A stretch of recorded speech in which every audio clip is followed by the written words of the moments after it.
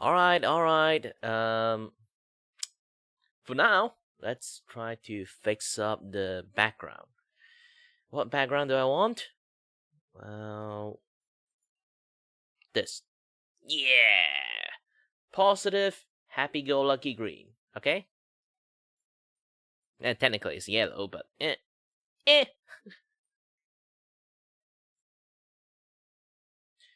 And then I'm going to make a...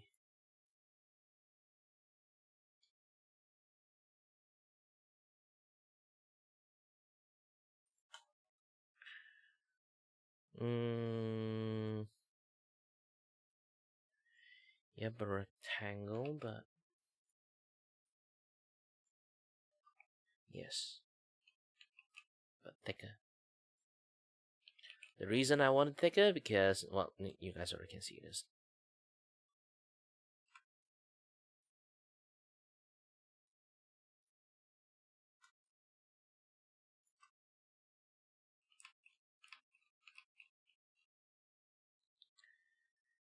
Okay, hold on, your boy's thinking. I'm thinking. My brain is working. Okay, let's go to filters, distortions, wave.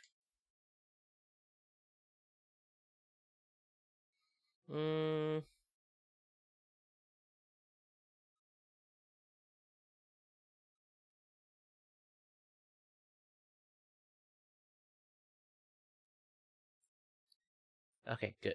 And then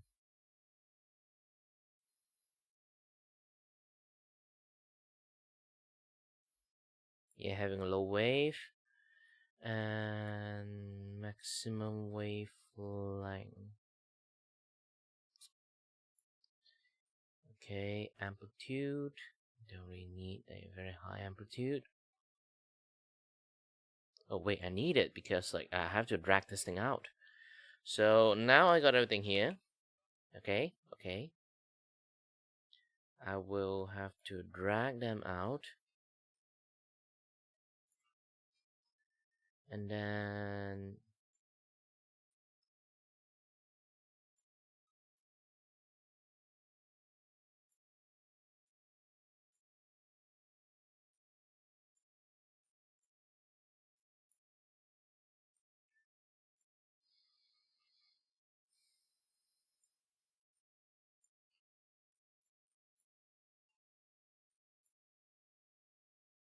okay. Ctrl C, Ctrl V. Then I'm gonna drag you down.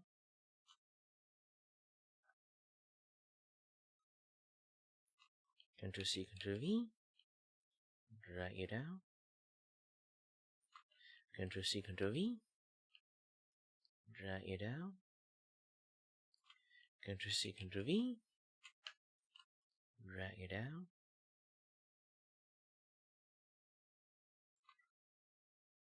And Ctrl C, Ctrl V. Surprisingly, drag you up.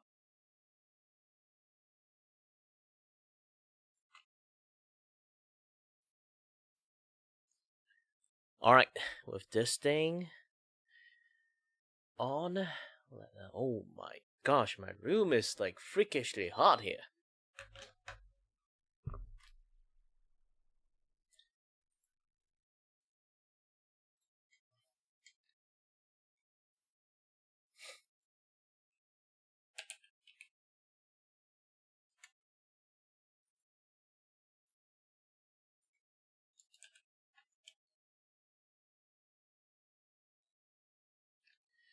What added?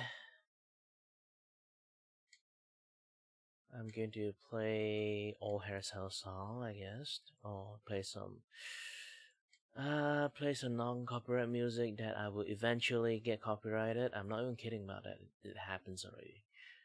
I just play some sleepy music. No.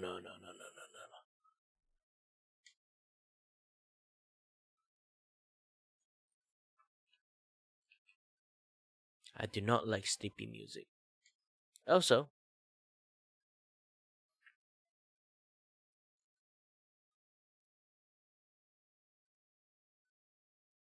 let me have this.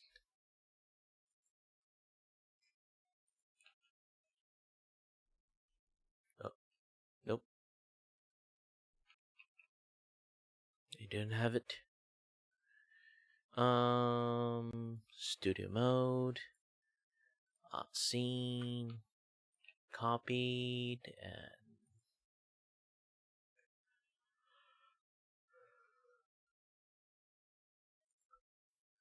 obviously paste.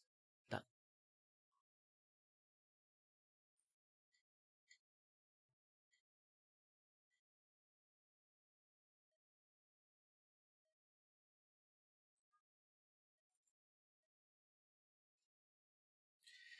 Ding ding ding ding ding ding ding ding ding ding ding ding ding ding ding ding ding ding.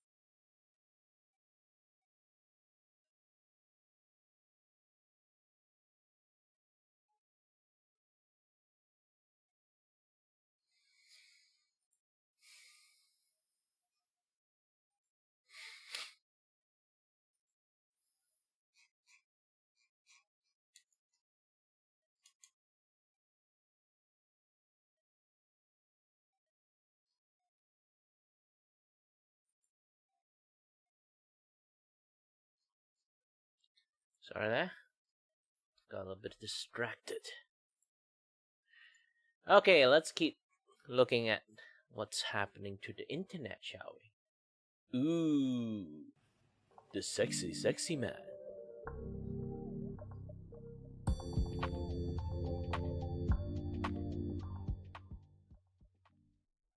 Shoujo has just confessed to a crime, specifically fraud related to the Immune Deficiency Foundation, Iron Mouse's charity that she has been championing for a very, very long time. And we have a statement from the CEO, which just blatantly confesses to it and shows not just that fraud, but also wild mismanagement of company funds for a significant period of time. Of course, I'm Andrew Esquire. This is a legal mindset where we teach you to be your own judge.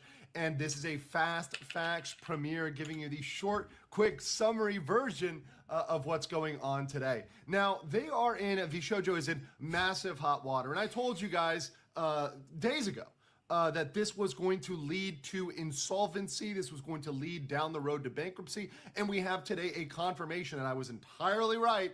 They are going to go absolutely bank, right? It's done. They're in the red. They've got mass amounts of debt. They're not profitable. They weren't profitable even with everybody there. There's no way to get back to profitability. They are done. And this has more severe consequences than just losing your Twitch emojis, which happened today on Twitch. The gun run global emote is gone. But they have a lot bigger problems than losing cute emotes. So we're going to look at the statement by the gun run and why this statement is absolutely insane, why it's a confession, and also why it doesn't get anybody out of personal liability, why they're still going to be held liable regardless of this statement. This statement doesn't move the yard line, doesn't shift anything really that far, because this statement is only a confession and does not remove any liability of him as CEO or even personal liability, which is very, very clear in this when you look at the factual situation. So let's read through the statement very, very carefully, and then I'm going to analyze it after we go through it. So here's a statement from VShojo. This is on their X account, so you can go over and read that yourself. And you know, this is obviously unedited, etc. So I'm going to read this. VShojo has failed, and I've mismanaged the company into the situation you're all witnessing. So today I am sharing the difficult news that VShojo is shutting down. And I take full responsibility for the decisions that led us to this point. I've been doing everything I can to fundraise. Now, I'm going to pause there with fundraise. When he says fundraise, a lot of people may think that's a bake sale, or this is some sort of selling cookies or whatever else. No, this is begging for money. He's talking about loans. So fundraising, he is talking about loans. He's talking about trying to borrow to keep the company going. Let's be very clear about that. So, and right the ship these past few months. I'm going to stop there as well. Months? No. This thing has been having a problem for over a year. This is a thing that is, they've been in financial hot waters for a very long time. This is not something that happened yesterday. It's not something that happened last month. This has been going on for a significant period of time. But despite my efforts, we're in a worse position. And those I care about now are paying the price. Over the past few years, we raised around $11 million to pursue a bold talent-first approach in VTubing, prioritizing creators and community over short-term profits to achieve long-term sustainability. I can't even imagine how he wrote that with a straight face, given what's happening right now. I cannot believe he sat out and wrote that. Oh, this is what we wanted to do. This is what we're doing. No, you completely and utterly failed on that consistently over the long term. Over the long term, you abused and gaslit your talent over the long term into non-sustainability. You spent your money on wild advertising in Shibuya and everywhere else, you know, just going out and trying to promote and advertise, spending money you didn't have to try to push these talents in places that wouldn't help them. You weren't giving them what they needed. What they needed was a paycheck, the gun run, not some weird station advertising. Okay, let's continue here. Our funding went directly to creators through generous splits, debut investments, infrastructure, concerts, events, and staffing, all designed to support them. No, that didn't actually happen. We also wanted our talent to own the IP, which we knew was a unique creator-first approach for an agency. Now, that did happen. To credit where credit is due, the talents do own the IP. I've read the contract. That's true. However, despite all of our efforts, the business failed to generate the revenue we needed to sustain that model, and we ran out of money. Additionally, I acknowledge that some of the money, now here we go, here's the confession. Some I acknowledge, so I am saying this happened. Some of the money spent by the company was raised in connection with talent activity. So he is confessing to the fact that they diverted funds which were intended to pay their talents, and they're calling them talents, by the way, because if they call them employees, they'll be screwed under labor law. They're using the language, specifically talent, because they know that they're trying to frame talents, independent contractor. We're going to get out of that. So they owed money to the talents, and they spent it. They misallocated it. And then he goes on to say, so some of the money spent by the company, so saying it was spent by the company, right, misallocated, was raised in connection with talent activity, which I later learned, keyword he put in later learned. The words later learned are him trying to get off the hook personally. He says, I later learned was intended for a charitable initiative. He is trying, what he's trying to do here is say, oh, I didn't have personal knowledge of where the money was going in my company. You know, dollars come in, dollars go out. I don't know anything that's going on. I had no idea, no knowledge that this money should have gone to a charitable initiative. We just got a massive amount of money. We just got $500,000. And it just slipped through the cracks. That's like a couple pennies just falling in the couch. In no world does this hold up under any sort of investigation. Even the most cursory investigation. You need to know where $500,000 goes. This is not $250. It's not $350. This is $500,000 that just poof went somewhere. And as the CEO, you certainly have the responsibility to understand the major financial operations of your company. And yes, there's other officers that are on the line here. I know I can hear Tectone in the background skipping up. It's not just the gun run. Yes, okay, chill, Tectone, chill, bro. We all respect you, but you know, you got to calm down. Of course, there's other people that manage the finances. There's other officers. There's the CFO that quit. There's a management officer that quit. There's other officers that have left. We talked about the officer that left 2 months ago, and he just posted, he tagged gun run. He's like, bro, what's going on? No, bro. Sorry, bro. Leaving 2 months ago doesn't get you off the hook. This thing has been going on for a while, at least in terms of the people not being paid, and also in terms of the charity misallocation. This is something that was done in the past. So if you were there as an officer 2 months ago and you quit, you're not necessarily off the hook. When the investigation looks at this, and they get into the emails, they get into the documents, they get into, okay, what happened here? There at some point is going to be revealed a number of people, not just the gun run, but definitely including the gun run, that were involved in taking those funds and putting them other places. There were discussions that were had. And even if they were had in person, someone's going to crack, someone's going to break. No one wants to go to federal prison. This is wire fraud. This is misallocation of funds. This is violation of various other state and federal laws. This is no good, right? And assuming, once again, assuming on the face that all the facts we have are true, which I have no reason to believe because they've confessed this now. They've said, no, we actually misallocated the funds. There's no further proof needed other than getting into who's liable. And if we can pierce the corporate veil, that means holding individual officers, individual employees responsible personally for these misdeeds.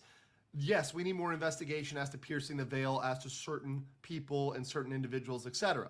And I do think there's a strong possibility that that may happen. And I indeed hope that happens for some of these people trying to sink their head in the sand and say, oh, I later learned. No, bro. And let's show the proof here too. Let's show the proof here too. The gun run knew. He knew at the time. Here is literally the gun run saying, you did it, Mouse, October 1st, 2024. October 1st, 2024, saying you did it, Mouse. And really, the only thing that he needs to know is the feds will be looking at this post, right? So that's all he needs to know. Live tweeting during a Fast Facts. But yes, no, that's all we need to know is that statement is there. We've got pictures of him with Mouse fundraising. So we see this guy out there fundraising. We know he knew at the time, afterwards, before. He knew at all points of this. He knew what was going on. He was not an ostrich with his head in the sand. He knew what was going on. Let's finish the statement here. Let's finish the statement. At the time, we were working hard to raise additional capital to cover our costs, and I firmly believed, based on information available, we would be able to do so and cover all expenses. What that means is they were trying to get a loan. They used the money they didn't have, right? They misallocated the charity money, right, to try to pay current expenses because they thought they could get another loan. They were already in debt. They were already $2 million in debt, and they couldn't do it. And it says right here, we were unsuccessful in our fundraising efforts. I made the decision to pursue funding, and I own its consequences. I am deeply sorry. So right there, that last one too, guys, that last one is very true. I made the decision to pursue funding. What that means is he made the decision to not pay the talent and to keep the ship going a little longer. So instead of paying the talent, even if that meant they would have had to close down, instead of doing what was right and just, he decided to push it down the line. He knowingly did this, guys. He knowingly did this. This guy, and look, this is, I rarely go off, I try to stay legal and objective here, but morally, this is a horrible decision. I mean, and I think this is something that's pretty non-controversial, right? If you see that you're failing, you're in debt, you're not doing well, right? You have to, at some points, be realistic, be adults. An adult has to come in the room and say, we need to cut this and we need to do what's right. We need to pay people out. And look, I'm sure if they talked to the talent and said, hey, we're not doing well, right? We're not doing well. We need to pay the employees, right? And hey, maybe everybody across the board, including employees, we're all going to take, including the CEO, we're all going to take a haircut. Everybody at the business has to take a 25% haircut across the board because we're hurting, right? And we're all going to be in this as a team. Okay, whatever. You could have had that conversation. You could have done something. But they decided not to do that. They decided to benefit certain people at the expense of others. It's absolutely deplorable behavior and potentially criminal. Finishing up here, I am deeply sorry to all the talent, staff, friends, and community members who believe in our brand. You do not deserve this. No, and the Immune Deficiency Foundation didn't deserve this either, right? And certainly what this deserves and what this will get is criminal investigation into exactly how this went down, who made those decisions, and how that funding exactly got misallocated. So that is going to be happening absolutely for sure. I'm going to be covering this as it gets more serious, as it gets investigated, and I will catch you on the next one.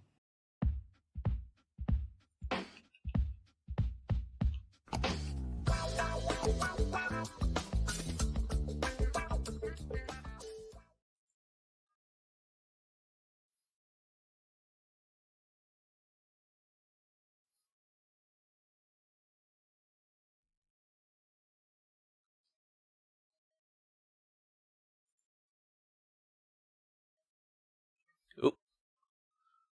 Hot and up, bind up. Sorry, I was a little bit concentrated on making all my stuff.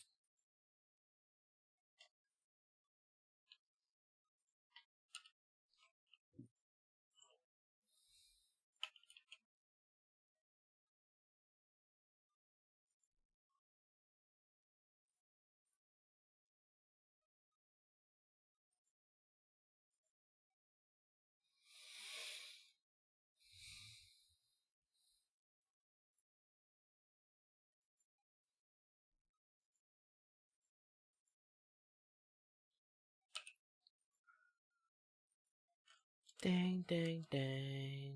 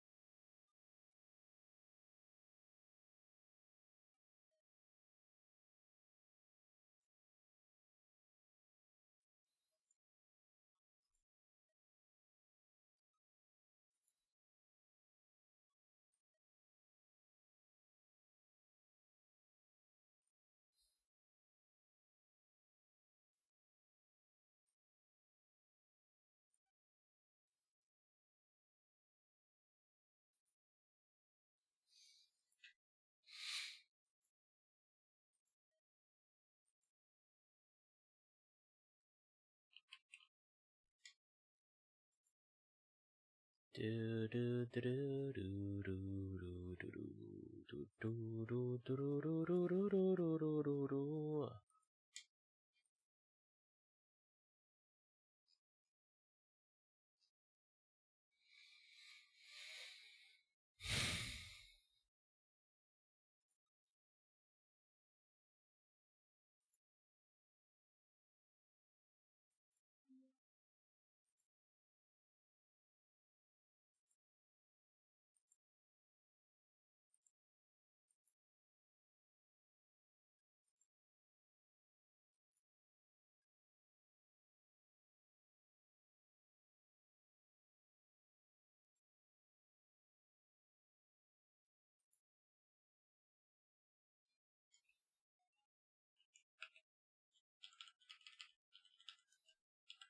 Donation ad.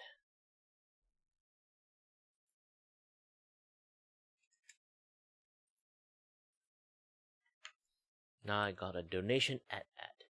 It's time to post this.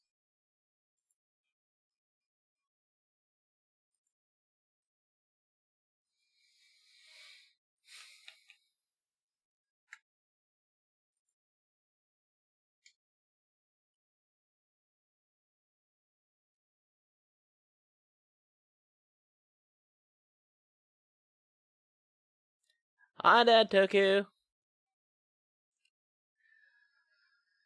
Well, currently... Oh, try to run out of water. Hold on a little bit. Well, currently I'm drawing a TCG stuff, but, you know, ADHD, I decided to get distracted, do some advertisement on my comic stuff, you know.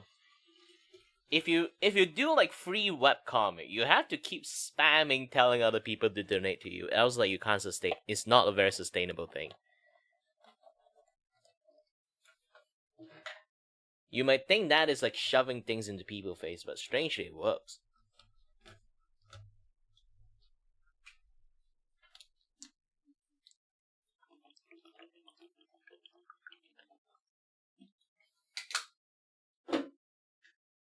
Wow, my voice is tired. Also, if you notice the title, yes, I'm making a card game. Technically, it's not even a real card game. It's just illustration that looks like a card. Looks like a TCG. Yeah, because like the entire like the Twitter right now, especially in like VTubing and Twitters, is basically just like depressing. So yeah, I'm trying to add some fun and energy to it by making some parody card for all the Vshoujo victims at the moment.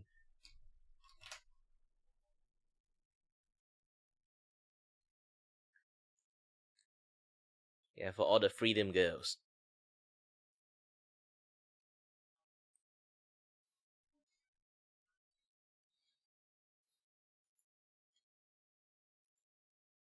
Not sure how well I can make it, but it is at least something.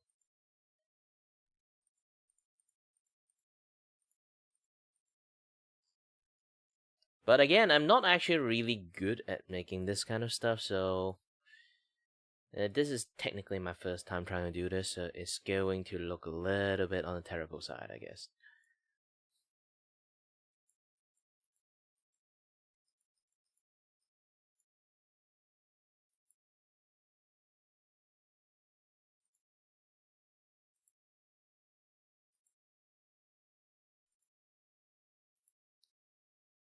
I'm sort of made a modification of card game before,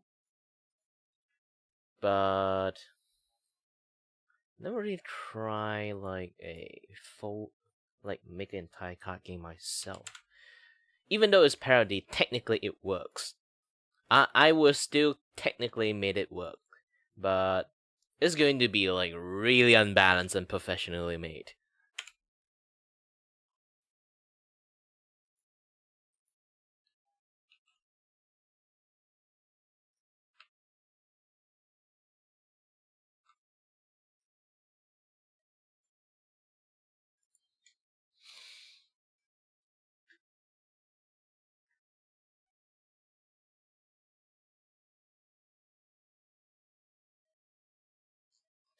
And currently, I am doing this thing. It's like if anyone really want me to draw something, sadly, you might have to do a little bit like a $5 donation or like some subscription or anything like that, just to let me know. Because here's the thing: 99% of the artists on the internet is actually broke and starving. I'm not even kidding about broke and starving. I'm disabled. I'm employed, and yeah, just barely scraping by and everything. So yeah, when it comes to like work exchange, like even like art, back in the days when I have money, I still have money in my bank account. I would be like, yeah, sure, I'll just make it for you. But now, yeah, everything is just like donation gatekeeping for all my works at the moment. Yeah, sadly to say, like kindness is a what do you call a privilege.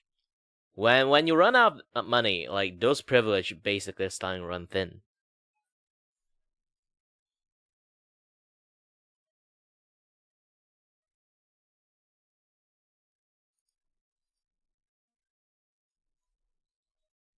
Okay, let's do a parody of a Zentrea card first. Okay, let's do this.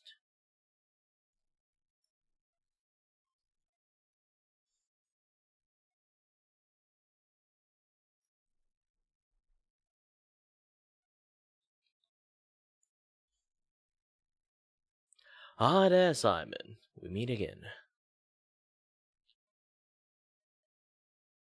I think it's a little bit too long.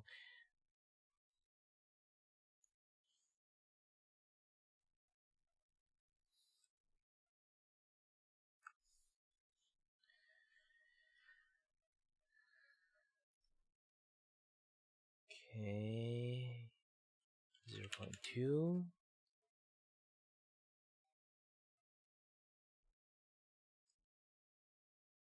Hi there, Y Master.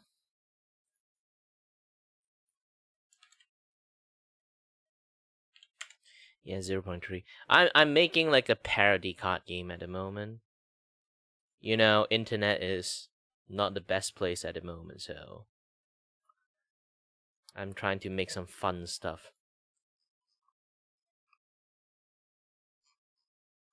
Yeah, it's not going to be even like a decent card game. It's just a parody artwork and stuff.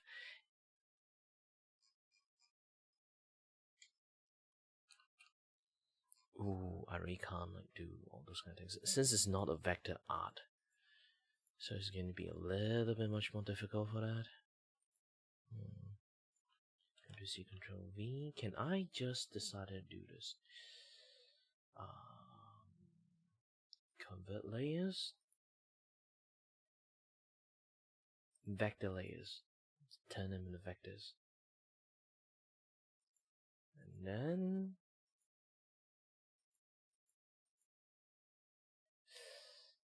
ooh, it's still not good.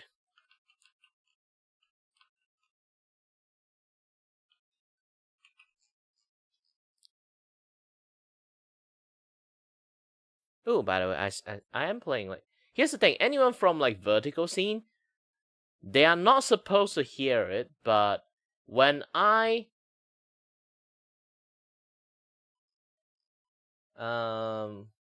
play this, do you guys hear it? Ah, the smell of desperation from the games industry.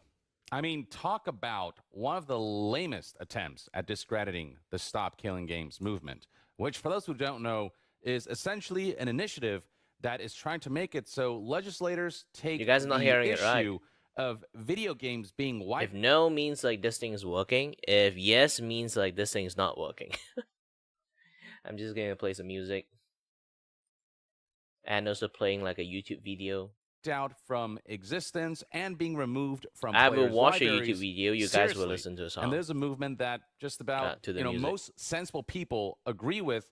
And so you've got a situation where this movement has garnered over 1.4 million signatures, in large part because Pirate Software, a content creator who went against Stop Killing Games and used arguments that misrepresented what the movement was all about, sort of became this common enemy, and that garnered so much attention that Stop Killing Games ultimately ended up meeting its goal, sort of towards the end of its, lifespan. There's a deadline for this initiative to go through, and it went through sort of towards the end when people rallied against Pirate Software and towards Stop Killing Games.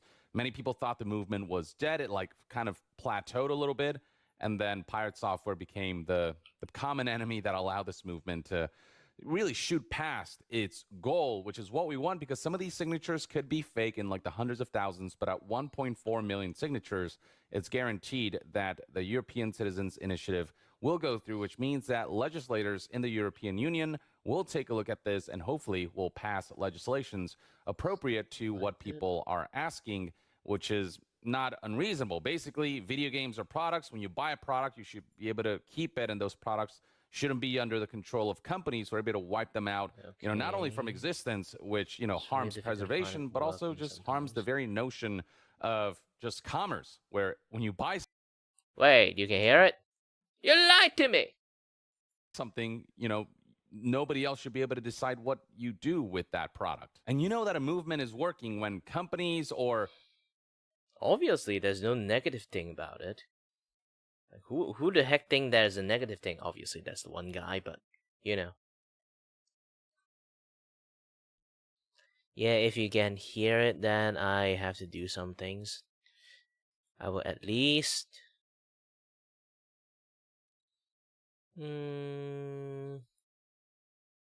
Okay. Oh no, I should do a clone source instead, so oops.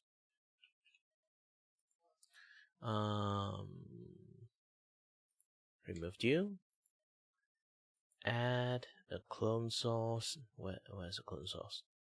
Clone. C. Oh no, source clone, not clone source.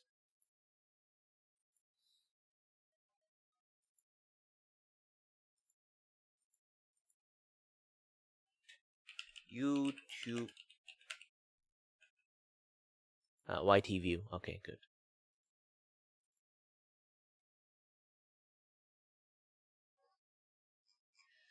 YouTube.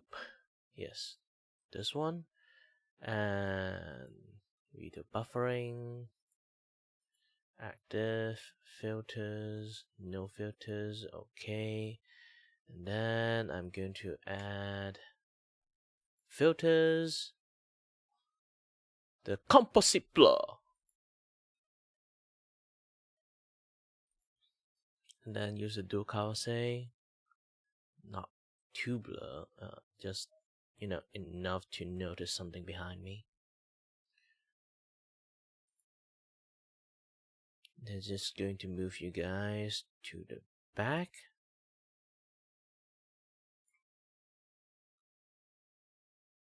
Okay, just put you in the centers. Groups, lobbying companies come out with lame statements that attempt to discredit a movement with bad faith argument, like this statement from Video Game Zero published on July 4th, 2025, which misrepresents Stop Killing Games as a movement that's trying to make it so companies have to support live services lower forever, down, which is not at all so what it doesn't Stop like Killing Games is shout on for. top of It's the lung asking inside for the games to stream. remain on some level in a functional, playable state. It's not asking for companies to continuously update or balance games, just like make sure it exists on some level and players can access it. Okay, good. Through an offline mode or through some kind of private servers means. Single player games in particular have no excuse to have any sort of online requirement or download requirement. They try to claim that allowing players to access online games through private servers means that they might be legally liable for illicit activity that happens on the part of players, when you can put in your EULA that after a game is discontinued, like you're no longer responsible for that stuff. It's no longer under your purview. And then they try to claim that Stop Killing Games, if it goes through, will curtail developer choice and make video games prohibitively expensive to create, when that is plain and simply not true. If you build a game with the idea of an end-of-life plan in mind, then it doesn't have to be prohibitively expensive. And then beyond that, Ubisoft itself recently got confronted during an investors meeting with questions about Stop Killing Games and how they plan to address it.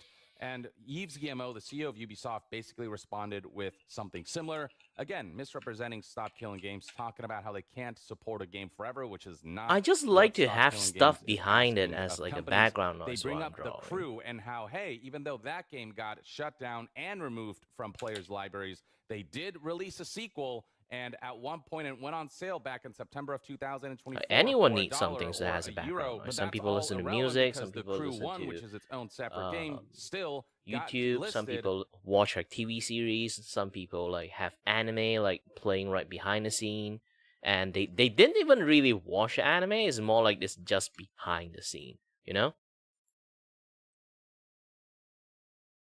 got removed from existence, and purchases that players made of the Crew got removed from their libraries. They essentially got stolen from them. He talks about how to preserve games or release version 2 and version 3 of these titles, but version 2 and version 3 are not patched versions of an existing game. And besides, Stop Killing Game was never not a good thing. Games also Heck, I actually don't like most live service game anyway. Releasing sequels doesn't invalidate what you're doing. So yeah, again, incredibly lame and desperate attempts to discredit Stop Killing Games. And here comes one more in the form of an anonymous complaint that was issued against Ross Scott to the European Union in regards to the Stop Killing Games movement, as detailed here by Ross Scott himself on his channel, Accursed Farms. This video is titled "The Industry Filed False Claims Against the Stop Killing." Oh, you guys know the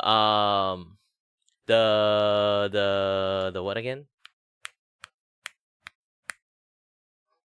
I actually have a video talk about it. You can just go and look you can just go and look at the video about stop killing game stuff. Like, I have like a very important point to tell people is like, some people just think like, nah, it's just like, you know, just games, like those kind of stuff. But in reality, actually, not lots of people know about this. Stop killing game is quite close to, I would say, helping a lot of things in many other industry for all consumers. Not even kidding. It's like, game industry is the breeding ground. I mean, actually, the breeding ground of all bad business practices. Because all gamers eat shit. They did tests on it. People tolerate this kind of shit. And then they give other company to do this kind of shit too. Try to think about this. Cars starting to have seat warmer subscriptions. Life-saving jackets, like those kind of airbag jacket. Now, back then, you just buy it as a backer. You already have like that jacket. But now they change the business model to subscriptions. If you didn't update the OS, you get hit by a car. Say bye-bye to your life because the life jacket you just bought that doesn't work anymore because you didn't pay for the latest subscriptions, which is bullshit anyway. Lots of like smart appliance, this and that, that stuff. Lots of things actually don't really work, you know. And you think of it like, how are those things like starting to like being in the real world appliance and things? Basically because like in game industry they started first, not exactly started. They kind of perfect the formula of how much people can tolerate. And then they start to using all of this kind of stuff in real life right now. So stop killing game is really like a level of like, what do you normally call it?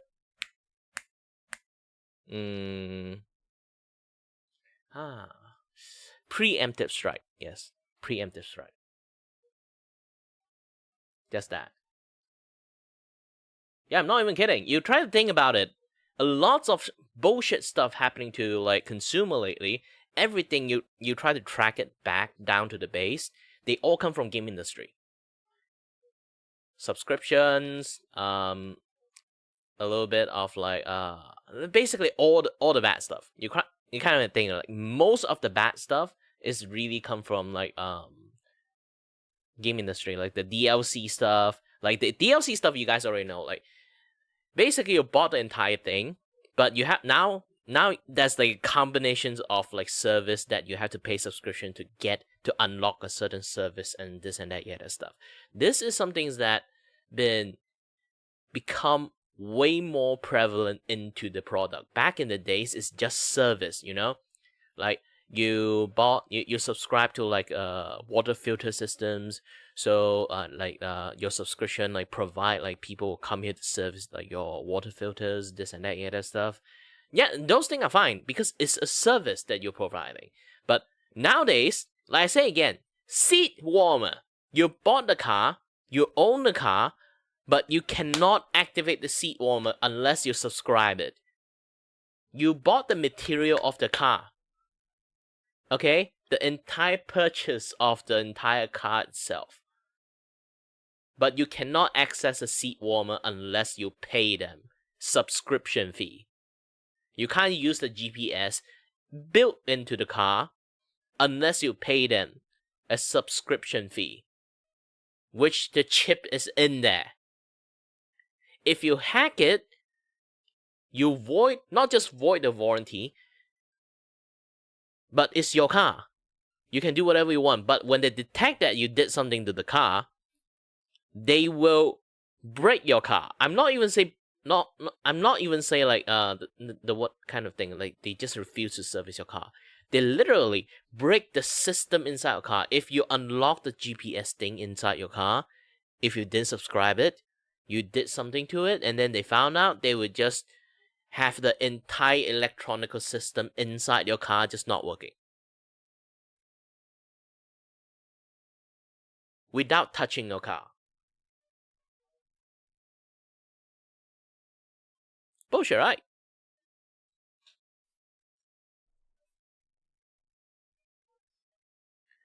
Yes, Switch 2 is one of the most recent news, but I can literally show like this particular one.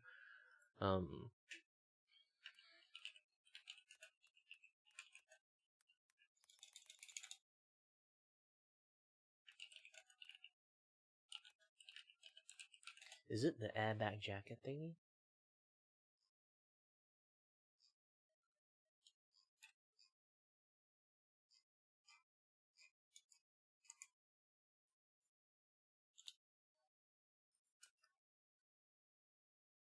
Well, technically, if you're using Apple phone, yes, you don't own your phone. They can break your phone anytime when they wanted to. I think Samsung do that too, if I remember well.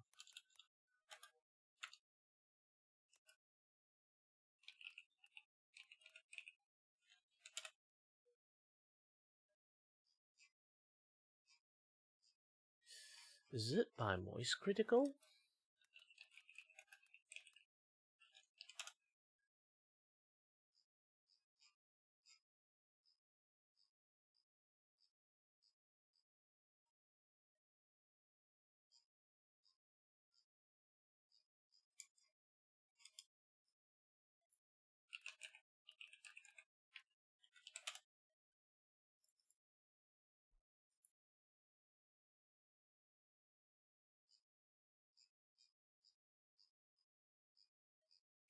Nah, I can't find it anymore. But I hope like you guys can like see this kind of stuff yourself. But yeah, there's a lot of like this kind of like news and stuff like out there about like you basically like a lot of things is like the war, like they will break like so many other things when they don't like what you do. It's very stupid.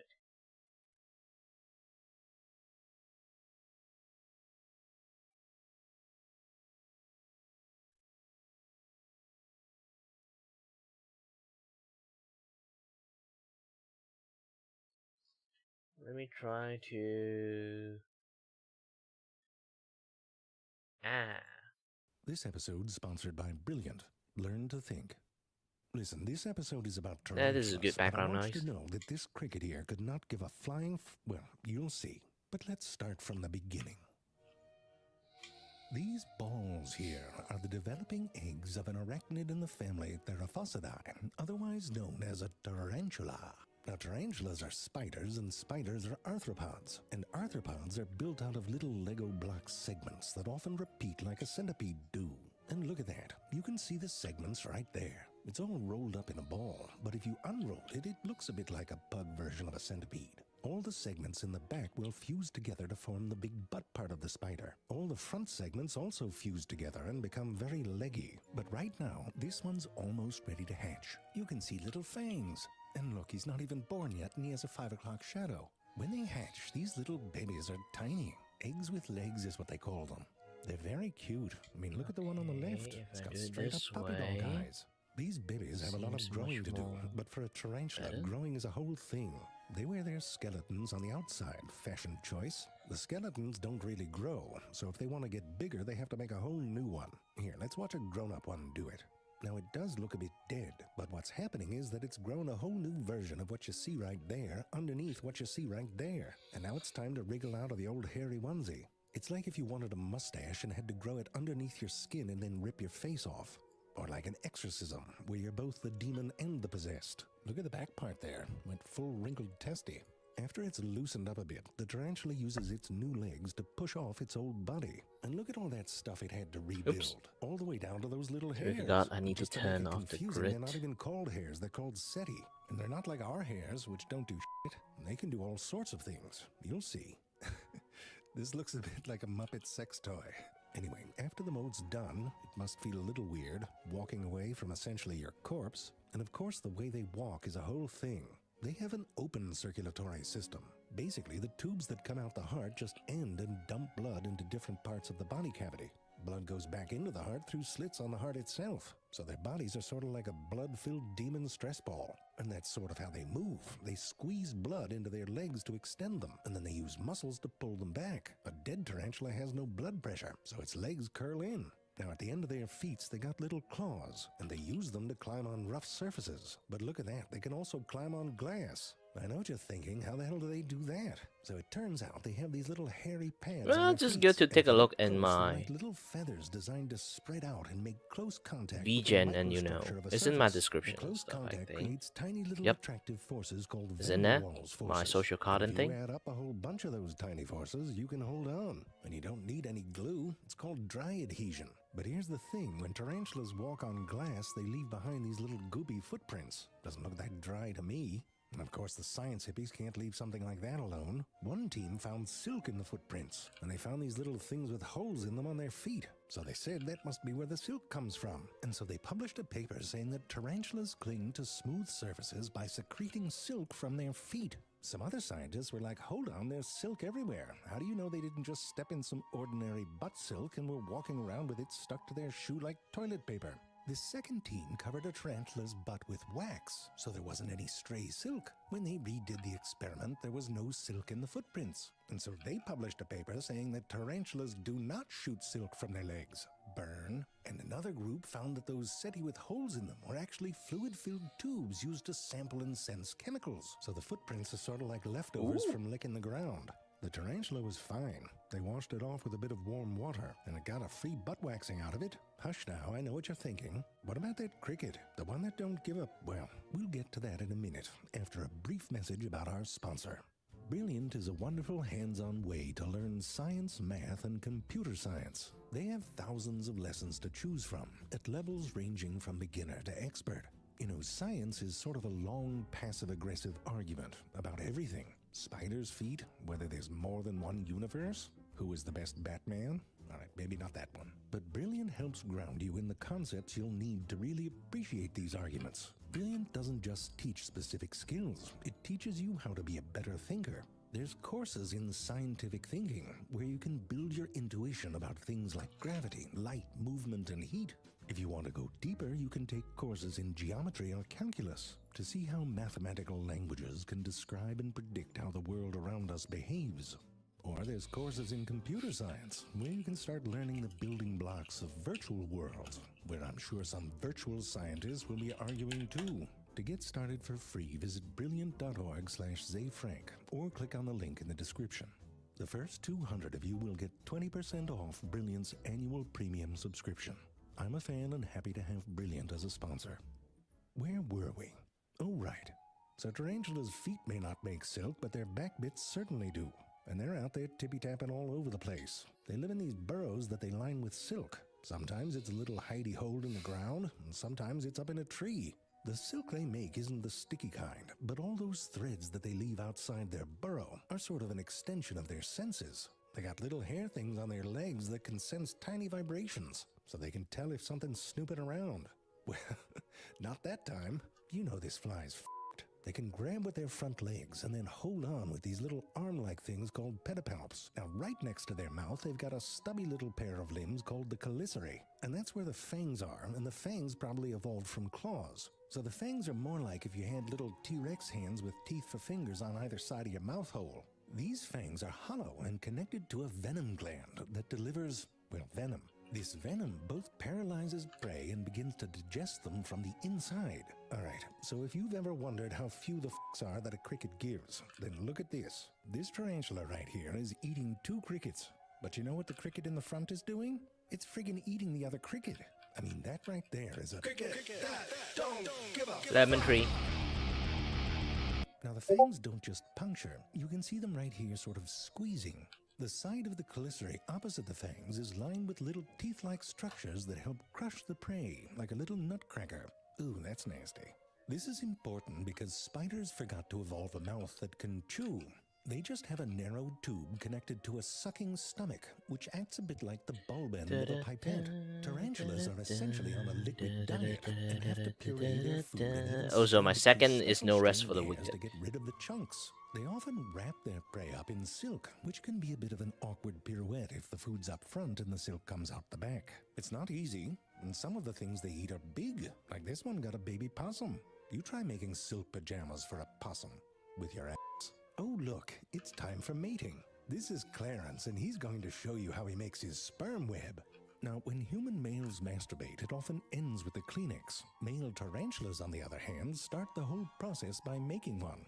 While he's setting it up, let me explain. Spiders evolved from arthropods that lived in the water.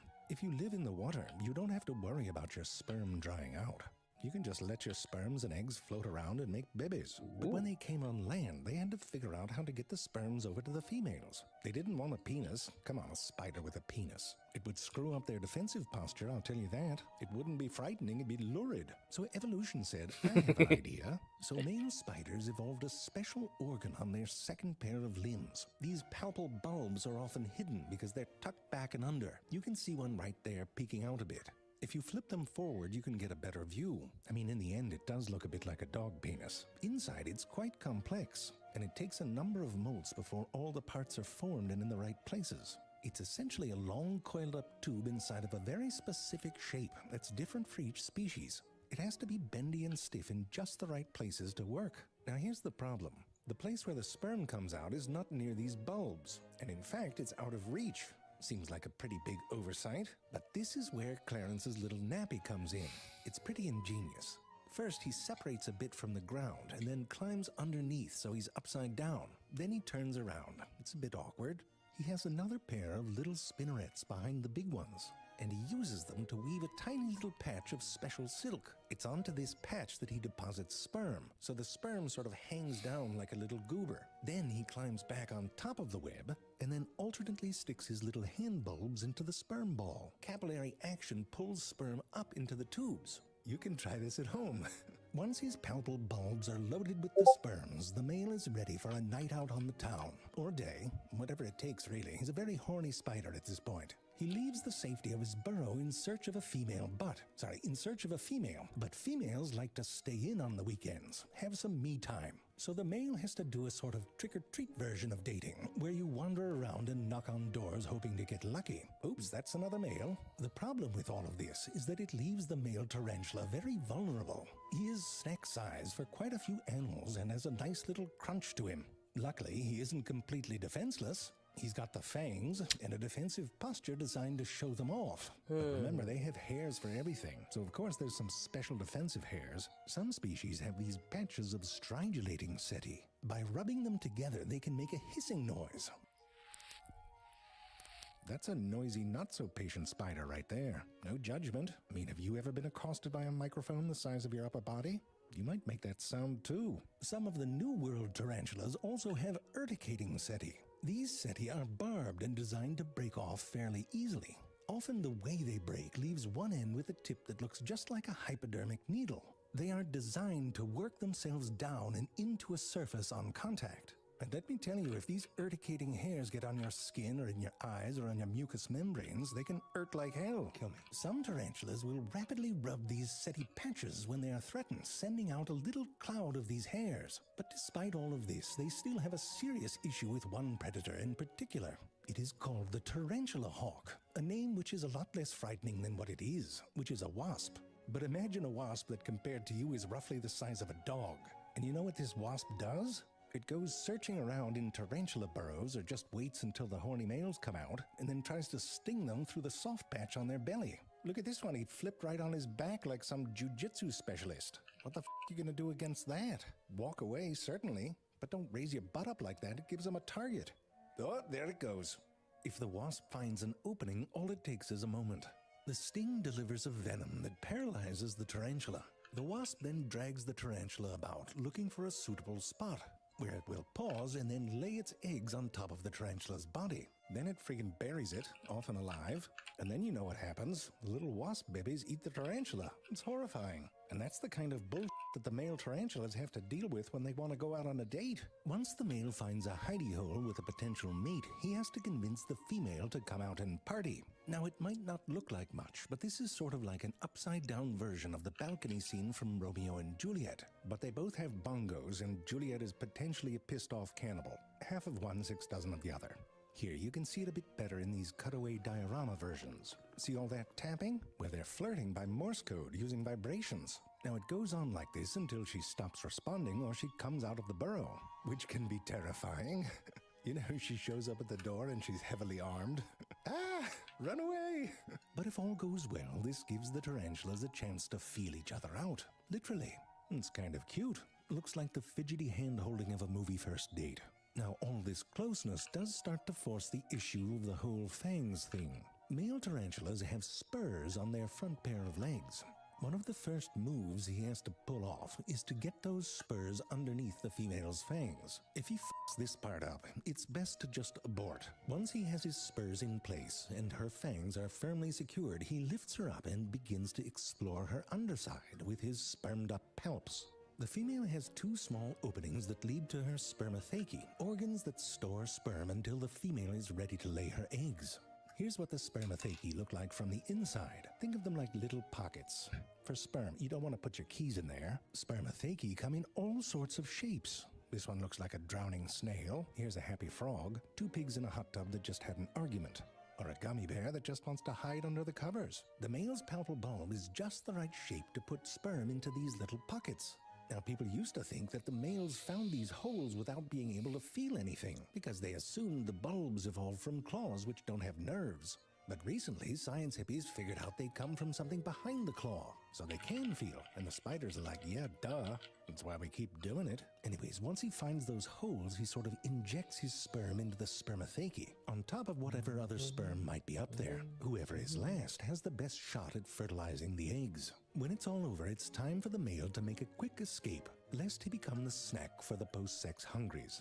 Females can store sperm until they're ready to lay eggs. The sperm isn't active during that time. Instead, clusters of sperm are held inside of these little balls, go figure, called coenospermia. This seems to be protection against drying out.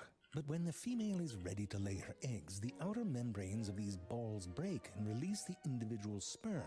They then uncoil and are ready for the fertilization party. The female constructs a little silk nappy on the ground called an egg sac. It will provide a sterile, insulated environment for her babies. Some species embed their urticating hairs into the egg sac, which provides a bit of extra protection against parasites. Once this layer is done, she deposits her eggs quickly and carefully. The eggs are surrounded by a fluid that will be absorbed in the first hour of development. Depending on the species, she will lay anywhere from a handful of eggs to thousands. She then begins to lay down another layer of silk, gently and precisely making a soft and sterile silk home for all her future little babies. I mean, it's a little weird. She basically sewed her children into a beanbag, and then she drags that around. Excuse me, madam, what you got there?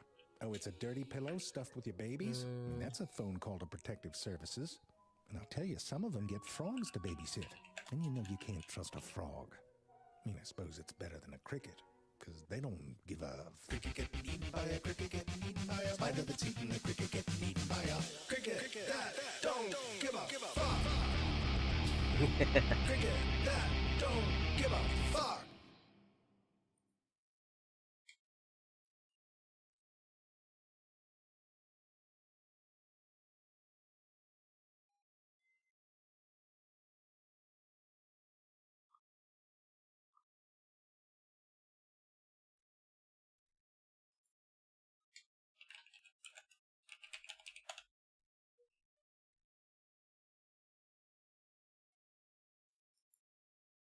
Do you reckon we should draw attention to the fact that you have a bit more of your tattoo filled in? I'm sure the comment section is already yelling about it, and the fact it's not finished yet. Things take time, folks.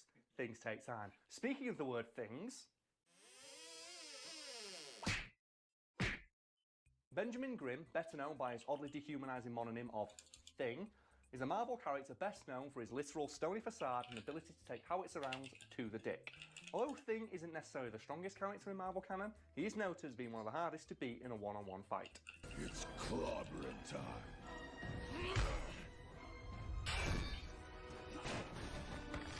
So Thing isn't the strongest person in the Marvel universe? No, but let's give Thing his due. He's still a consummate badass who's hard to kill than a cast iron cockroach, and he has stood toe-to-toe with some of Marvel Universe's heaviest hitters and walked away virtually unscathed as a direct result of his, his most famous attribute, his stony orange skin.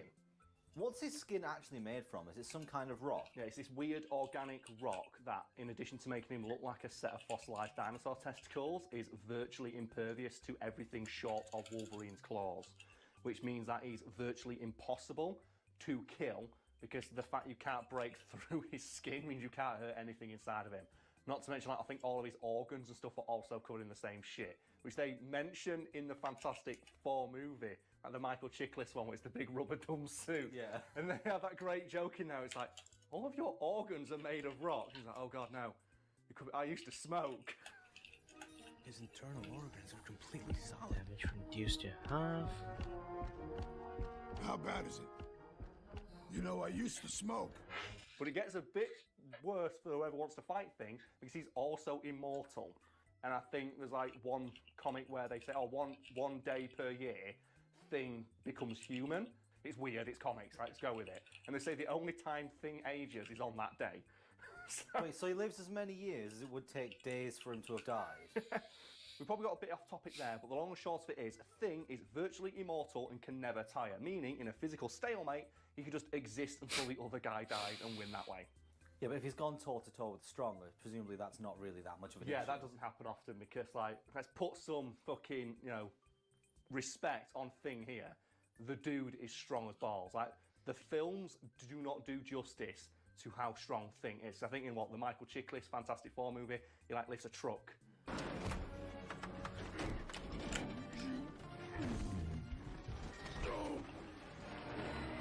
And then I think in the really crappy Fantastic Four reboot, he fights a tank. He's been active in covert operations with a 100% success rate. That's not even close to what the Thing can do. Like, he can stand toe-to-toe with the Hulk. Like, he has gone, rounds with the Hulk. Obviously, the Hulk beats him, because no one's stronger than Hulk, but the fact he can even step to him and survive a punch from him. So I think it's safe to say that Thing is incredibly strong. Yes, and I think the way I worded it in the article, which I want to mention now, is that he can hit with the force of a sledgehammer tied to the end of the Hulk's dick when he's in full sprint. It's a nice image for you folks at home. Now, while you'd think Thing's immense strength combined with the fact he possesses a bright orange bulletproof ball sack would be the reason he's unbeatable in a fight, the real reason is due to the fact he possesses immeasurable reserves of something that's a little harder to quantify: willpower. How is willpower an actual superpower? It's not, but in the Marvel Universe, having a lot of willpower, or having a very strong sense of will, allows you to do superhuman things. For example, if you watched our Doctor Doom video, how long ago was that? God, it was one of the first ones. Yeah, like a year and a half ago when we still filmed this shit in a kitchen. You may remember that we talked about Doctor Doom's biggest dick in the room swagger and the fact that he possesses so much willpower, he cannot be compelled to act against his own interests or mind controlled by psychics. All you need is Doom. Yeah, all you need is Doom. Go watch that video. It's hilarious to watch in retrospect now, because I'm so skinny in it, aren't I? I'm all skinny, we're in a kitchen. And you can... So much echo. I've got subtitles. You've got subtitles because you haven't even got a microphone. How far we've come. Oh. Literally upstairs. We film upstairs. We've gone up in the world. Literally. Up two sets of stairs. Hell yeah. So willpower in the Marvel Universe is not an actual power. No. But there are tangible effects when someone calls upon it. Yes. So there is a list of characters who are noted to have especially strong force of will. And the two most famous examples people recognise is Captain America and Spider-Man, both of whom are supposedly possess such strong wills that they are immune to all forms of temptation, and they can force themselves to surpass their own limits through sheer force of will. And Spider-Man's lifting that building. He's like, come on, Spider-Man, you can fucking do it. You're Spider-Man.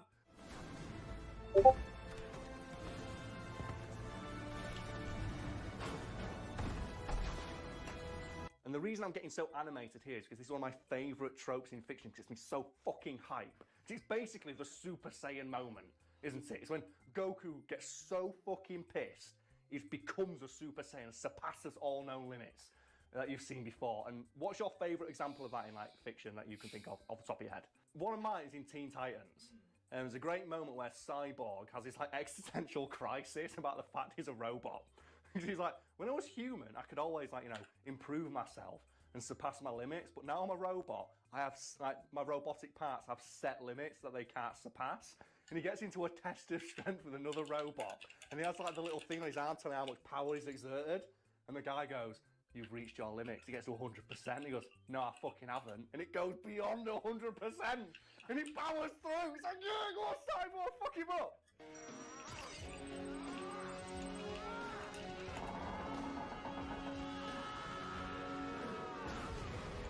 It's like the bit in fucking Dragon Ball Battle of Gods when Beerus just goes to Goku, this isn't a game, you're fighting for your life. And he just goes, "I will not let you destroy my world," and just explodes these rocks out of his penis and flies through the Earth's crust at 100 miles an hour. That shit's the best.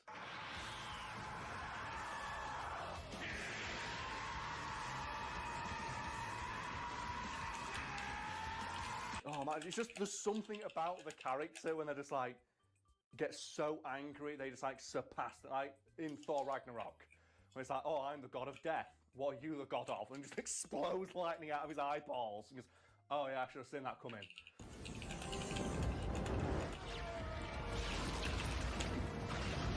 What about the moment in Game of Thrones when Theon's losing that fist fight and the guy knees him in the balls and he doesn't have them? Just powers through the power of no testicle just forces him to go.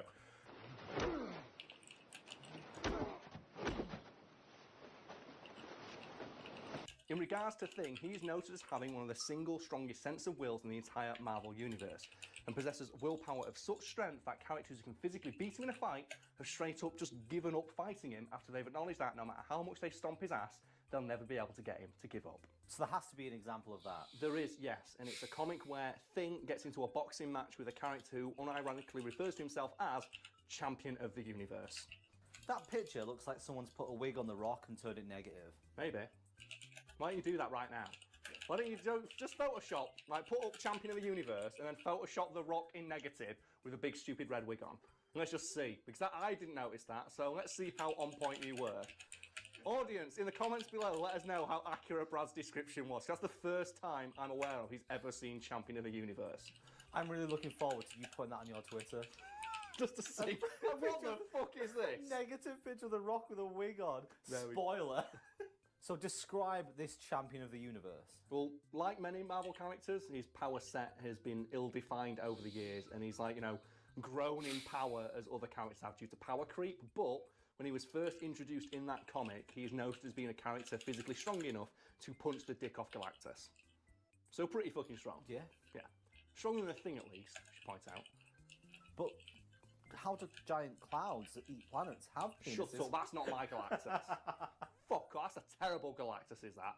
Fucking giant cloud eating planet. It's like in bloody Green Lantern, where like Parallax or whatever the fuck it is. Oh, he's just an evil cloud and he punches him into the sun. They went through a phase of huge evil clouds, didn't they? And then it was the blue space laser. Oh, blue space laser. Blue space laser like forever. So let's not have a cool final fight. Let's just have like, you know, disposable CGI army and giant space laser. Oh, Man of Steel, the dubstep machine. Never heard it referred to like that. You know, whenever that laser fires in Man of Steel, it just plays dubstep. And everything drops. Yeah. I think it's an honest trailers joke, I think it is. So I don't want to like be accused of stealing that. I just thought it was quite funny. It's like the dubstep laser that destroyed the Earth with dubstep. It's like, no, this wasn't cool then. Why is it still being used now? Oh, DC, always chasing trends. Congratulations on having your first $1 billion movie, and it's fucking Aquaman. Is Aquaman actually good then? Well, it's good enough to earn $1 billion. Well, I mean, yeah, but that doesn't mean it's good. Better than Batman versus Superman. I just think it's funny that the character who's got the most shit over the years is the one that's the coolest now. Fuck Johnny Smalley. So I'm guessing if he's going up against someone called Champion of the Universe, Thing does not win. No. The stuff that I just typed. While Champion of the Universe openly mocks him, saying, "I'm not even using the." It's really hard for me to go angry, to be I'm honest. pulling every single one of I them. know Despite he's a bad being person, and I don't wildly like him, but I outmatched in can't terms get of raw angry. physical strength, Thing somehow manages to last 3 rounds. It's really difficult for me to get angry, is because, like I say again, I have medical conditions that I cannot get too emotional. So as time passes, I'm sort of partially emotionally dead. I can get angry, but I can't get angry. You can't get that right.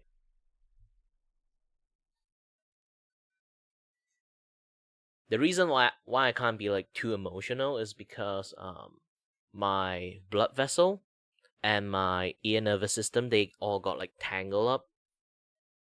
So basically, if I get stressed or anything that sort of like increase my blood flow really well or expand the blood vessel, there's a lot of things that can increase blood flow and expand blood vessel, I would immediately get dizzy.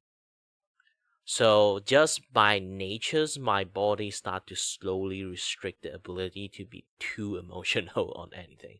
Like I can say like something's really emotional, but I didn't exude like the intensity of the emotions that well.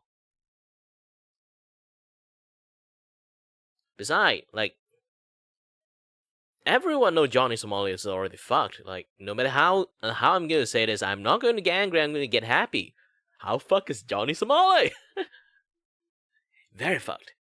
Very fucked. Had ever managed before. So I'm assuming this all kinds of pissed off champion. Yes, so what he does, he punches thing out of the ring and Spider-Man upstairs. Well, this is not exactly law. It's more like some things I keep talking about day to day. This is why I'm kind of like I say again, I unemployed, I'm somewhat disabled, somewhat. How should I say somewhat disabled? Because in the list of disabilities, my condition is what they call the limbo disability. Disabled. It's basically I behave like a disabled, but in medical record, I'm not exactly qualified to be a disabled person. It's more like you're not bad enough to be a disabled, but also you're not good enough to be able. Kind of like situations.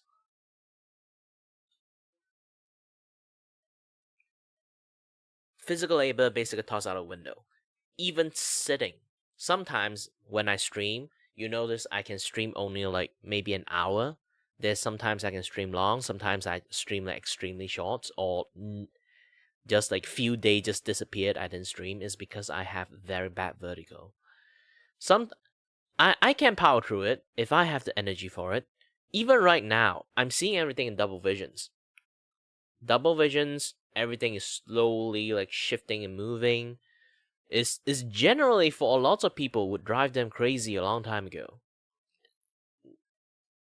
It's just that, keep your mind positive like place. So, yeah. And with that conditions, I'm still not really like disabled. Like I was like, what the fuck, man? It's not like I really want to be disabled, but if you are disabled, you get like disabled benefit and stuff, right?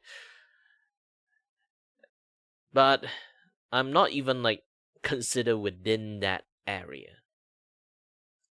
Which is, in many terms and in many ways, yes, is quite bullshit.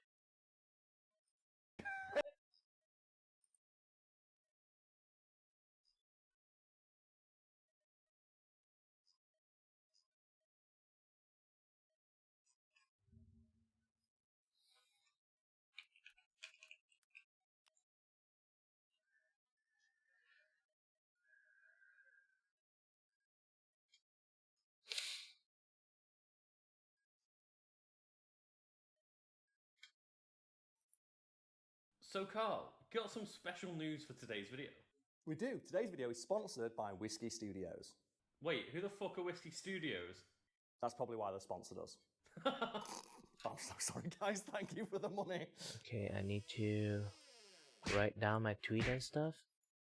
The Metal Gear franchise is a glorious muddled pastiche of references to other forms of media, mostly movies. Of the many movies Metal Gear has borrowed things from, Escape from New York is perhaps the most noteworthy, only because the company behind the game managed to avoid being sued just by being nice. So Carl, a lot of people watching might not have played like Metal Gear Solid or Metal Gear.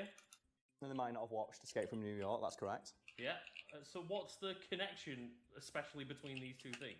And I think the easiest way to demonstrate how much Metal Gear borrowed from Escape to New York, and I'm using that word very, very diplomatically, is just to look at a picture of the main character from Escape from New York, Snake Plissken, and one of the central characters from the Metal Gear series, Naked Snake.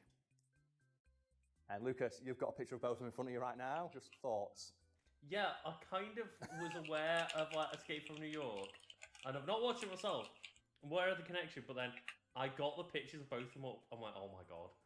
Yeah, it's so fucking blatant, and it gets even more blatant if you play Metal Gear Solid 5, because in that game, Big Boss, so Naked Snake, making a parody later Fake part of his TCG life, card for them. rides on a motorcycle Just with a like leather a jacket, which makes him look identical to Kurt Russell in Escape from New York, sans the mullet, because he just doesn't have as much of a man mullet as he can, presumably because the game couldn't render such awesomeness.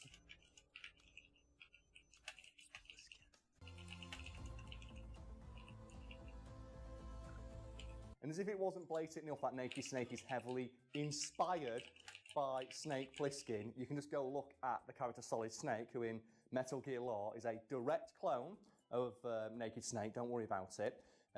It's not a gacha card. It's It's a goes by the code name of Lucas. Do you remember what it is? So this is just like a parody card game for fun. It's like everything is just like, you know,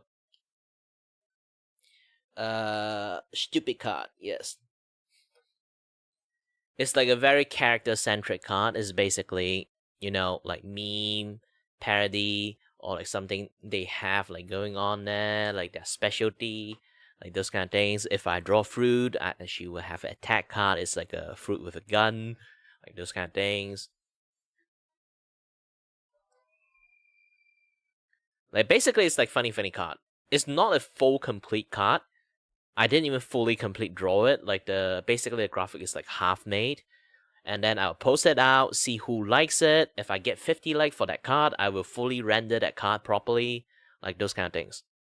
Right now, this one you're looking at is a placeholder card. I haven't really like fully like tried to like make this into a card yet.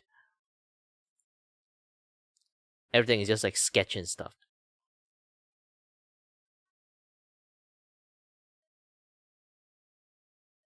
I don't even since I'm not a graphic designer, like the card overlay is shit.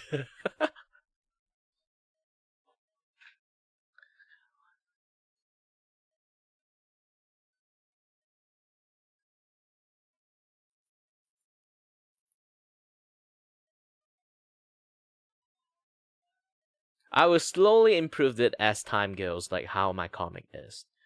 But yeah. In the future, I will turn this into like a I will definitely turn this into like a thing that I do in my art commissions stuff too, so people can sort of like have like a very like cheap card made just for fun. They can print it out and you sell it in convention or anything like that.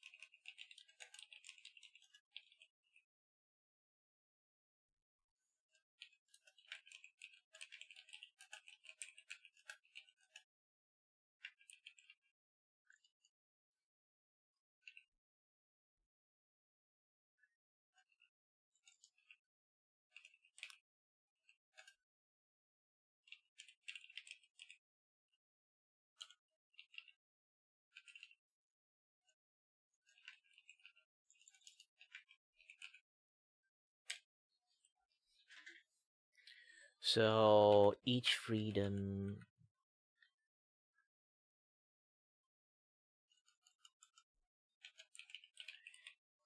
Vtuber gets 7 card each. There's attack, defense, support, and spell card.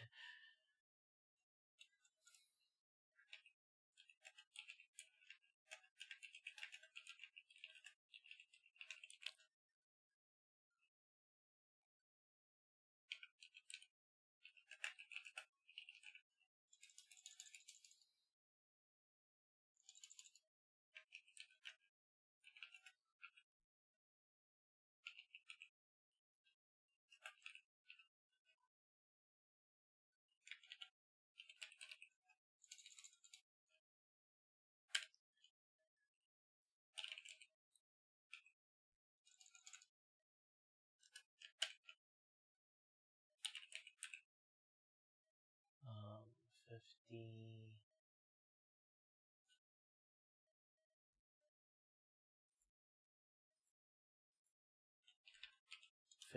Like 50 like to get render.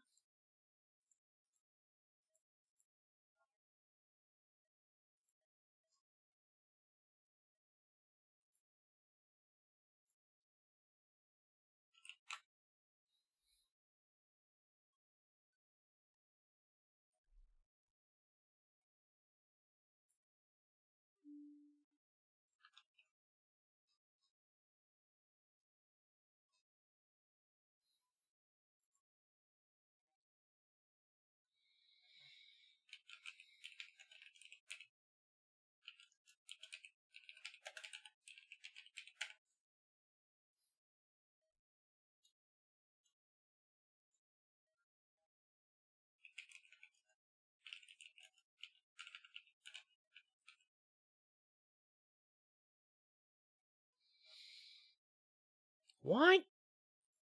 There's a bug in. Yeah, there's a bug in Twitter I really hate. The moment I want to do multi-posting, it erases the original post I wrote. Like, I wrote lots of stuff in there.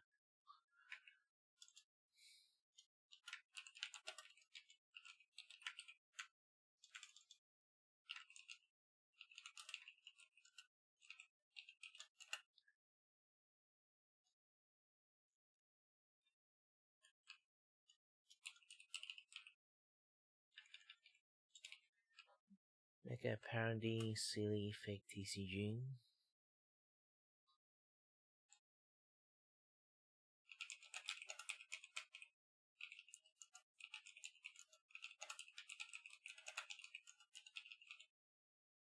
To lighten the mood.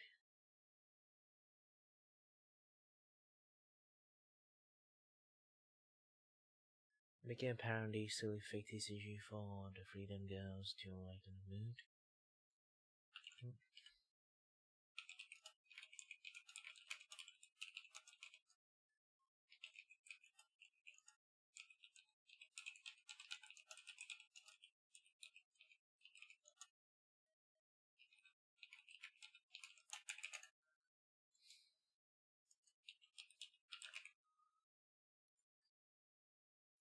Wildly unbalanced and simple.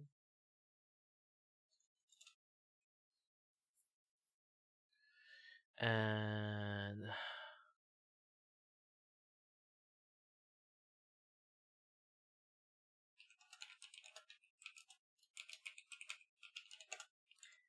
FreedomV.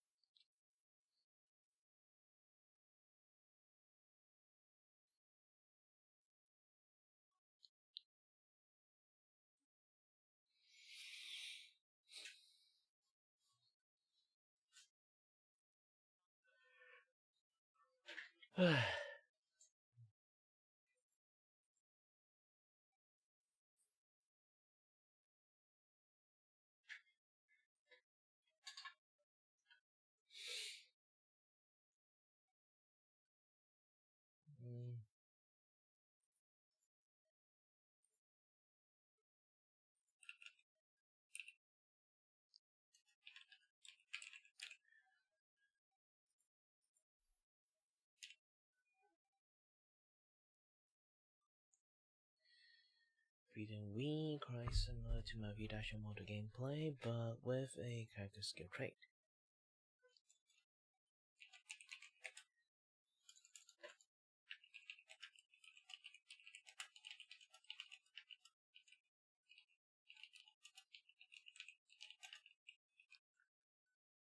Unfinished sketch art.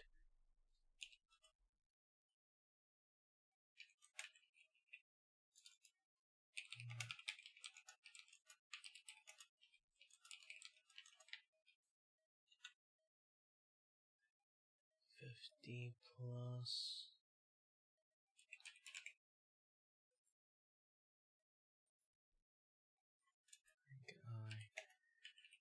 I will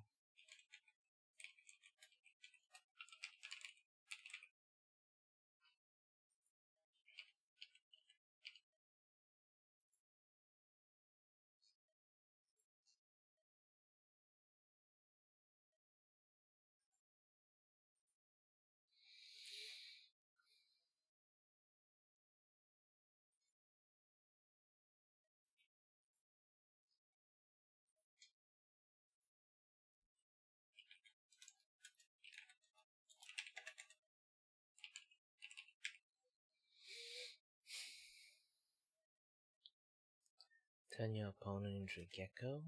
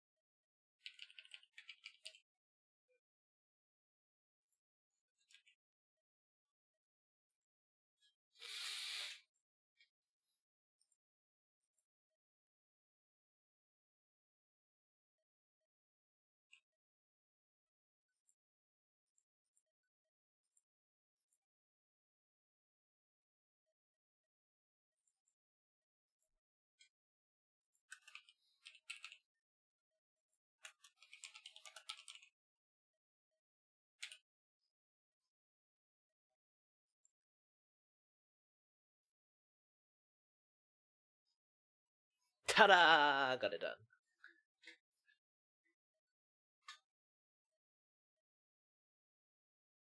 Okay, made a Zendrea one. Now to make another one.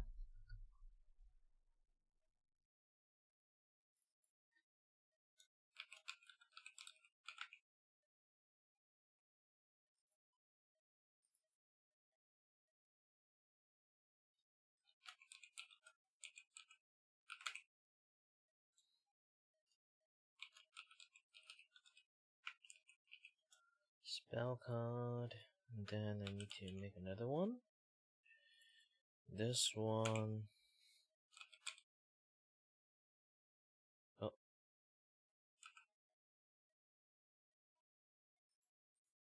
I don't really know how to pronounce the first name, but it's like Iracuse and then Pliskin. Yeah.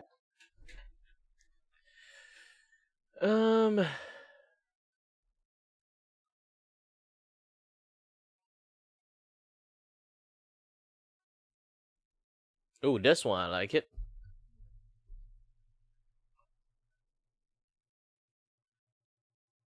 This bird has to rearrange its organs and skeleton. What? The woman was too stunned to speak. Because our wasp isn't hungry.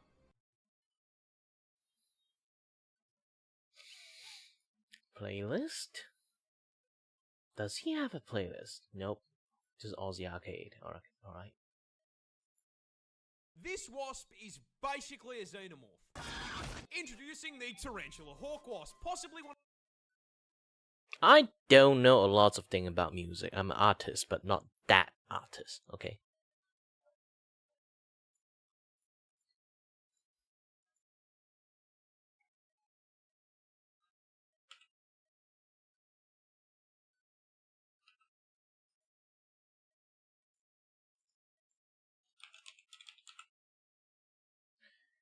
Okay, fruit. One of the most nightmare-inducing insects on the planet. And the reason it's such a threat to your mental health is because its hunting and reproduction strategy is ripped straight from Ellen Ripley's autobiography. But before we get to the strats, you're gonna have to learn a little bit about it first. Native to Australia, because of course it fucking is, this fucker is the largest wasp on the planet, coming in at a massive 2.5 inches. Which, I mean, boys, we would all agree, well above average, right? Huge. And this is probably the most effective 2 inches has ever been because it has the second most painful sting of any insect on the planet, coming in just barely behind the bullet ant. Pack and a half-inch stinger with a potent venom that has been described as blinding, debilitating, and electric. Now, the size and poison aren't just for nothing, because as the name tarantula hawk wasp suggests, they are purpose-built, genetically perfect killing machines designed specifically to violate spiders, making Australia basically an all-you-can-eat buffet for them. But they don't just execute the spiders. No, that'd be too normal. Hawk wasps use spiders to reproduce in one of the most horrific ways possible. And that all starts with a female hawk wasp hunting down a tarantula. As the buff-bulking spider takes a wrong turn down a dark alley, the hawk wasp, noticing the 8 sets of TNs on his feet, proceeds to fucking jump him, flying down from above to land a sting into the spider's abdomen, instantly and permanently paralysing it. The Bug Harbour Butcher then proceeds to drag the still completely conscious and aware spider into an isolated kill room, which is where the fucked up part really begins. Because our wasp isn't hungry, it's pregnant, and proceeds to lay its egg on the paralysed spider's abdomen. After about 3 to 4 days, that egg hatches into a larvae. A very, very hungry larvae. Fortunately, there's a whole bunch of fresh food right here underneath them. That food being the still paralysed, still very conscious and aware spider. The larvae burrows into the spider's abdomen and gets to work converting it into a KFC family bucket, consuming it from the inside out, purposely avoiding vital organs to keep the food nice and fresh. After it's done consuming a living being, the larvae breaks forth from the demolished corpse like a fucking chestburster and fucks off to continue the generational arachnid violation. Anywho, good luck getting any sleep tonight. This wasp is basically a xenomorph.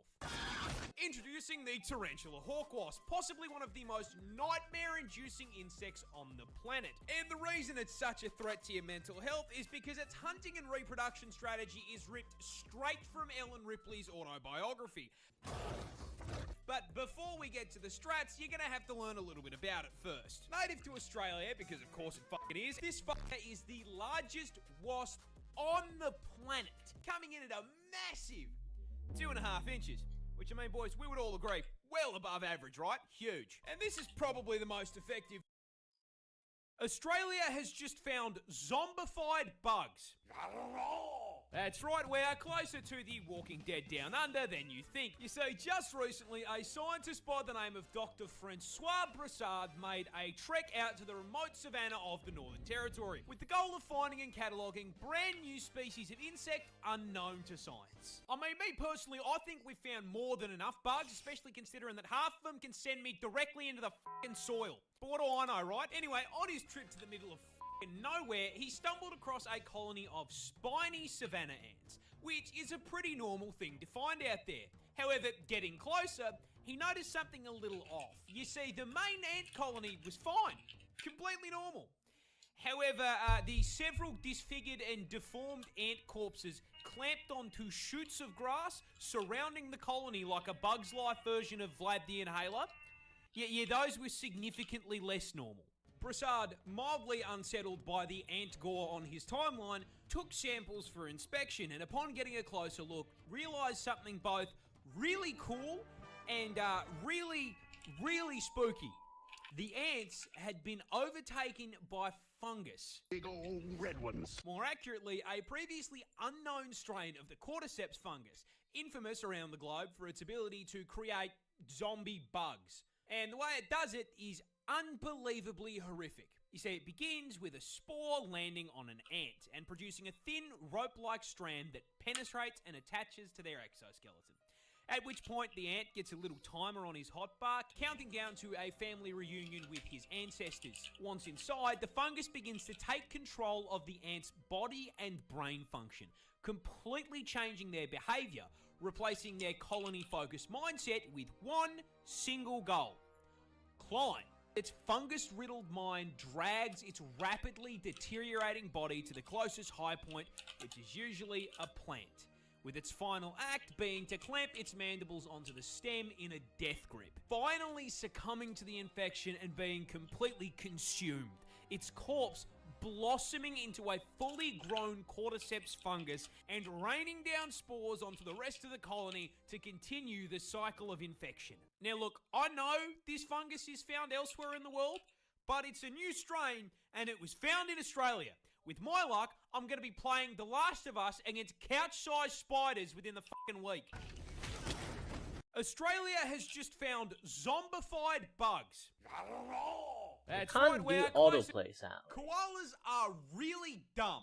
Can I do In fact, autoplay Australia's here? fuzzy Nope. icon is probably It the doesn't. dumbest thing on the planet. And that's... Too bad. Let's go to watch some other things. This episode sponsored by Brilliant. Learn to think. This throbbing bloblet here is something called a plasmodial slime mold. It's not some unusual thing either. If you've taken a hike in the woods, chances are you've walked right by one and didn't even notice it. And why would you? We're so damn superior. Now, they don't look like much, do they? And you have to speed up the footage to see them move. But let's stop right here for a moment. You see that ant right there? That ant is made up of about 20 million cells. The forest loogie that it's standing on, you know how many cells that is? 1. It's a single big f***ing cell. And there's bigger ones too. Some species can get up to 3 feet across. Now, you've seen big cells before. The yolk of an egg is a single cell, for example. But I think you'd agree that the yolk of an egg can't exactly fend for itself. F***ing useless. And delicious. Jerry, enough with this footage, it's frightening. Well, this one's worse. It looks like a scab in a jacuzzi. But unlike the yolk of an egg, these single-celled plasmodial slime molds can do all sorts of things, including solving problems that humans have a hard time solving. People go to universities to study them. That's why you don't let your kids get into science. They should be getting stoned and looking at lava lamps like the rest of us. But before we get to the incredible abilities of this smart snot, let's start from the beginning. This right here is sort of like a slime mold kindergarten. Slime molds aren't molds, but at this stage of their life, they resemble them because they start off as spores. And right here, there are thousands of spores. Yes, the snail is eating them, so kind of a bummer. But the babies who aren't getting murdered will be dispersed out into the world by the wind or passing insects. Whoa, that ant was spring-loaded. When the spore hatches, what comes out is one of these little jiggly things, a single-celled amoeba, just around the size of the point of a pin. And they're cute. Look, this one looks happy. One of those 2 little googly eyes there is a nucleus. Just a refresher, inside the nucleus there's these little scrolls of DNA called chromosomes. And written on them is like a book of spells to make all the parts of a slime mold. Somewhere on those squiggles there's a recipe for mucus. Our nuclei have the same thing. Different spells, but written in the same language. It's not pretty. Here, I'll read you some. Got kukatukaka-at, atakakakugut, atakatakuka-akakata. And I'll stop right there. If I read the whole thing, you might grow an extra nipple. Anyway, these little amoebae have some cool spells. If you put them in water, a scenario where I'd get shrinkage, they grow a willy. Actually, 2 of them. They're called flagella. Helps them move and catch food. Look at that, they're little shapeshifters. And when it gets dry again, they can transform right back into that amoeba shape, which always looks like it's been dropped from a great height. Little moving splat. To eat, it just sort of surrounds food and pulls little bubbles into its body. It's like if you could just sit down on a bag of Doritos and... Well, I don't mean... forget it. Now, if one of these amoebae meets another one that's sexually compatible, they skip the dating and move right in together. The 2 cells fuse, and their nuclei fuse too. Now you got 2 sets of spells in there. You can imagine the arguments. But so far, it's the same as how we do it. A sperm cell fuses with an egg cell, and the nuclei fuse, then preggers, and then we start to grow. But here's the difference. When we grow, our cells divide. To make one cell into 2, first the nucleus makes a copy of all of its chromosomes. Then those copies pull apart, and the whole cell sort of pinches itself off. Now you got yourself 2 cells, each one with a nucleus that has all the chromosomes.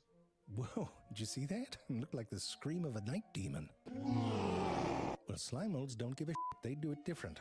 Look at this. When their nuclei divide, the cell doesn't divide with them. And now you got yourself a cell with 2 nuclei, the nerve, and then they do it again at the same time too, like little synchronized swimmers. See, look at them.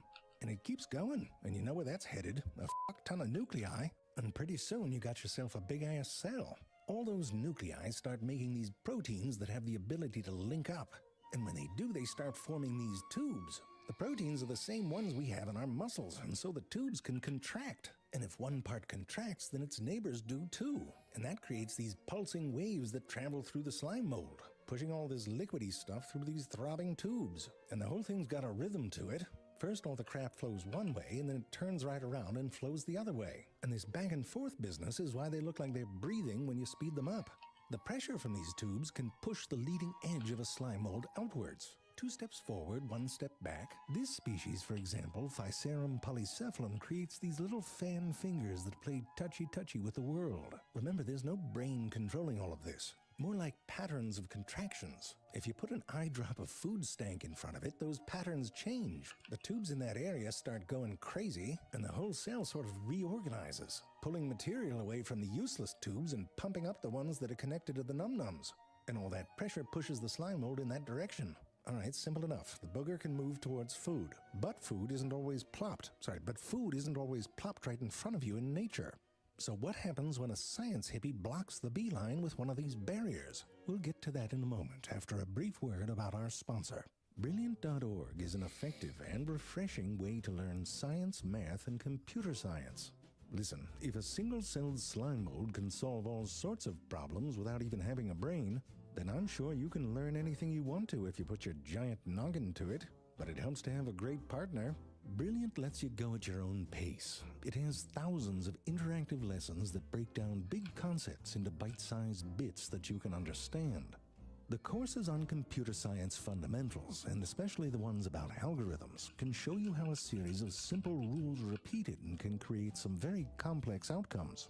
And that can help you understand all sorts of things, from how slime molds move to why your TikTok feed is filled with all those, well, whatever it's filled with. And if that doesn't float your boat, there are tons more courses from beginner to advanced that'll help build your confidence and knowledge about the world around you.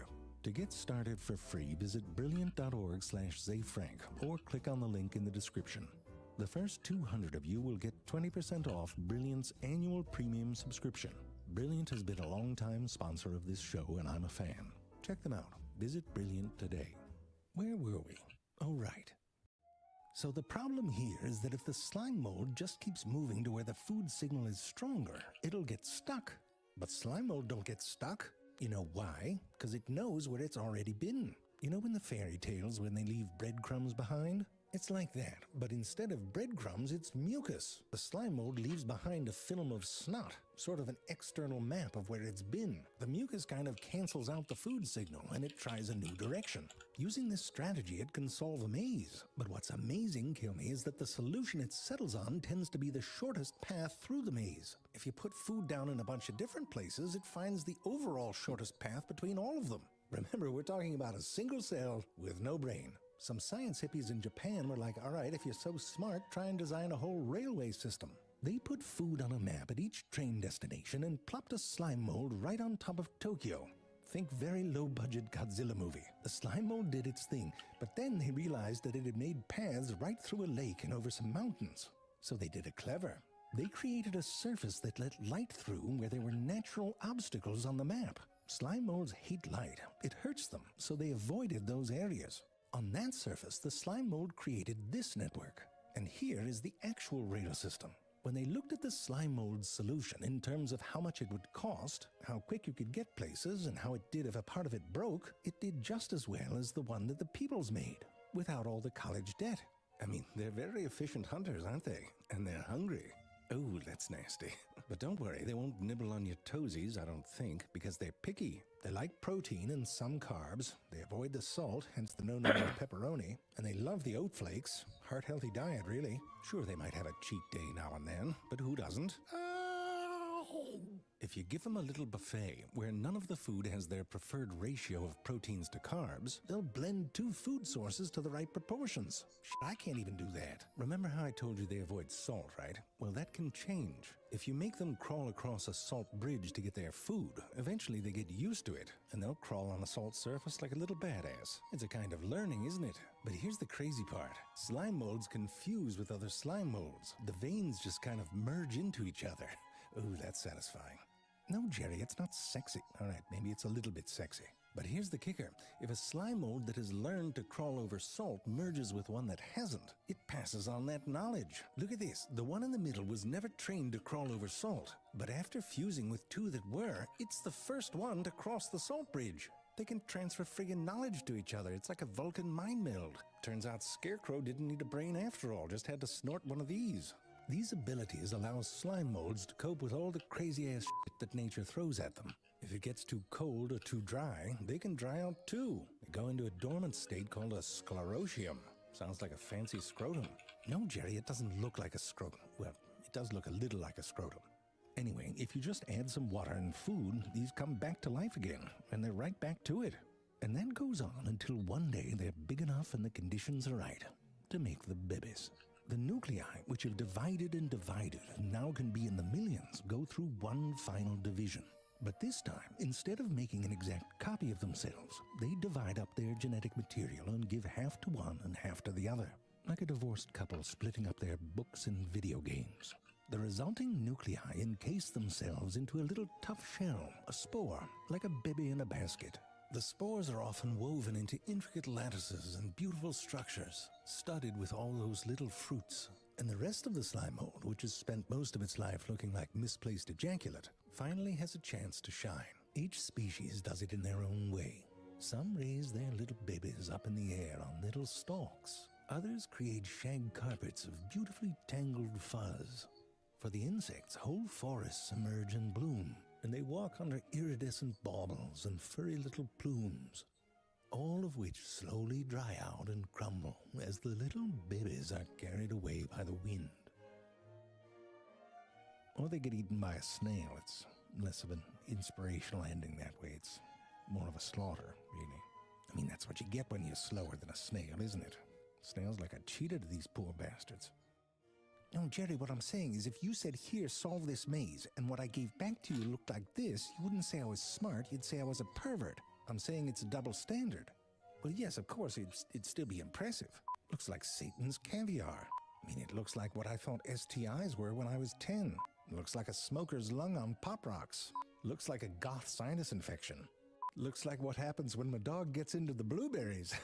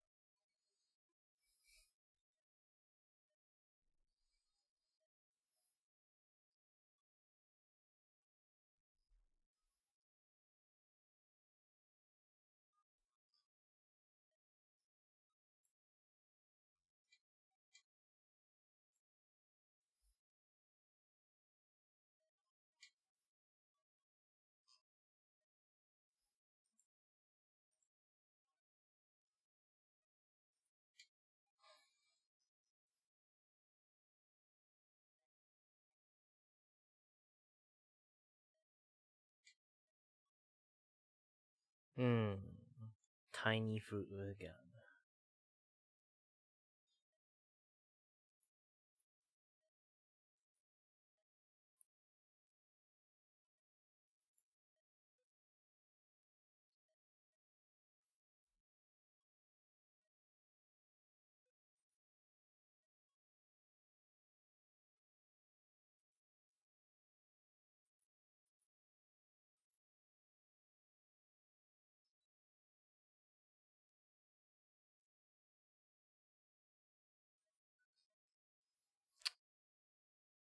I do like this one, but I need to change how the angle works. Yeah, I have to draw fruit first.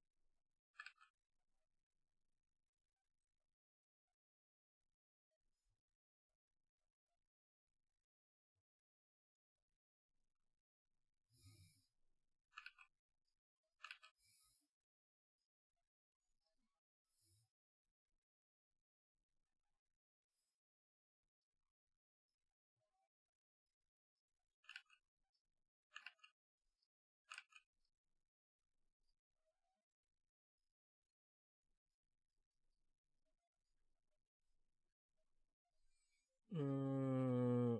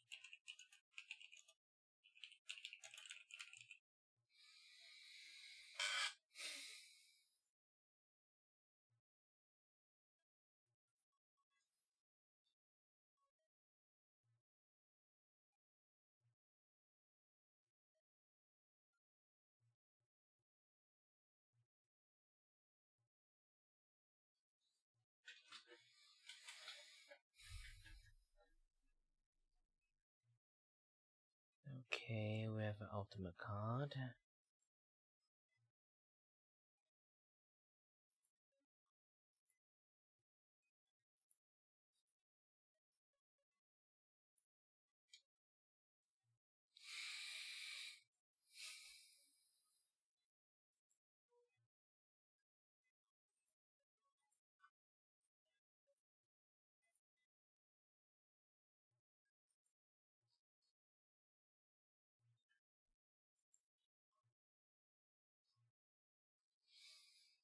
This is a tiny fruit with a gun.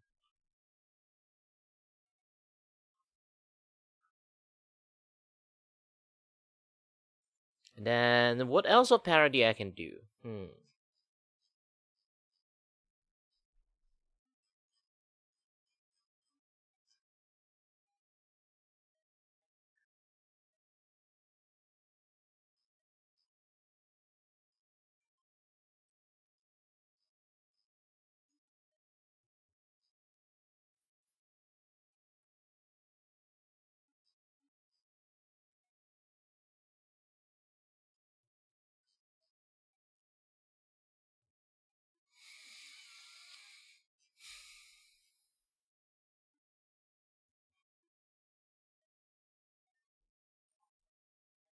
My brain is still trying to like figure out how to like make this thing like easier for me to do it.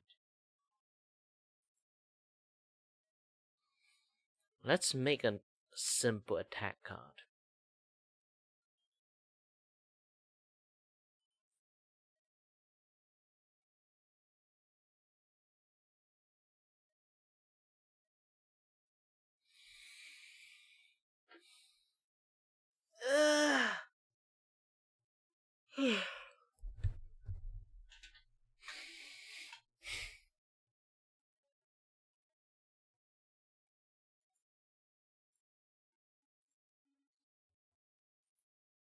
There's something wrong with the stream?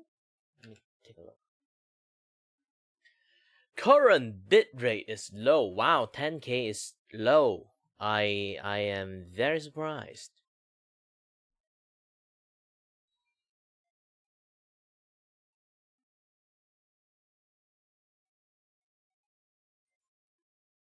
The stream depth is excellent, but it's telling me to like the bitrate is low for some reasons. It's weird.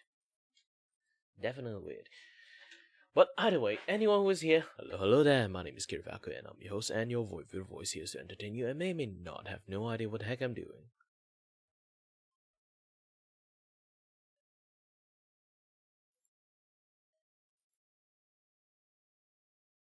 Bong, bong, bong, bong, bong.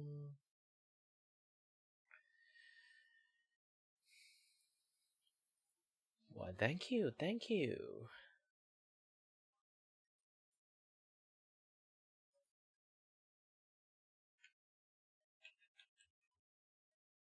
I still have to figure out the rest of the Vishoujo member stuff. Technically they're not Vishoujo member already. You know, the Freedom Girls. Yes. The Freedom Girls stuff.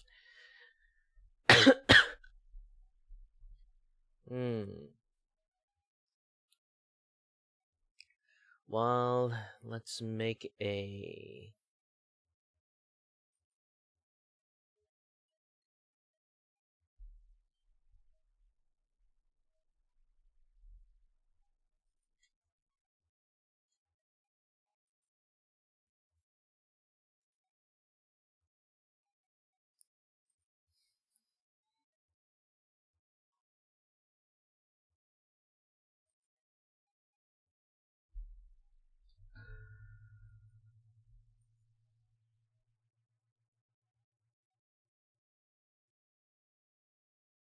Ooh, let's make a support card.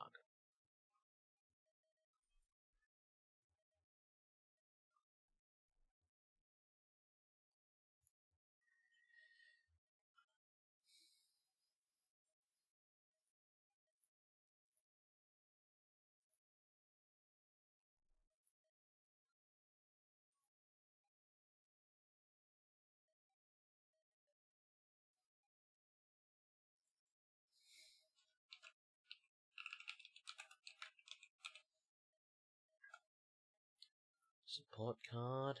I don't need this.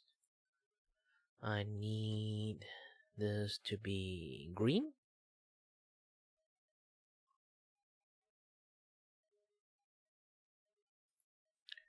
Hue change.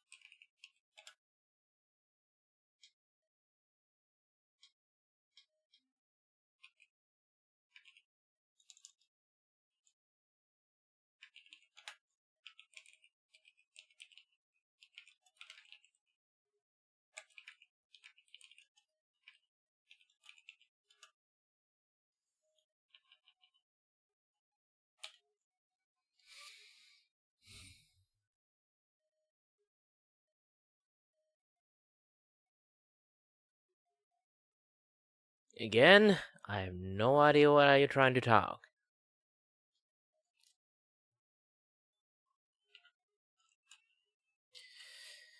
Heal all previous dealt damage back to.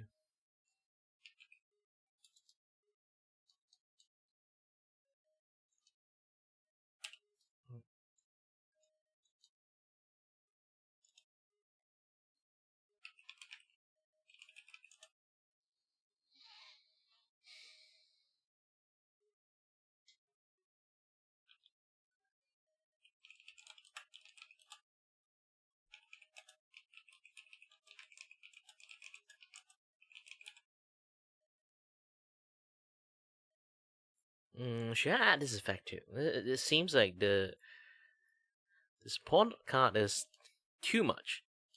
Yeah, just a healing card is fine.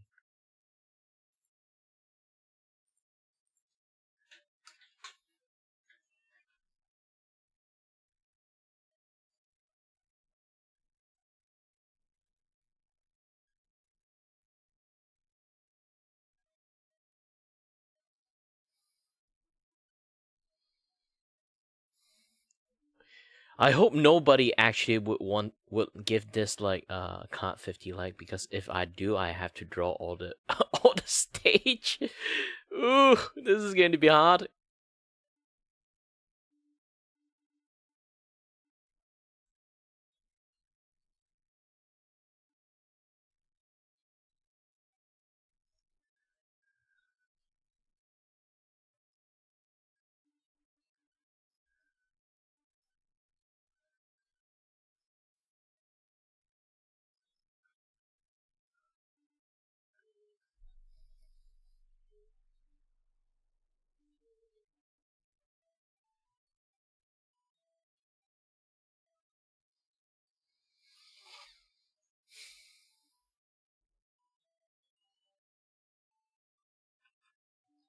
Yeah, like I say again, I'm not from the communities. Then why do you keep telling me this kind of stuff? It's really like irrelevant for some reasons. I know you want to share stuff, but you should share it to that community instead of me, a random person who most likely, I would say the worst ways possible, might not care.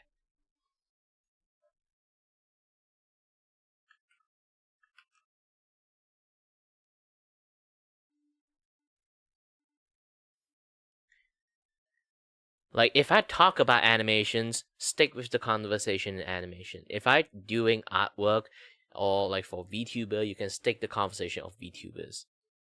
Maybe sometime I went off tangent, yes. But if you talk about something that I'm really outside the element of, like suddenly tell me like rocket, technically if you talk to me with rocket science, that kind of works. But technically music is the only thing is kind of like out of my own personal reach.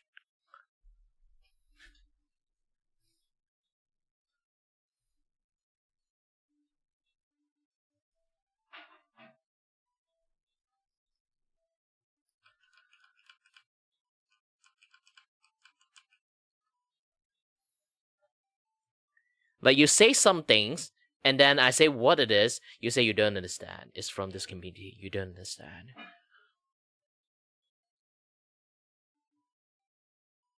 Then why was something I type like a long ass essay for?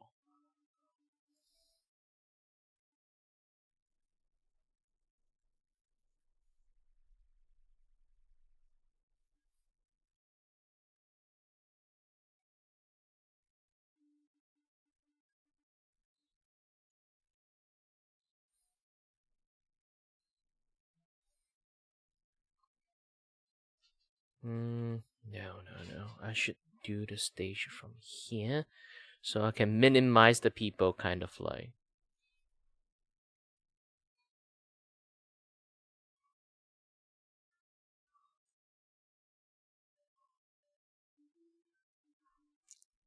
Yeah, that's worse. You airing our private conversation into a open stream. Yes, I don't have people watching me, and that is one of the sad part of it. But still, doesn't mean you can just like airing private conversation out. That's worst.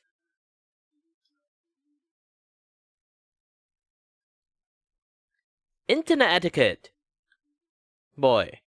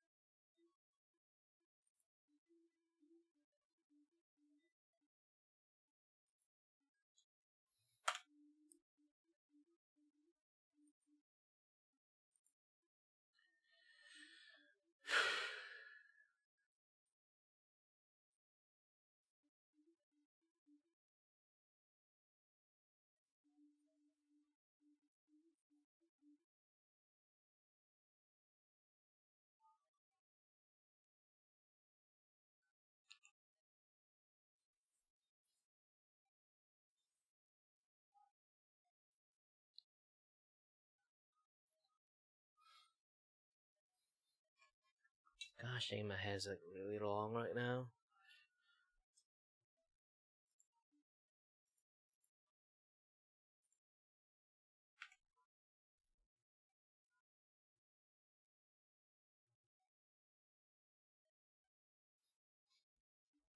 I'm back.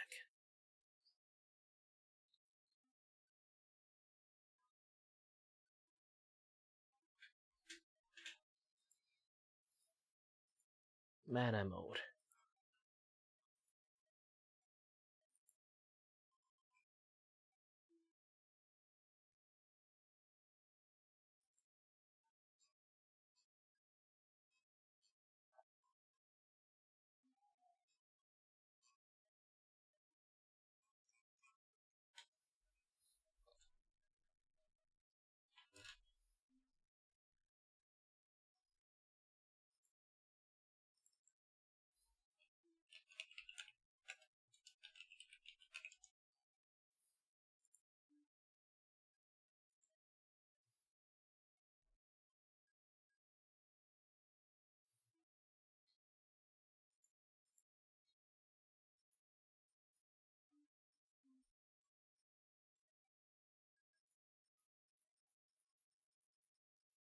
Wait, what's red color?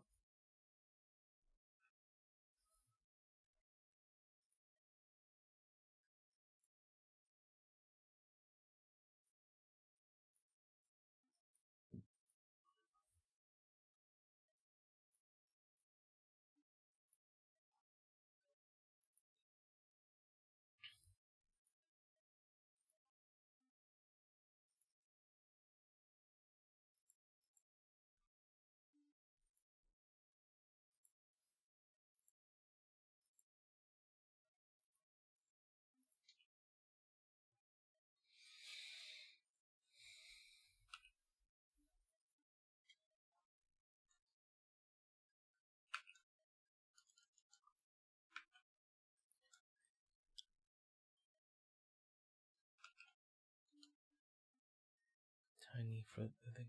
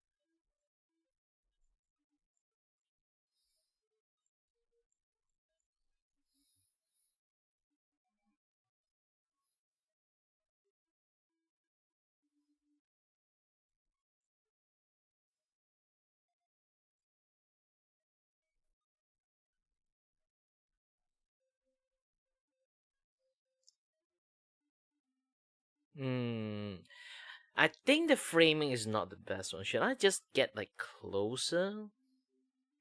I want to use like the most OG like Iron Mouse kind of face, but obviously also exactly not that too, because like I remember like there's something wrong with the artists themselves, kind of like they don't Iron Mouse don't want to use that model anymore, or like it was told not to be able to use it anymore.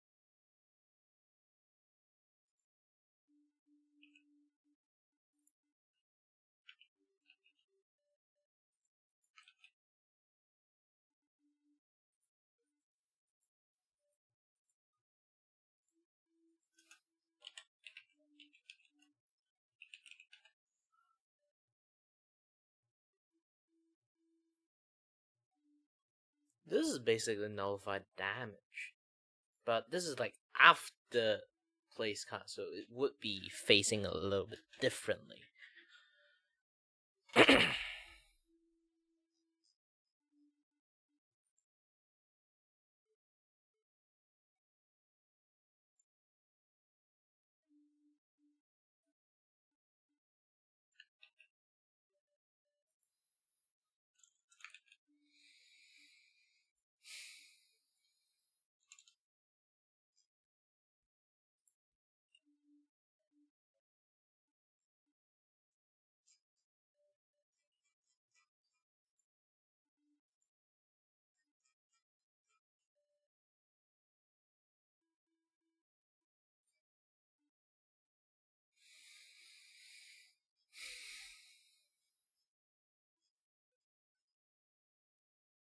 Yeah, making a card game is difficult. Like you really have to figure out quite lots of stuff itself. This and that. My back is killing me, man.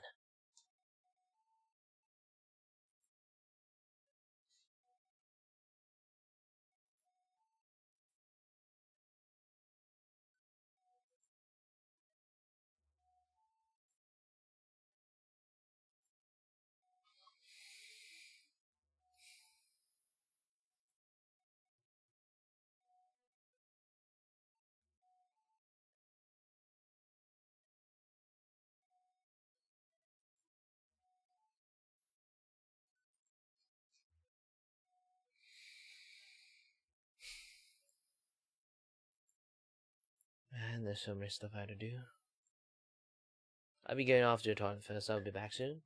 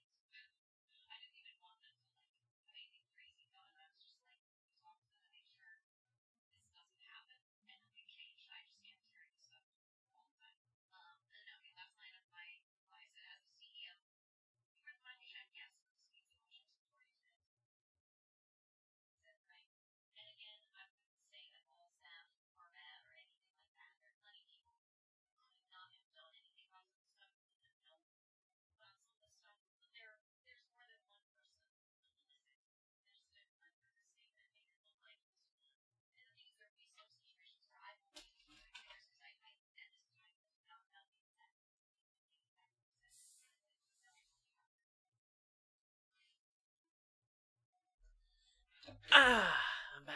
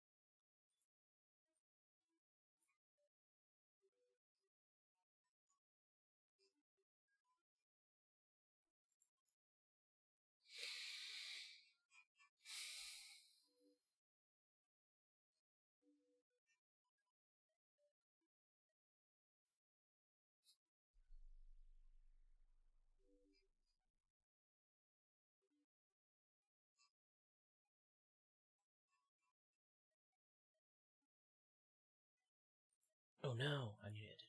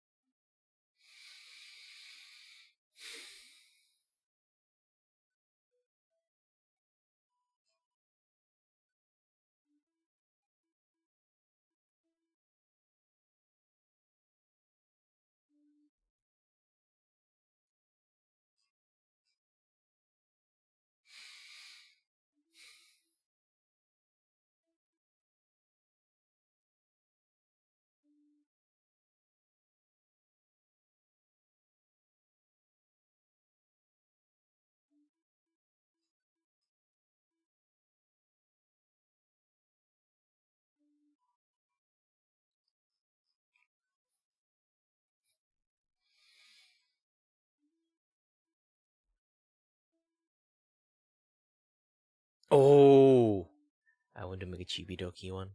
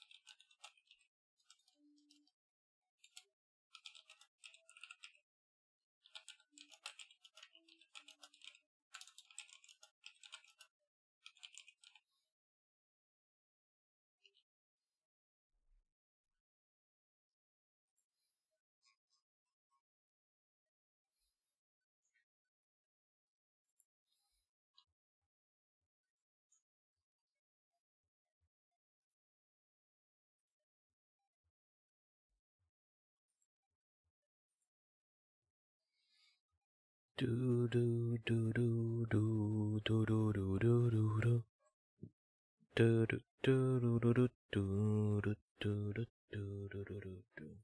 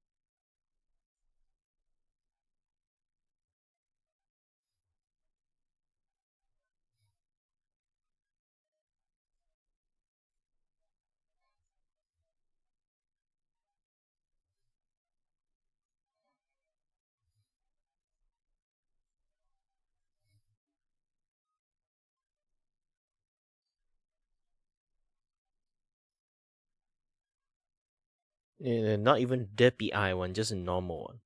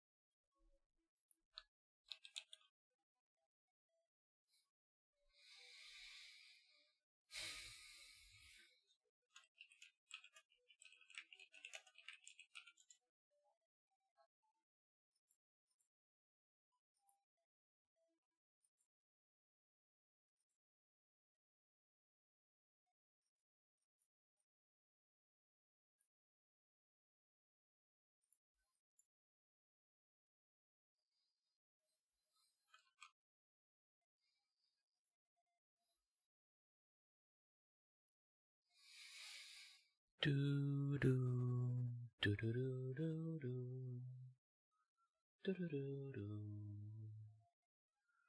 do do do do do do do.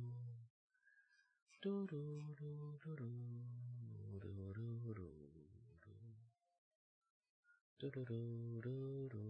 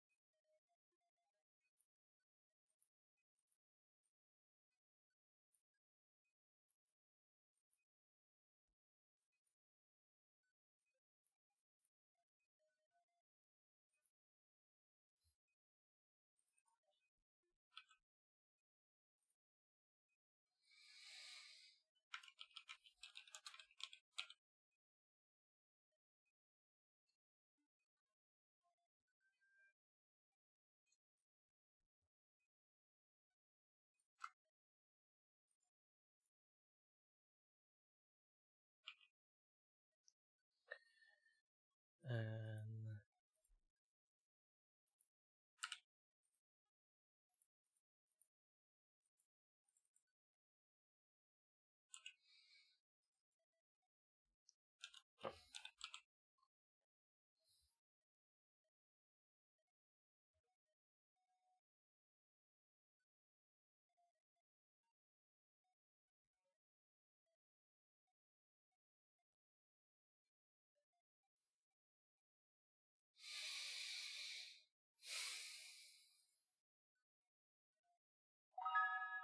nope.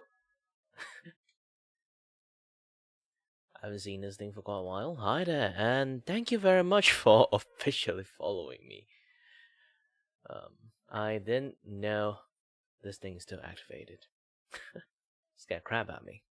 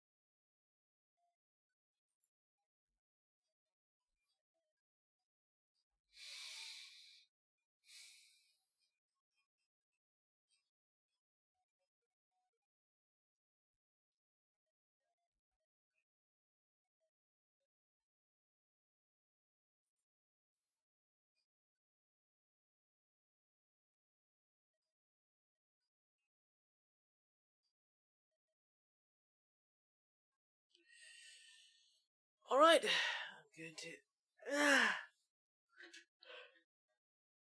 continue my thing. Let's not get distracted. Alright, let's go back to this.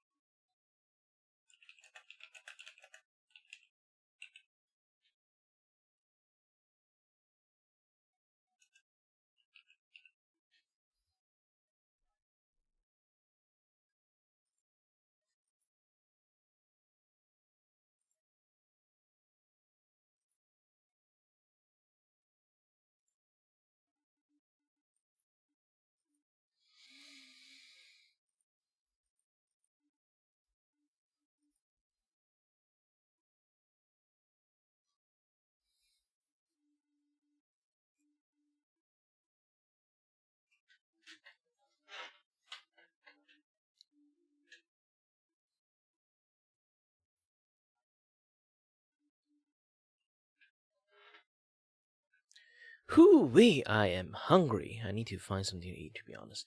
By the way, just gonna do a few more things.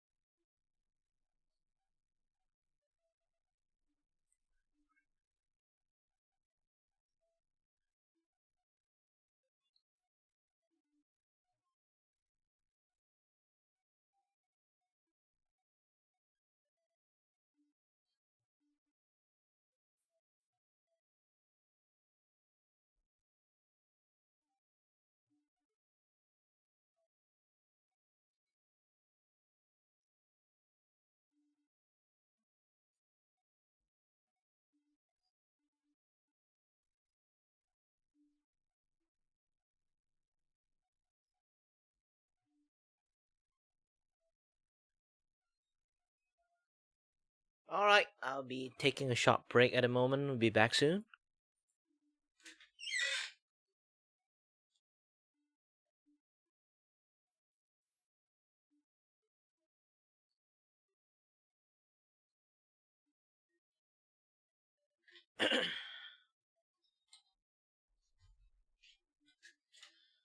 It's dinner time, so I'll be going off to eat some dinner. We'll be back soon, so you guys have a little bit of fun, a little bit of this, a little bit of that, you know, the general stuff. Ah.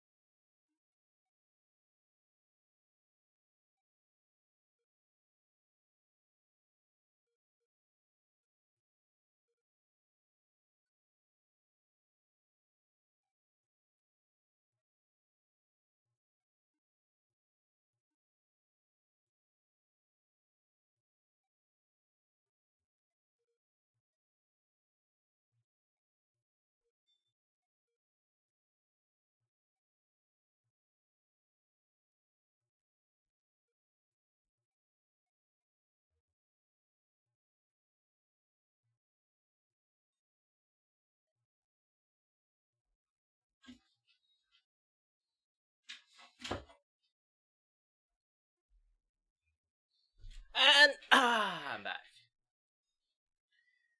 Times.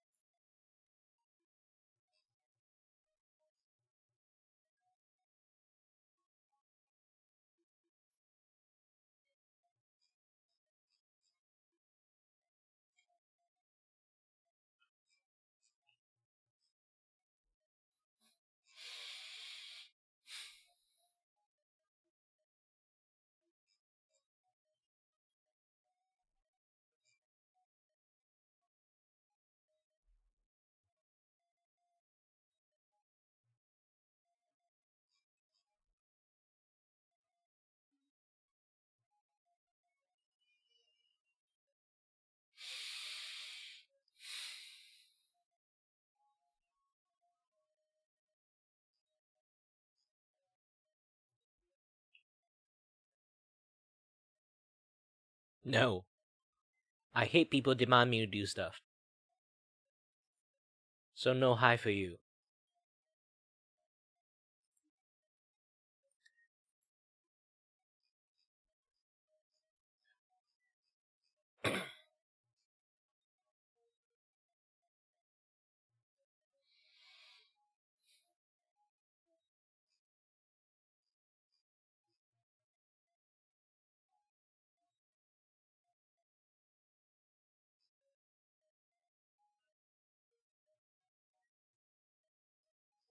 And yes, and I don't care.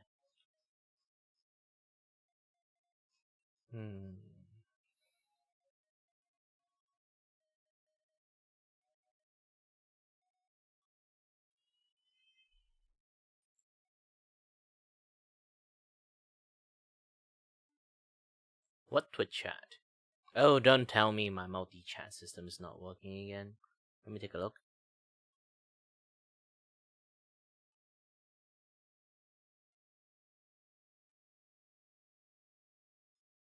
Yeah, this thing is a little bit buggy sometimes. Let me take a look. Platform, Twitch. Nah, nothing wrong at the moment. Let's double check the stream. Oh yeah, there is something there. It's weird.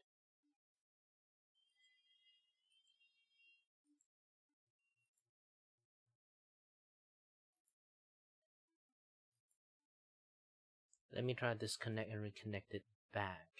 Maybe some bugs happening or something. Yeah, personally, I usually just don't stream in Twitch. I personally hate Twitch.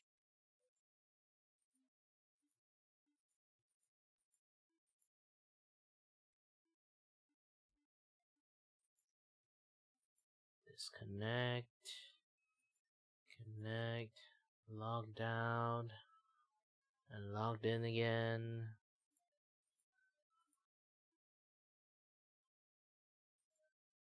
Come on. Man, the system sucks.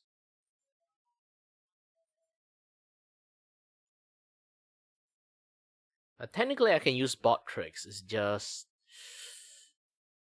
I don't know. Bot tricks is very slow at the moment, so it's kind of like making things... Yeah, I'm not even kidding about the slowness. The delayed in every single chat is actually pretty overwhelming.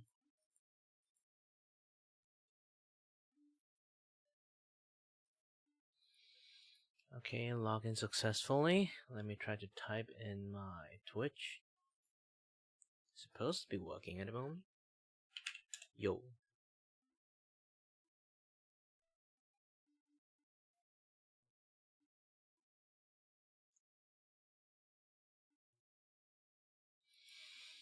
No, it's not working. Oh, wait, it is working. Wait, now it's working or not working? I'm confused.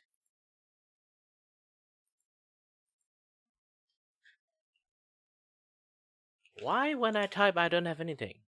Oh, now I have something here. Alright.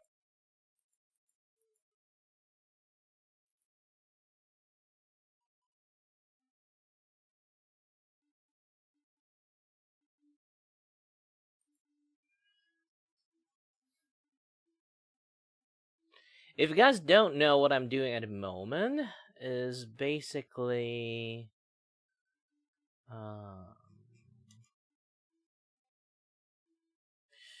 it's a bad time to do this, to be honest. It's a bad time to do this, but I was going to do this as my 500 YouTube subscriber anniversaries. Not anniversaries. It's literally celebrations for 500 YouTube subscriber. But here's a kicker. Here's a kickers. The moment I try to do this kind of things, ooh la la. But no, not this. The moment I try to do all this kind of thing, every single time I scroll through stuff, it's just Vshoujo. Fuck Vshoujo. Fuck Vshoujo. Fuck Vshoujo. Every single thing. Every single thing is just very negative at the moment.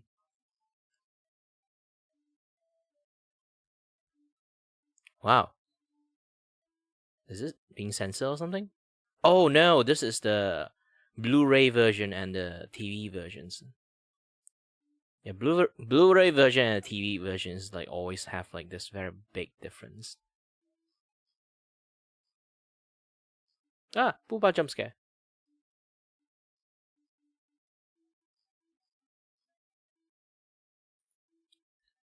Ah, fight jump scare again.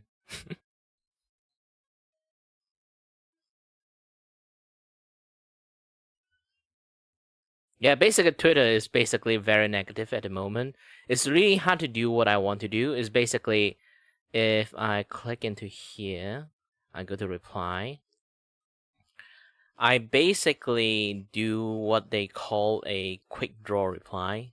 Also, like I've been doing parody card design. And sorry. So you can see like every single time I do a like reply people with like a drawing. See? Reply people with a very quick drawing. But for that time when I start doing that, so Twitter is like super duper negative. It's basically entire like we showed you like explosions, implosion and sorry, a little bit gassy and everything. So yeah, I literally did like a post like this. I compiled all the reply posts I did so far. Literally, like somehow Jesus is actually. Yeah, the VTuber side of thing, but the way I want to do reply is also obviously VTuber. It's not like every post is just going to be like, ooh, post, okay? So generally, like, this is basically what I want to do is like, do like a very, very quick drawing of like reactions. And this one is the what you call, I would not fall into the trap post. But yeah, like generally, it's basically just me drawing my reaction on everything.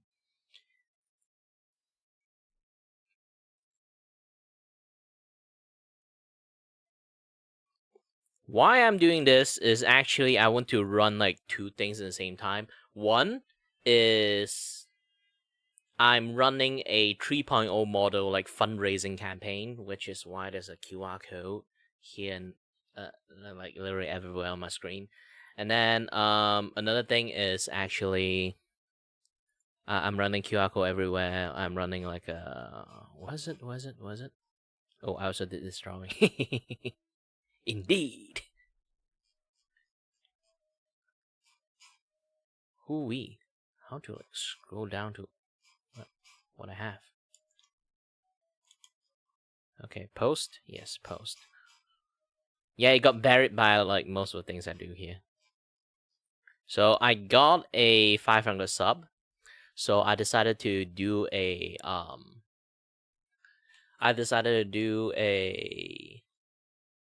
celebrations. Also, same time, I want to give people like a new model update. If you kind of notice, like the design of the characters is actually really different with like the one you're seeing on the screen right now.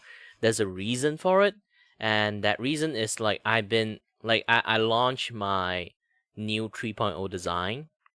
Like the eyes, the facial structures is a little bit different. How the hair works is also a little bit different. The clothing design, this and that, a little bit on the sci-fi fantasy style. And then I even give the fandom like having a design, this and that, other stuff. And then I would do like an official like fundraising stream for me. Just keep on like in the Twitters, just keep on replying people with like really quick draw, and also do something like this. Oh, if I reach like 25 USD, I will make a full render of this image. If I get like $50, and then I will release one more comic, something like that. You know, those kind of fundraising stuff. Because I made my own model, if I really need to start making my own model, I have to use a lot of time for making that model. So with that, I need money for it. Obviously.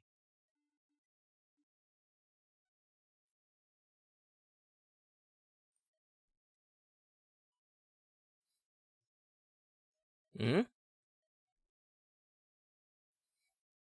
Like, if you guys want to know like what kind of comic I made some comic like this type of comic. Just basically it's a comic that features different VTuber every single chapters. This is chapter 1.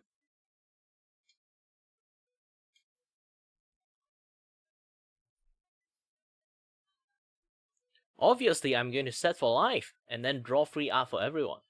Like, seriously, if I can live forever without any care, I would just be very generous at this point. I'm not even kidding. Like I say again, kindness is a privilege. I may have been a kind person. Drawing with big booba. It's hard to say. Like, most of the time, I didn't really highlight the booba part.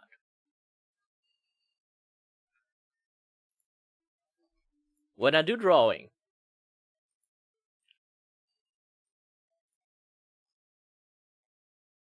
let me show you some of the artwork I made back in the days.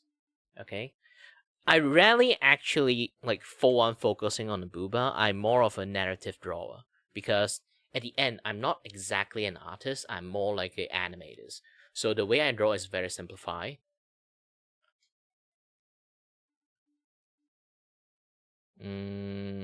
Try to think this. I draw Zentreya. Zentreya have big ass booba. If I open this thing and then show it to you here, it's like you barely can see the booba. And then there's the other one. You can't see the booba. Because the way I do posing, kind of like booba is always in the way. The only one that actually like show the booba the most is just this one.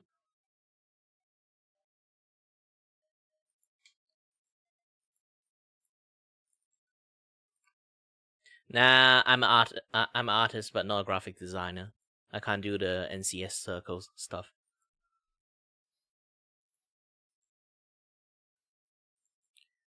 So you can definitely see, like, in many cases, if I draw, most of the people I draw don't really have, like, you know, like, melon size that can actually smash an actual melon. Like, you can see, like, this thing, she does have a melon, but I'm not really, like, showing it out, you know? You can definitely see, like, all this kind of, like, the way I kind of draw and stuff.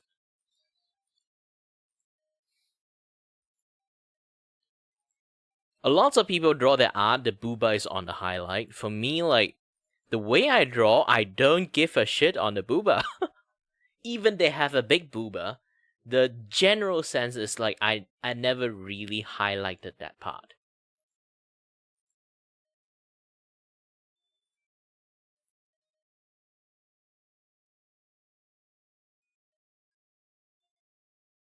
And also, hi there, Y Masters.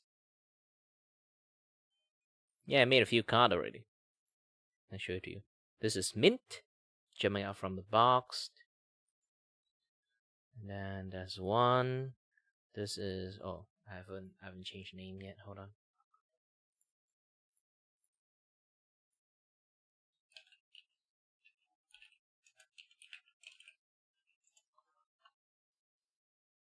Yep, this is Chibidoki one. She's just being there and then deals damage. And then there's this one, Opera Singer for I Mouse. And then Tiny Fruit with a Gun. It's ultimate card. Yeah, technically I already made 2 ultimate cards for no reasons. Yeah, Chibi just being there is just the ultimate card itself.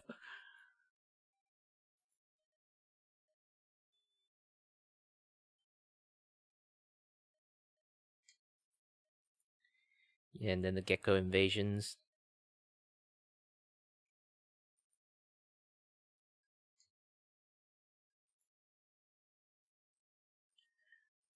Either way, where was I again? Ah, yeah. Hold on, let me take a look at some things. Alright.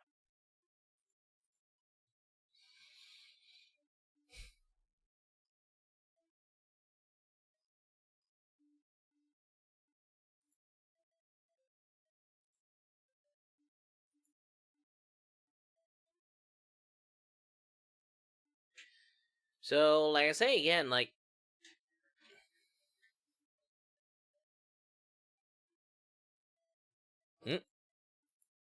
what's stronger than the most?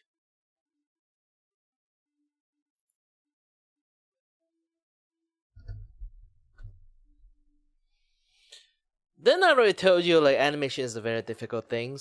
Depends on the budget, again. You can make cheap animation style for maybe a day.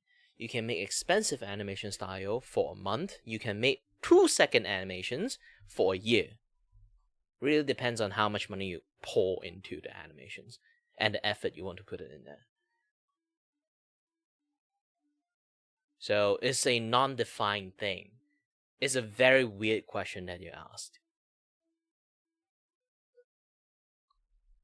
Same with like how much you want to pour your effort into making music. If you want to just randomly put some random note into it, yes, you have music. Or if you want to you go full on study on it, you would take maybe a week worth of time to match up like the way you want it. The harmonizations and everything. If you are really picky about it. So it's not, I don't really think like time, like here's the thing, like time spent definitely is on the effort and how much you want to do on it. So the question generally just, use this question.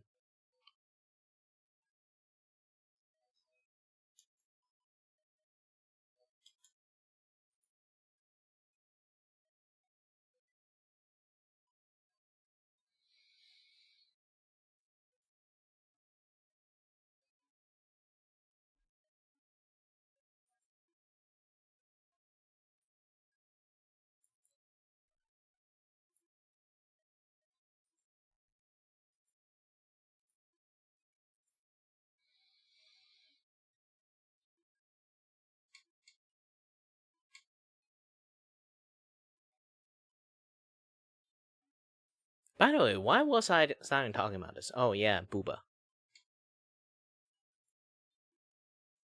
Let me put a little bit of my other stuff. You can kind of already see, like, most of the drawing I have, I don't really have any Booba in there.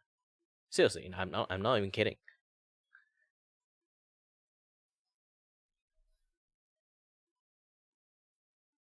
I think the drawing I have that have Booba in it, that would be in my comic. Bianchi Kuro. Not really sure it's big Booba in the first place. Well, enough to like lay on the table, I guess. But you can see like the general perspective I draw. I didn't really focus on the boobs. Obviously, it's a comic. Main thing is about the story. I can choose to draw sexy, but I can't choose to draw, how should I say?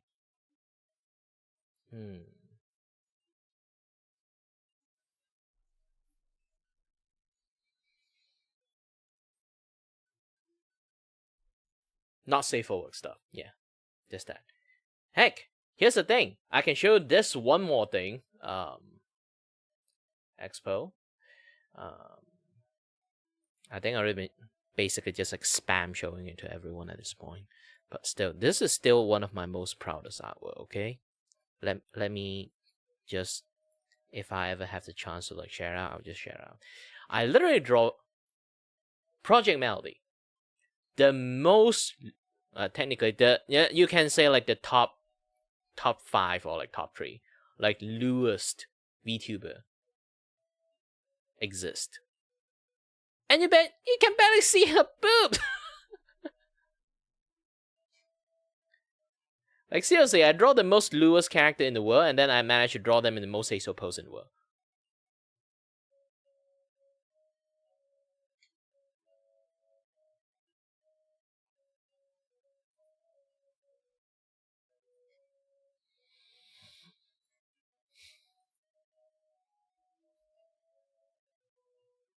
You can draw things, just for me, I never really like full on focus on it. Oh yeah, let me go and take a look into Twitter again. See what kind of reactive artwork I can do.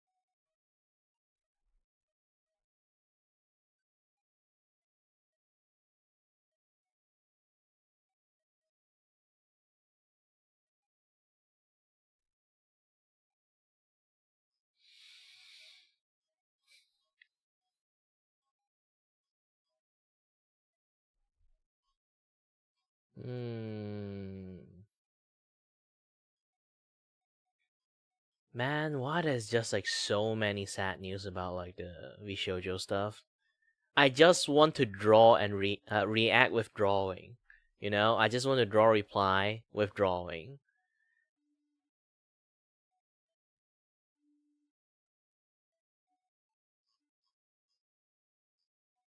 This is so difficult to do that.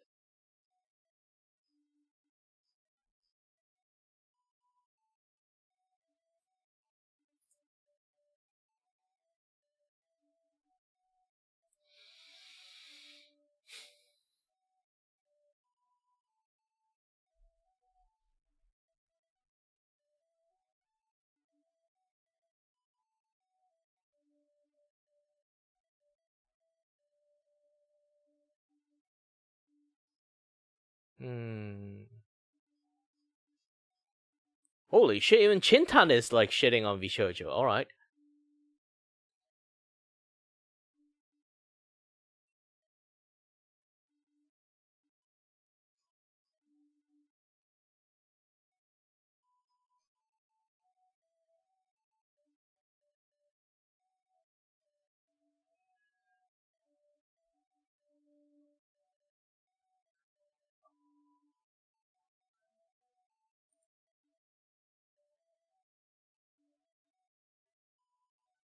Simon, we talk about this.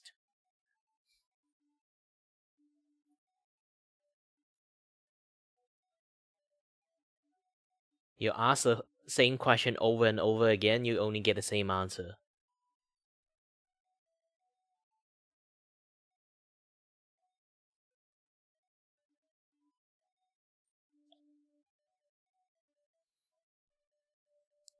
Okay, I already read this like once. Here's the thing. I immediately know it's bullshit. Everything you read here is bullshit. Why I know? Because of one thing. One very important thing. I used to study accounting. Yes, I'm an engineer. Yes, I study 3D animations, but I also study accounting. And I also did admin work on like general like accounting stuff too. So either they are full of retard in there. There's no fucking way that you do not know that you have been using a charity funding. Like that's like receipt and marking on every money coming in and out, you know.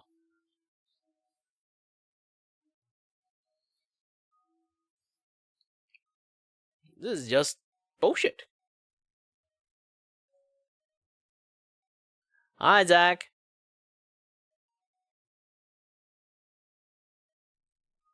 I don't think anyone actually like managed to read this one before, so I'm going to like do it again.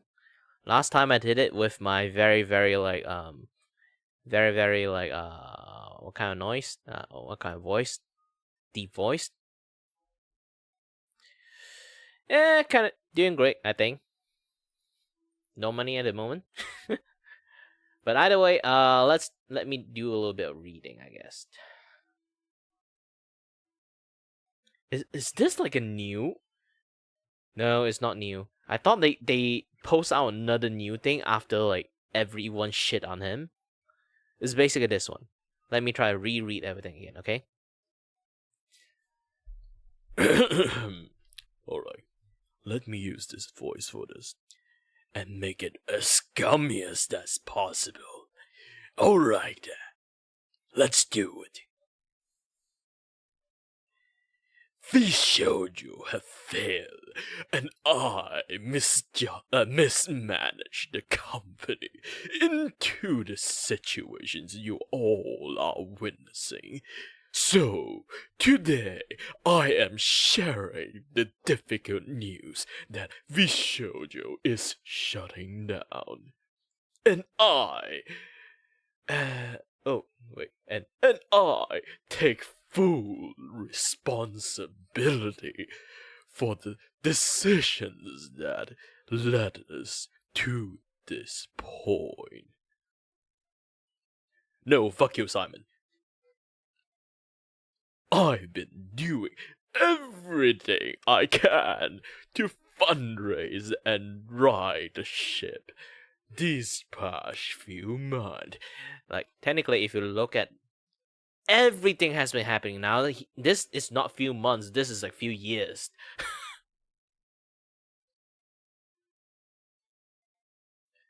But despite my effort, we are in worse positions, and those I care about are now paying the price.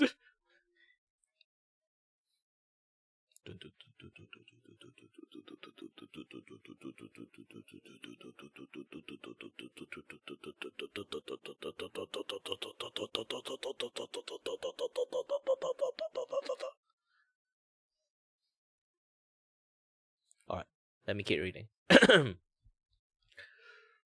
Over the past few years, we raised around 11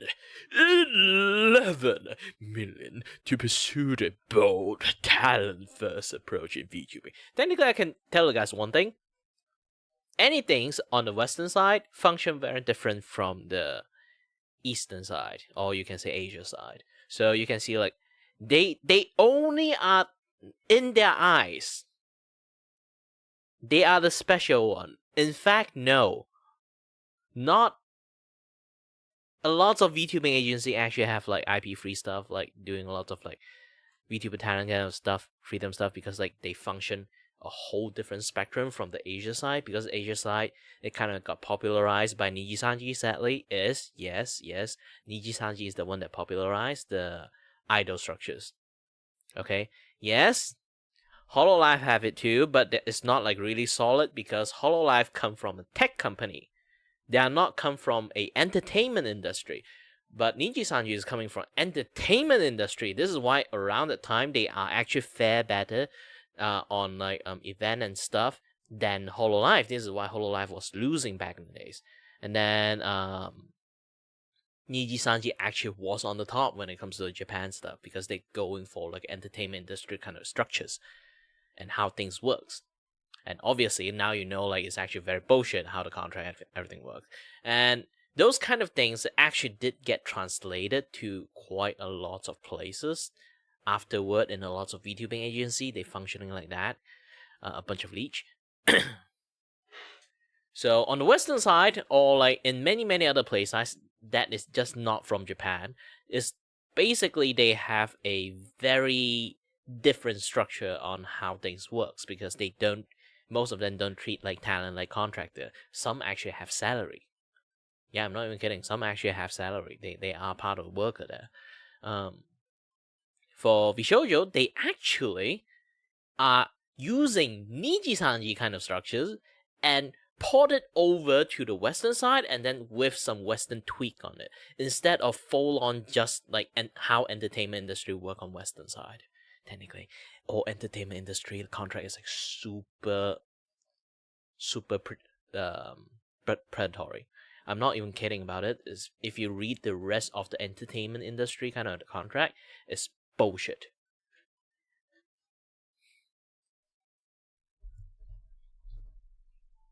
So let me continue, okay? Alright.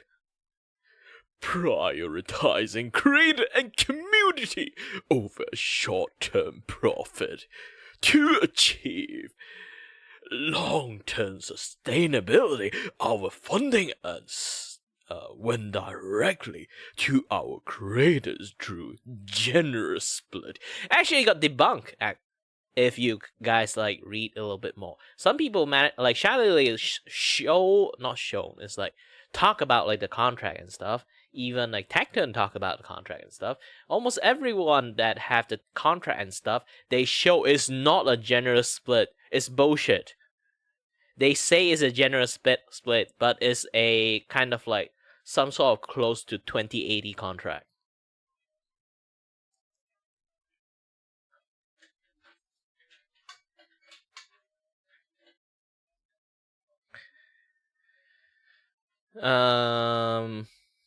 Okay. Debut investment, infrastructures, concert, event. And I can tell one thing, the concert, they only pay for one concert. For the entirety of VShojo, like run and everything, they only pay for one concert. The rest, the VTuber themselves pay for it for themselves.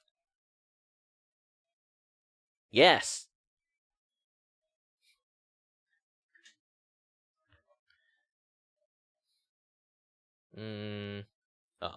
Concert, event, and staffing, all designated to support them. We also want the talent to own their IP, which we knew was a unique creator-first approach.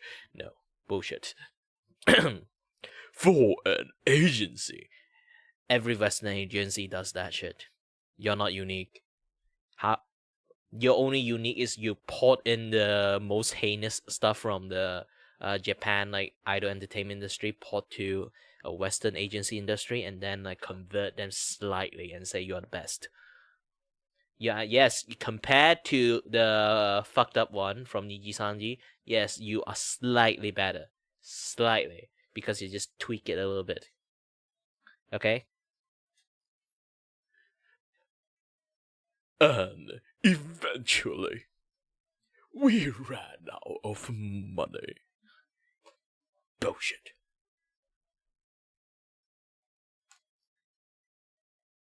Okay, let's do the rest.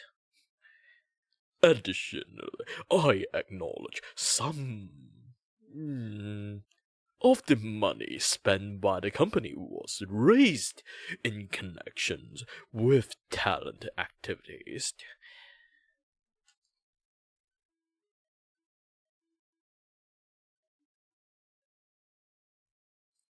Continue.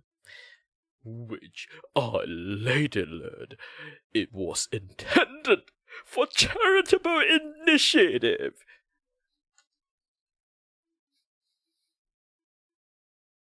He know those money are from charity. I guarantee sure. They know. They know. For a guy who does the accounting stuff before, they know. Either the CFO is an incompetent Nepo hired. It's not possible that they will not know. In fact, Gunrun was in the entire like charity event and stuff. He obviously have follow-up. It's a big ass event for her most biggest VTuber. If he doesn't do any follow-up from that, bullshit. That's a fucking big ass lie. But still, the CFO is going to have lots of things to answer actually. Not just Gunrun. That guy is gun and run. From Gunrun to Gunran. Okay, Editor At the time, we were working hard to raise additional investment capital to cover our cost, and I firmly believe, based on the information available to us, that we would be able to do so and cover all the expenses. And I can spend $500 million in charity, and I can earn it back, just like that. Oops.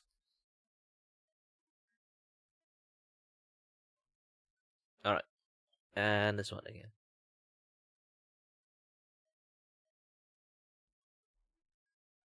We were unsuccessful in our fundraising effort.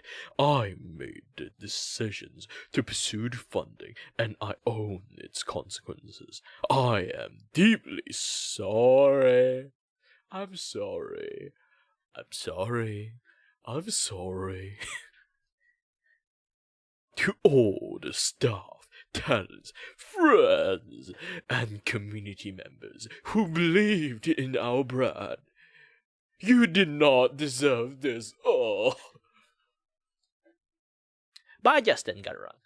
Gosh dang it, this is such bullshit I'm reading. It's like, have you seen bullshit from the beginning to the end? This is the bullshit from beginning to the end.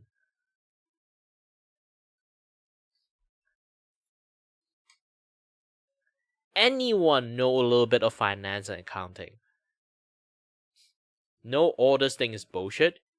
He tapped into the fund on purpose, expecting he can get funding from like investors, but investor didn't fund them. They basically his pitch to the investor got flopped, so he got no funding. He tapped into the charity fund first, thinking that he can gain back from investor so he can toss it back to use. But the problem is, when he does that, he is doing a very big ass gambling. And you know what? His gambling failed. And now everyone has been receiving the back end of the consequences for straight up 3 fucking years.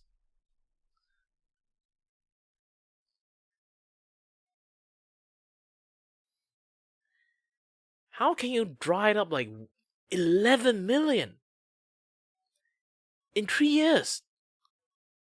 I know, actually, it's not a very big number for a big company. They aren't a super big company, you know. It's not like they have a freaking Tower of Sauron, Eye of Sauron level kind of high level tower, and then have all those kind of expensive guy working in it. Holy shit.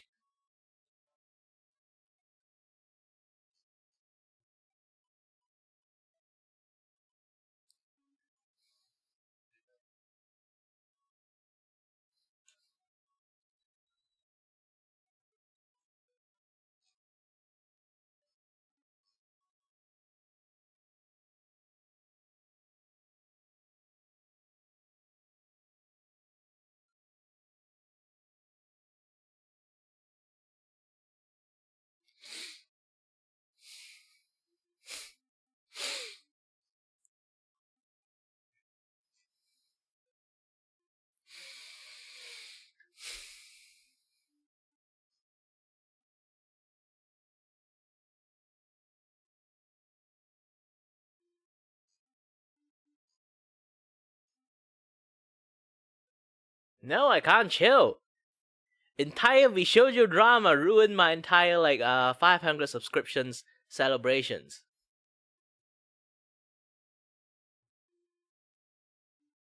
My fundraising has been buried. I know I'm not a really big VTuber and it's not going to be visible at all, but still, this thing just buried the entire thing. No matter what I do, it will not be visible at all.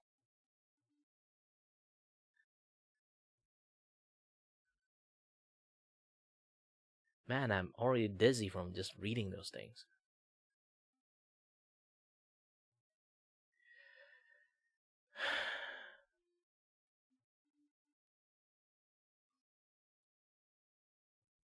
And my eyes is like seeing double visions. Take a little bit of concentration to focus back my eyes.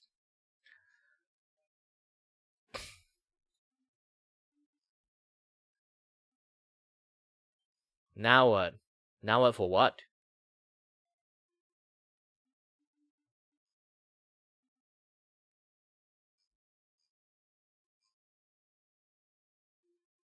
I'm still trying to do some React drawing.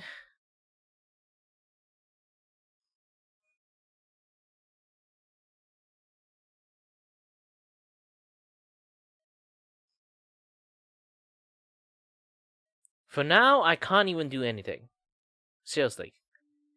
Anything I do will just get buried by the Vshoujo drama. I can just keep spamming stuff.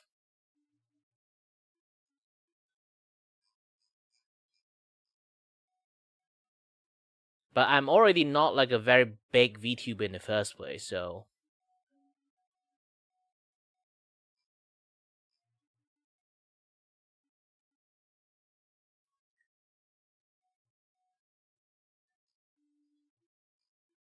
Like I say, originally what I want to do is go into Twitter's and I can just like go into Twitter's and draw, react to like cute things, I think, but almost like 90% of things is just drama stuff at the moment.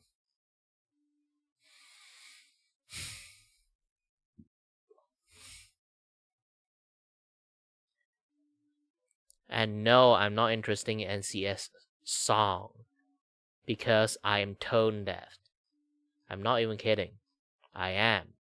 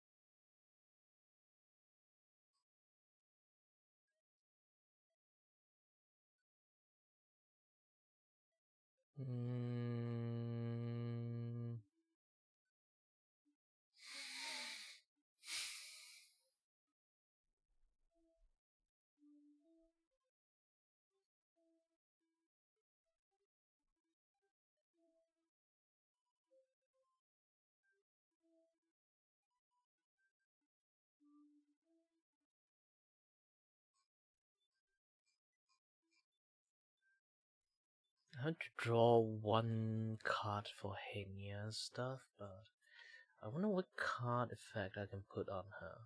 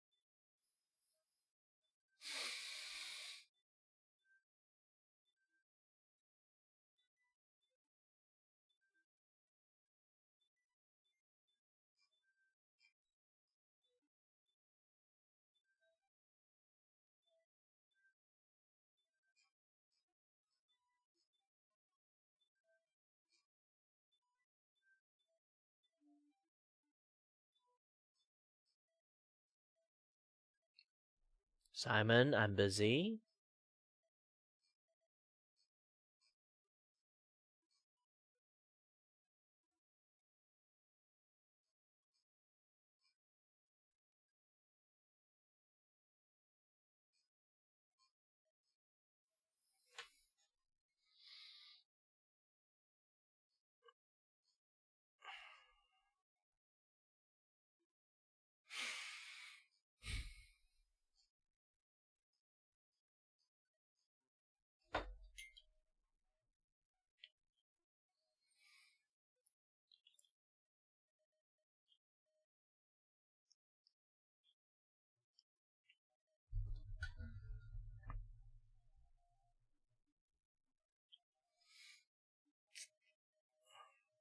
Hi, Zach.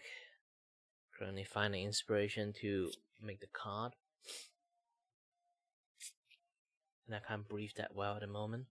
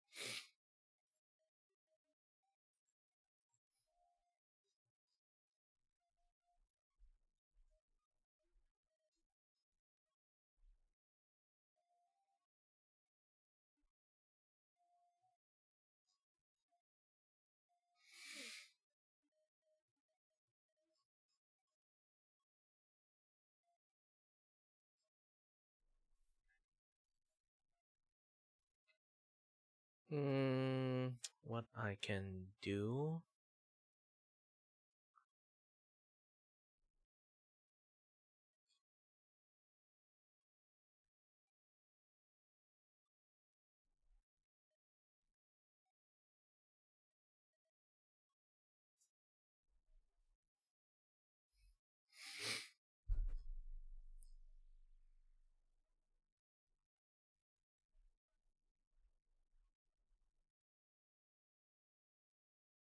What?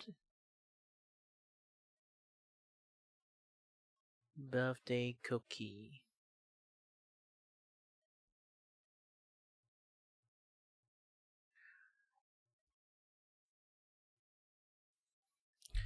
Yeah, I think the batter dried up. The low heat a little bit too much and become brownie.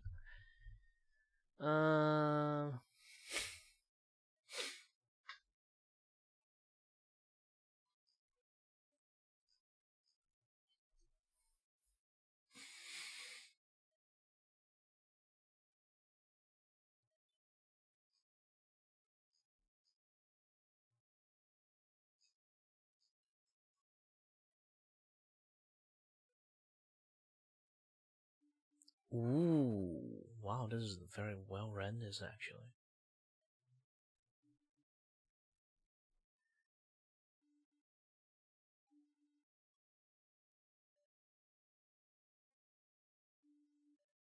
Look at this.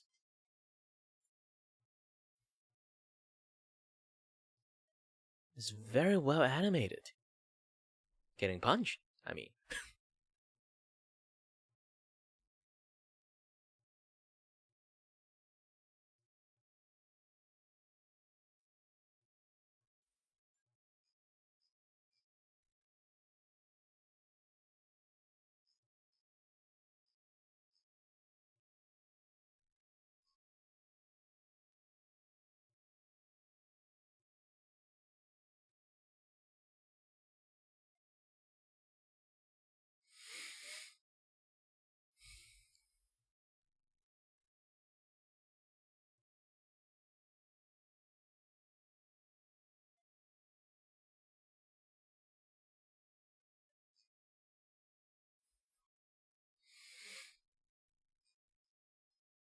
Mm.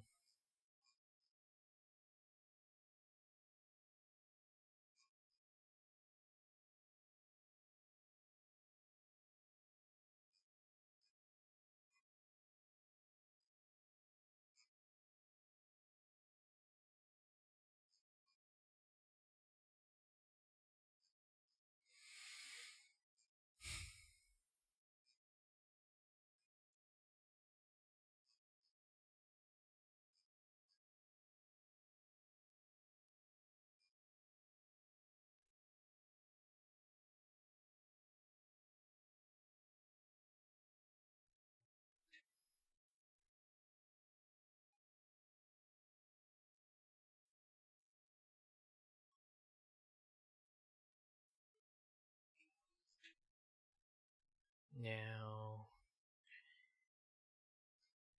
yeah, I can't draw funny, silly stuff when everything is just negative.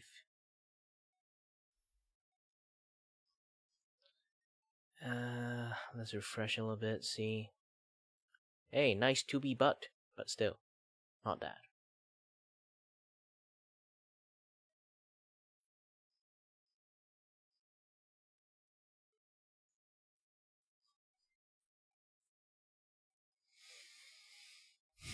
Ooh, Jello wig.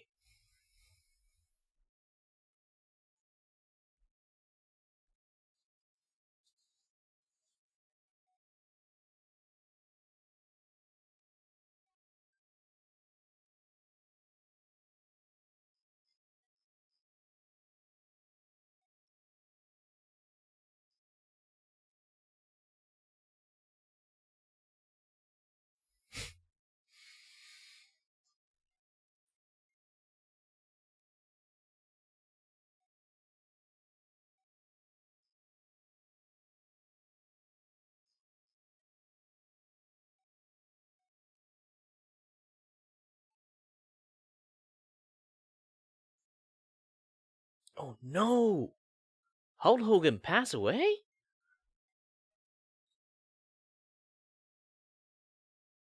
Man, that's sad.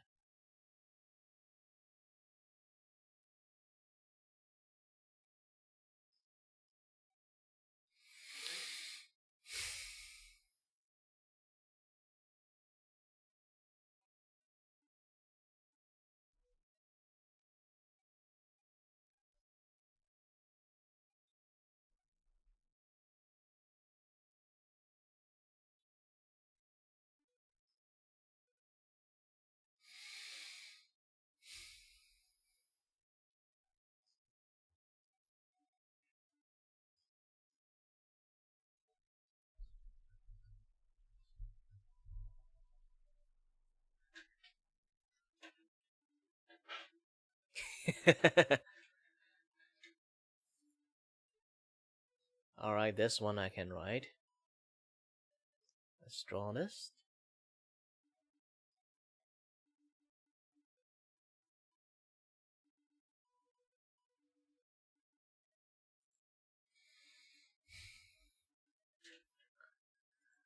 Do refrain from drinking too much, Zach. It's not good for your health.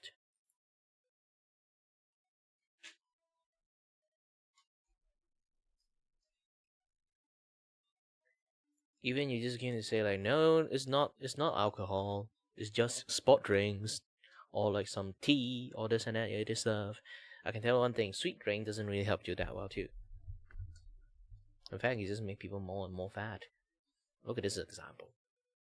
Actually, I'm really fat. It's just like, you know, not really shown.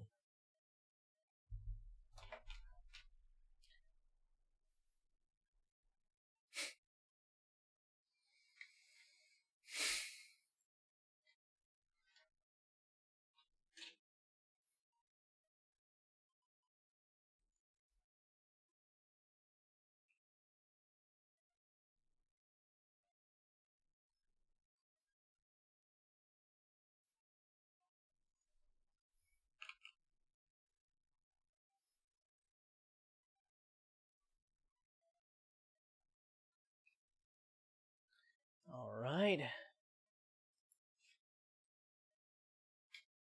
Going to draw a case on. Quick draw.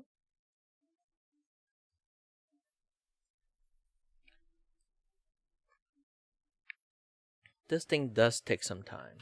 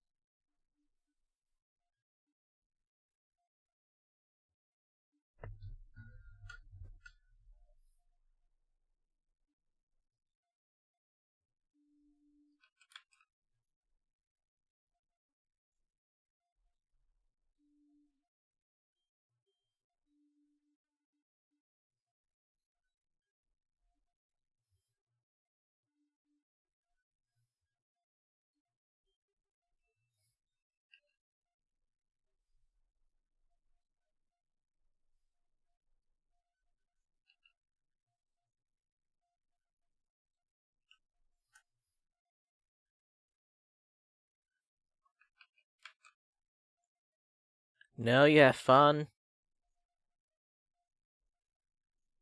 He is out of jail right now, technically, I think.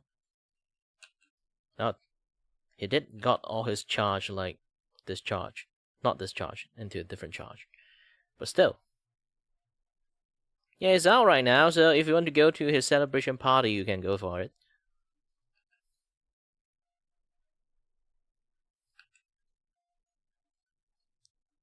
By law, he's innocent. Which is a little bit pissed off, though.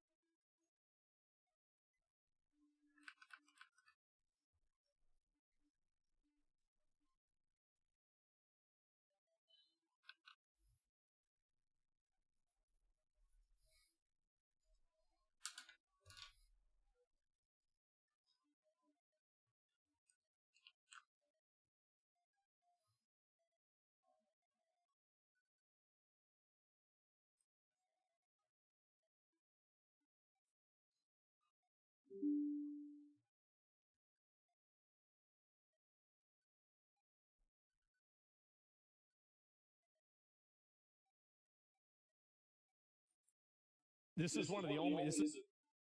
Oops. I'll click something. Yep, this one. Okay. Oh, it's not this post, sadly.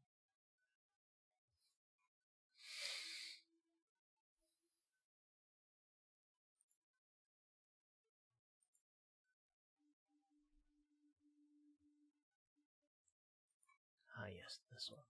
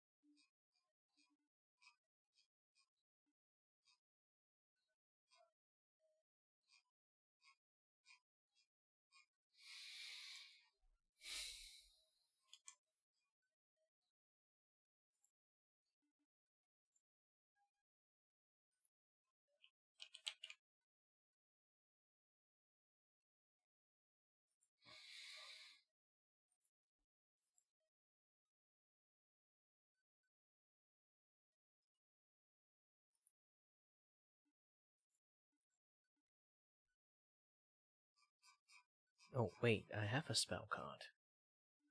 Let me reuse some of the assets.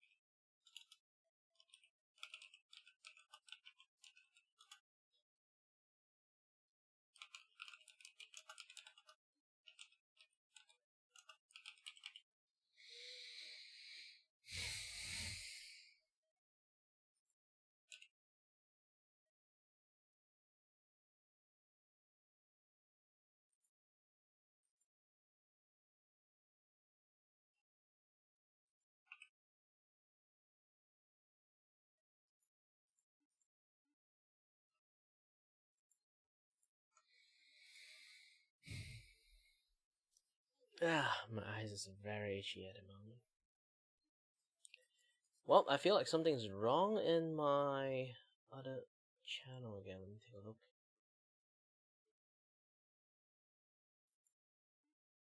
Nope, it's just dead. Not like something wrong.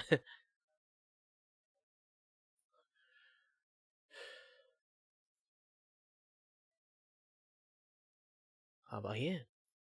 Well, again, nothing happening over here. Not sure I'd be happy or sad about it.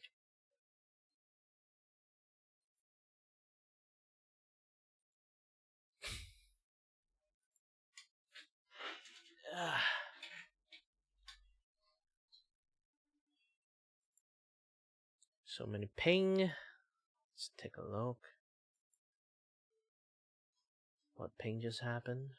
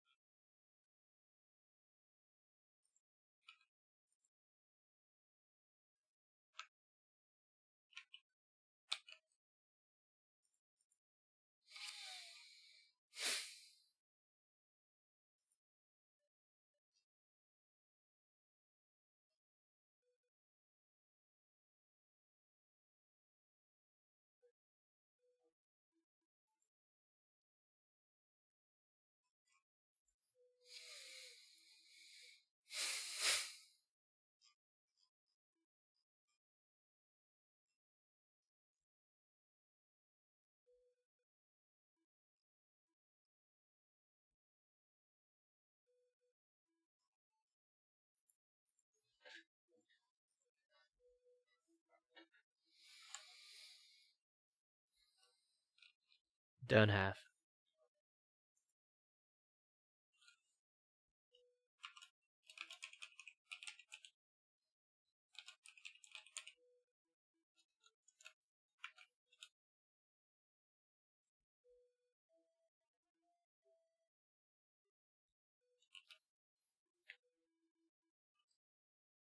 No. Music artist and music is different. And if you want to play the gacha game like this on purpose, I'm gonna give you a timeout. If that is your main purpose. I hate playing gacha game with people.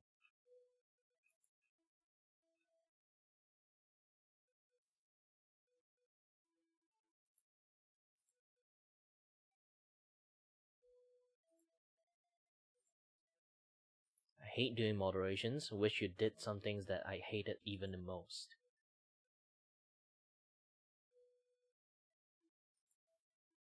So I'm just going to punish you 10-minute timeout. Originally it's 5 minutes, but I'm giving you 5 more just to make me act.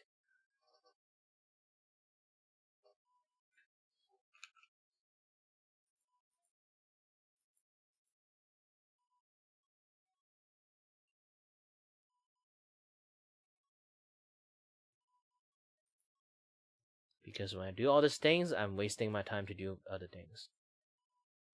I really, really, really hate doing moderating stuff.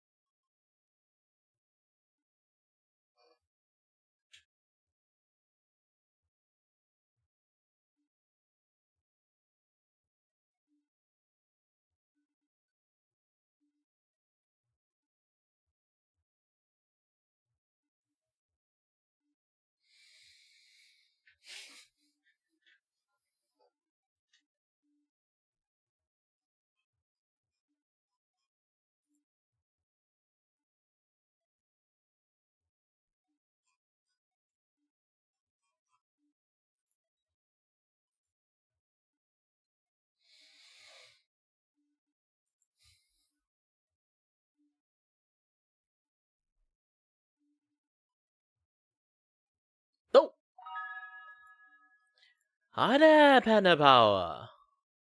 Power. Sorry, like the name got. Yes. Panda Power Watts. Sorry, like the chat, like you can see, like it's got cut half the name. Hi there, hi there. Welcome to the Kirivaka stream. My name is Kirivaka and I'm your host and your video voice here to entertain you and may or may not have no idea what I'm doing.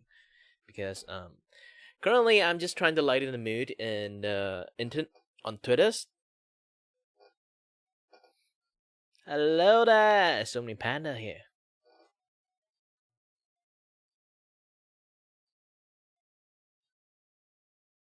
Yeah, I made quite a few like card parody. Just making it for fun, like for the Freedom girls. You know what happening in Vtuber and stuff. Just making card game for fun. Like this one. The Gecko Invasions.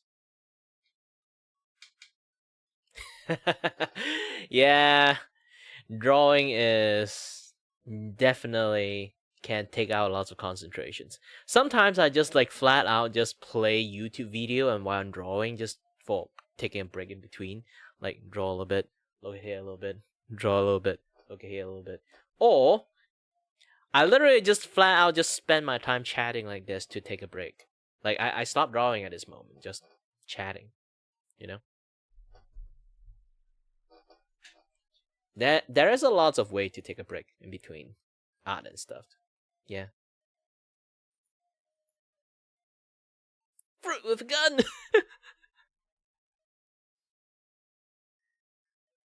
Well, thank you. Well, so far I'm doing a small art campaign.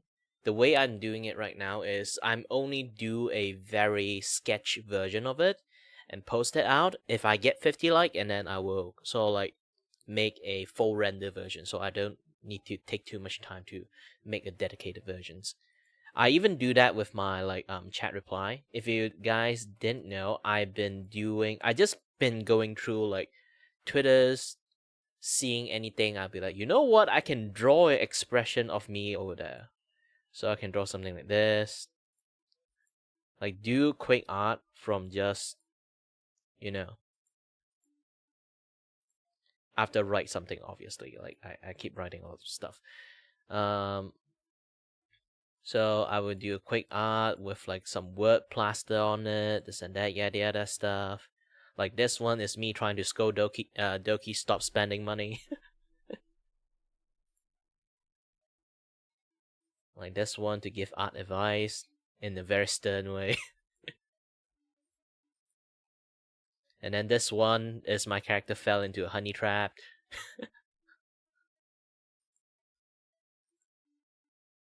If you kind of notice, like the design of the characters and the one I have right now, this guy, it looks really different. Is because I'm running a 3.0 model, kind of like, you know, I'm running a 3.0 model campaign.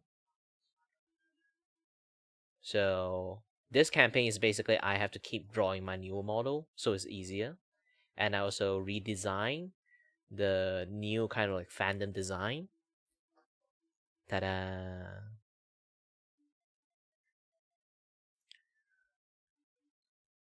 So, congratulations anyone who is a voidling. Now you guys are promoted to void staff. Yes, not the staff from like League of Legends. Okay, you're not that void staff. You don't deal additional AP damage. Did they change the effect of that thing? Like I haven't been playing League of Legends for ages. I'm really the kind of persons that stopped playing League of Legends. I'm not even kidding about it. There are people who say they stop playing League of Legends and then after the next 2 days they start another League of Legends games. For me, it's like I really haven't played League of Legends for a very, very long time. Like, you know, like around the time that League of Legends have that rune system, you have to play to grind that rune to slot in. To depends like how much health do you want, how much AP or AD damage you want, like those kind of stuff. Yeah, I'm that ancient. I'm an ancient player.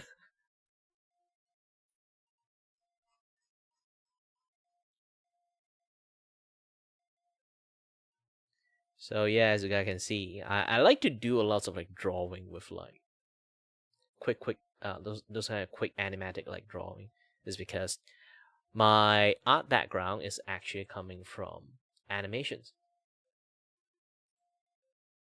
So I draw simple art more than most of the art. And also do this. Not this, not this, not this, not this. Is it this one? What is it? I think I lost it. Ah, this one. Yeah, I add like the, you know, the cheat, the small anime into it, just for fun.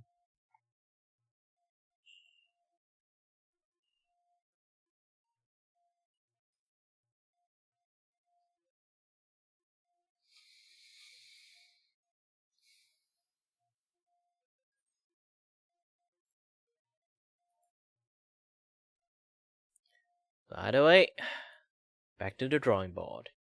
I still have so many things I want to draw. Ah, this one is mint.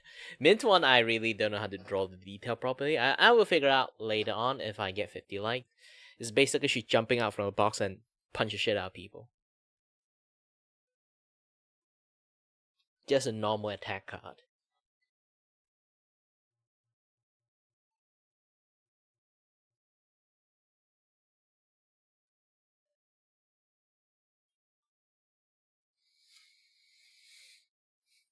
This is basically like the description is also pretty funny too. Like hide and creep to you in a box in a very visible way. Cute, but take 2 damage. Because she just leap out from the box and just did like a full like Metal Gear Solid CQC damage on you.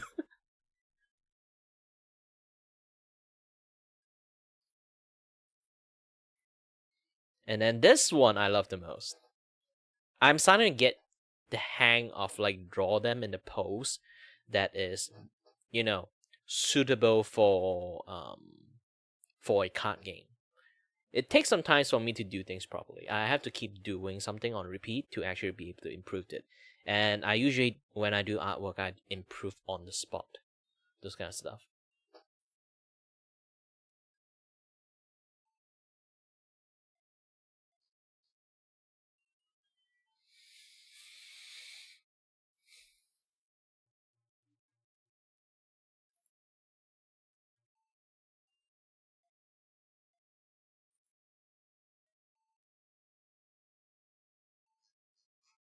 I still found this one very cute.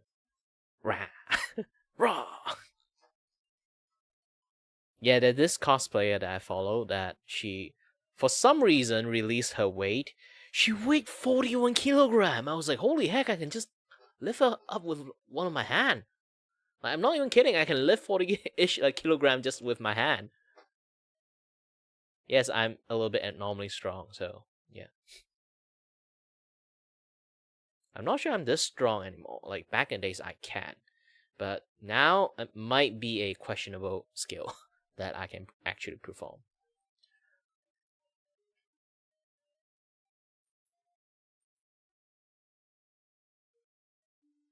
Ooh. I feel like I need to go to the toilet. Let me put up the thingy. The text thingy. Text.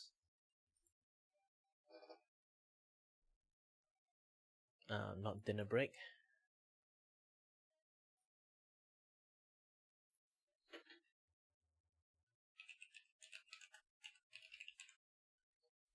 Toilet break. Be back soon.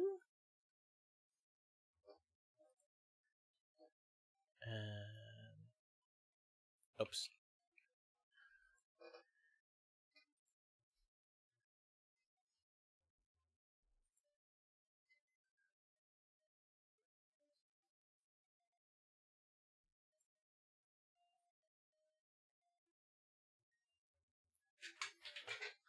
Well, I need to go to the toilet. Stomachache. We'll be back. Fast.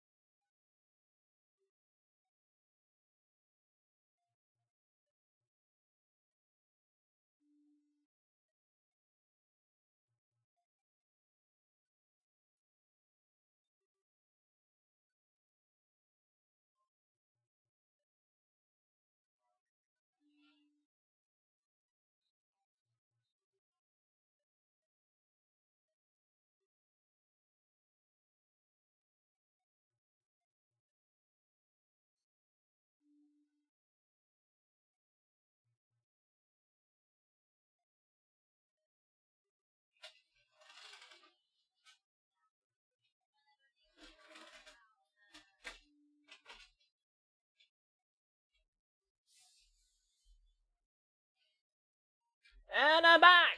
Sorry, that took me some times. And 10 off. 10 off. Good.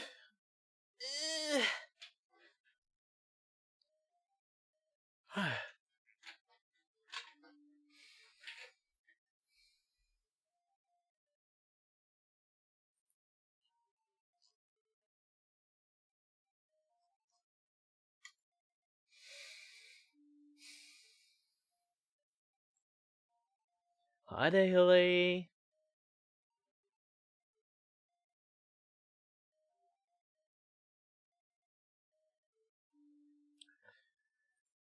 Sorry there. Seems like your chat got buried by something annoying. But don't worry, now I see you. Yeah, I just went to the toilet.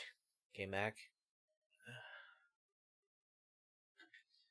And it's such a tight week today, like with all the Vtuber drama and stuff.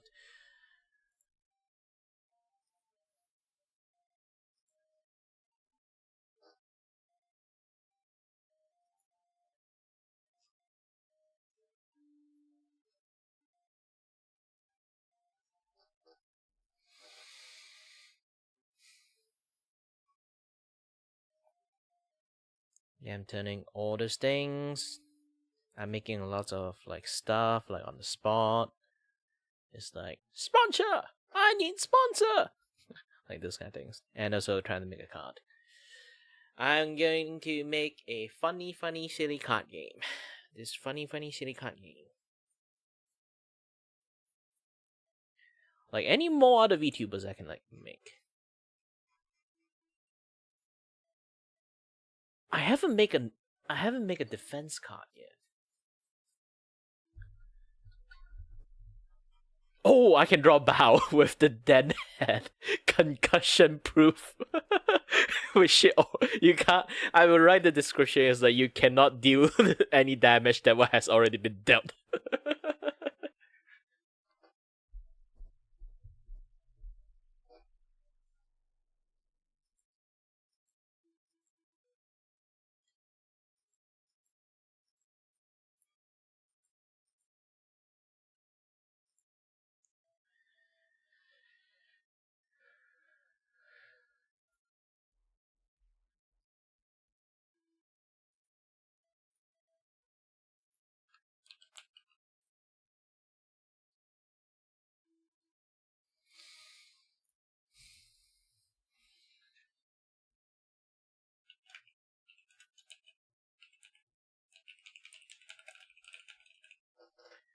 Bow concussion defense.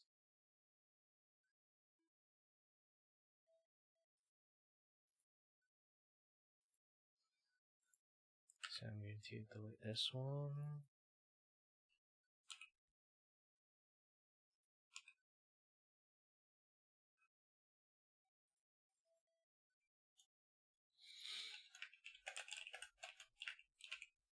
Bow the whale?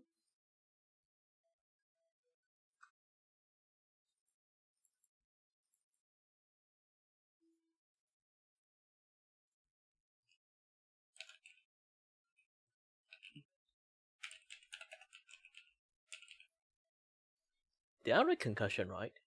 I don't think I spelled the word concussion correctly. How to spell concussion?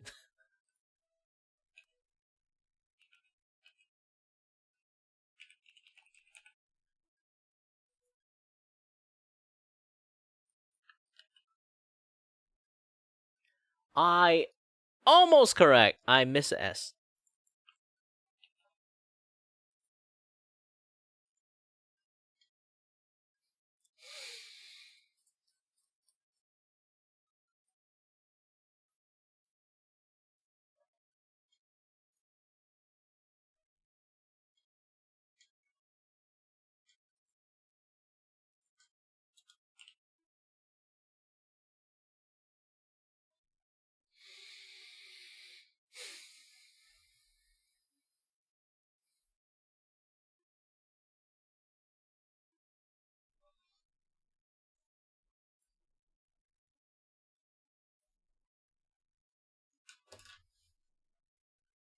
What color should I use for defense card?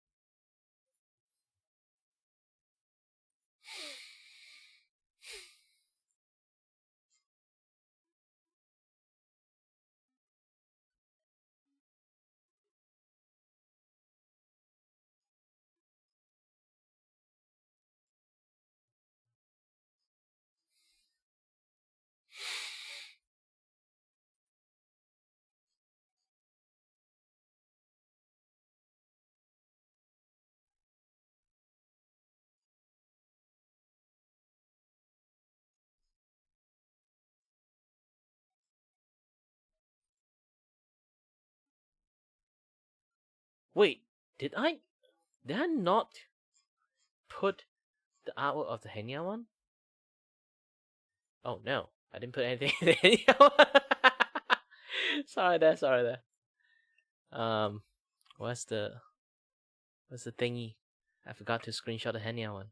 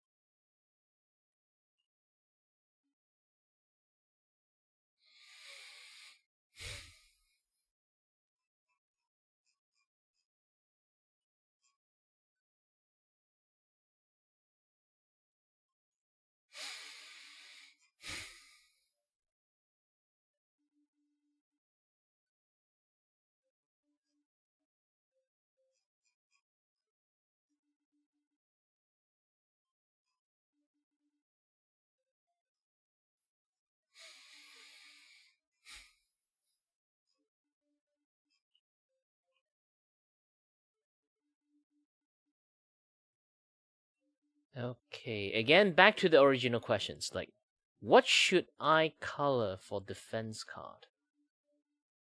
Like, I basically when I say color, like this color only.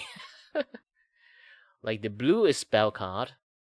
Technically teal. The teal is spell card, and red is attack. It's not like I'm just going to make like a full bolt, like navy blue color, and say it's defense color.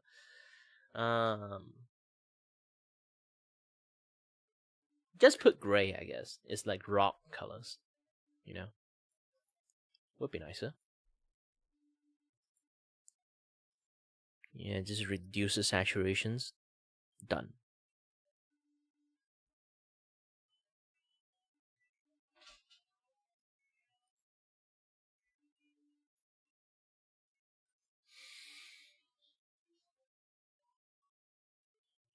By the way, anyone who want to decide to sponsor me a little bit of like donations, you guys, if it's in Twitch, I just disable my, I just disable my affiliations. Yes, I disable it, so you guys won't watch any ads. I hope. If you still get ads, not my fault. So for that,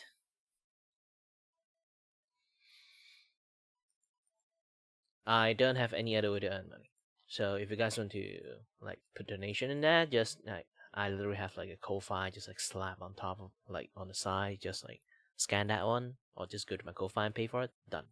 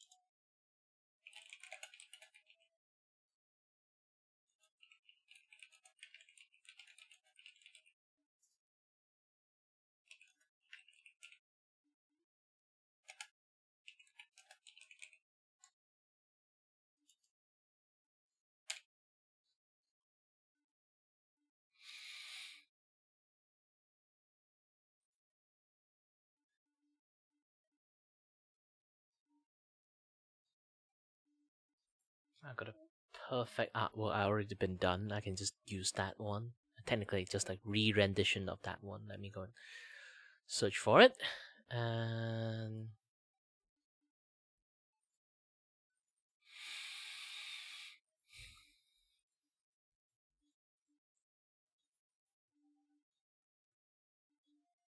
invasion chapters. Yes, this one, the first page.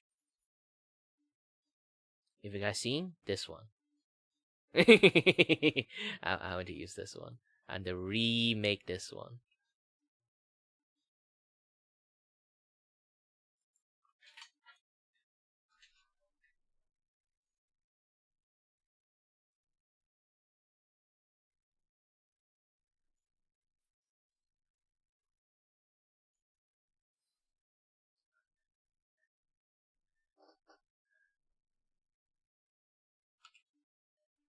I don't know why. I just suddenly forgot how to draw, how to use my hand properly.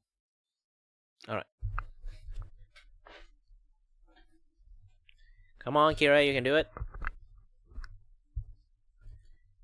Yeah, that's the thing. Like, my vertigo sometimes like makes me hard to control my limb a little bit. So sometimes I just like forgot how to control my body properly. But either way, yeah. Alright, if you just did it for once, it's fine, Zach. But if you keep doing this, now you already got a first warning. I got a 3-strike systems. Warning. Timeout. And ban. I'm very straight. So, yes. Unless you try to play gachas, then you skip the entire warning.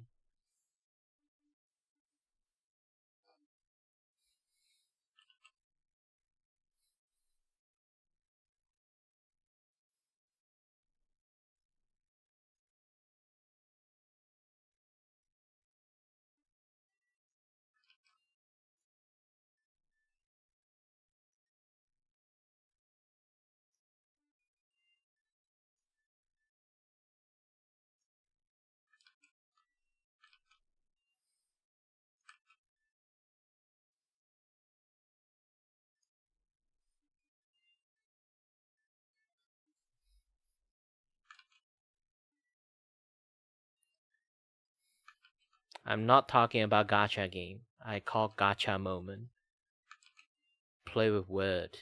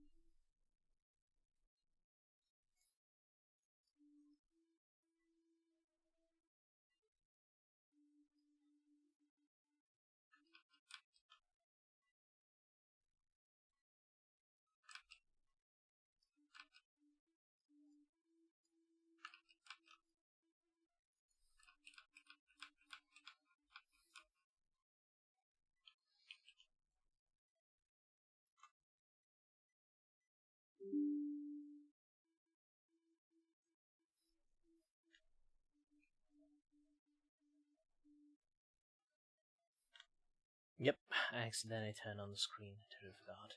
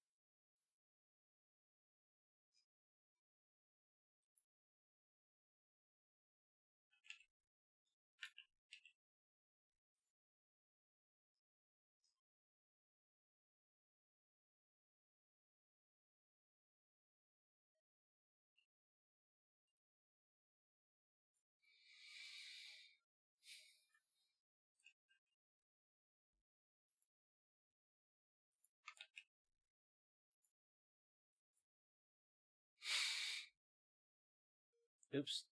Oh, gosh dang it. Edit.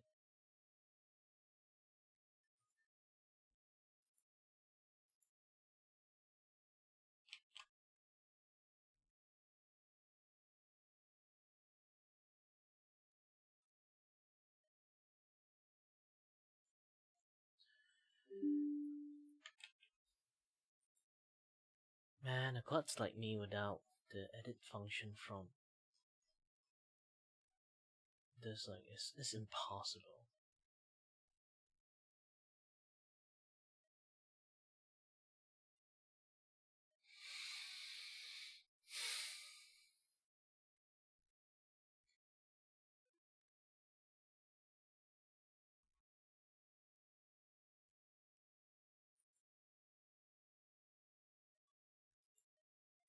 Are there Moonflower? I'm making a card game. Technically, I think you already seen it. This is all the card I made so far. The Henya Smart Beam. It's a spell card.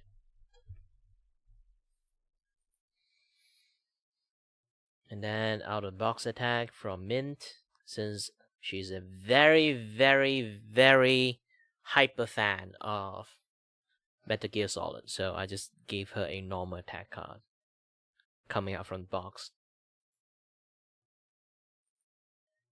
And Chibidoki, ultimate card. Ultimate card is basically like, you know, out card.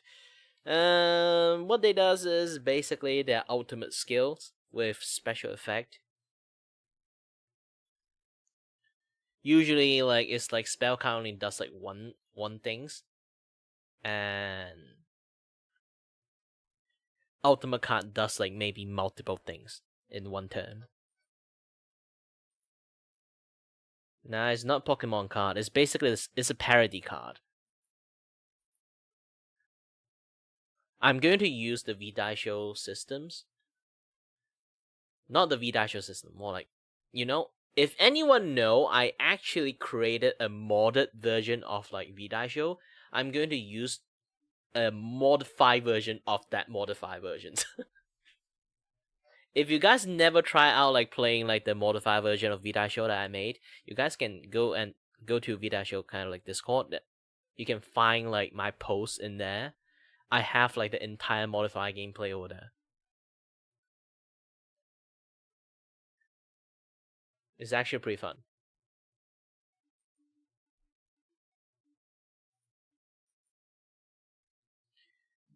But so far, this parody parody card game is basically I'm just making like supposed to have like one like the main VTuber like card is there, and then each VTuber have their own respective like card and you know, like their own card and skill. And sometimes like it's basically like spell card, those kind of things, like they can like switch out to like different people. But ultimate card and attack card, defense card only works on them. So the spell card and support card can be used by other VTubers. This is how my brain functioning at the moment. So each VTuber in their own person, like same like they have 1 lane, 2 lane, 3 lane. They have like 3 lanes, so they can use 3 different VTubers to do this. So they can play like 3 different VTuber cards because of that.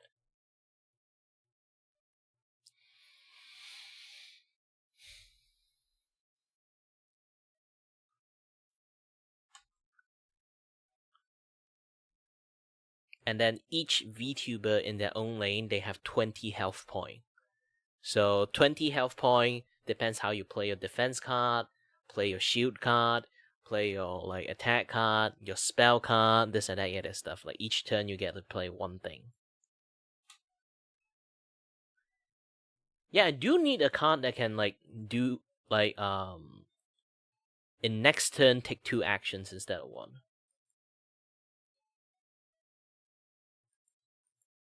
Like who have that kind of abilities among like all the VTubers? It's like high speed gaming skill.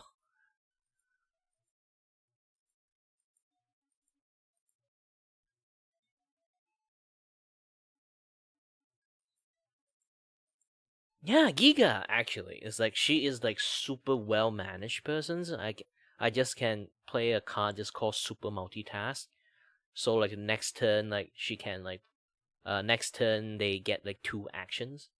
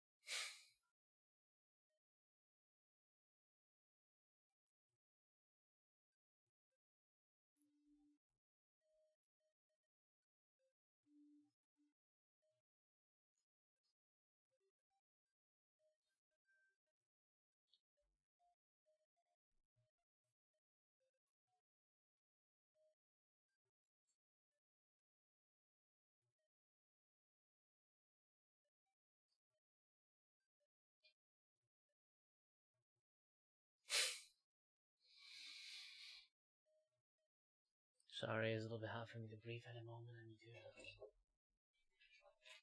use a different kind of like nasal spray.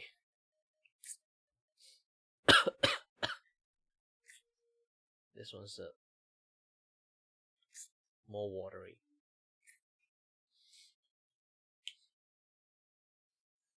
And a little bit acidic? Yes.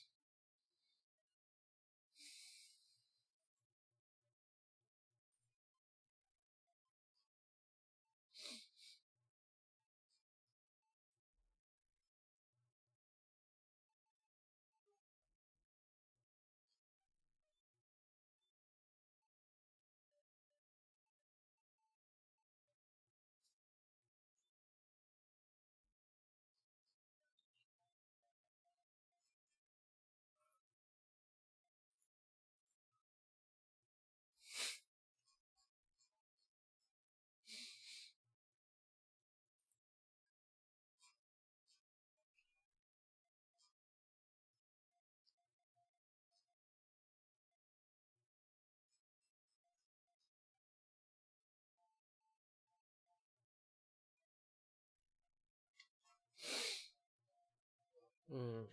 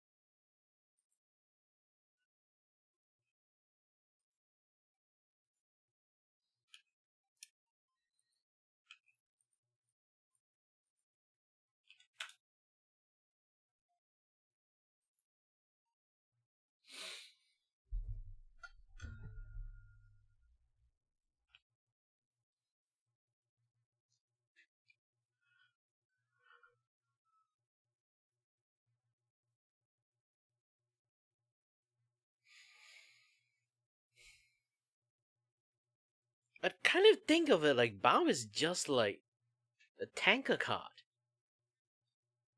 Because in my brain, I think like she do defense more than attack. She just take all the hits. Same with Chibidoki. Like this two is just tanking card. Like they would have like the most powerful defensive card. Like Bao already have literally a nullify card, so basically it's like nobody can touch her. And then I will add one more card in the future. Is basically like she will take the hit instead of other people.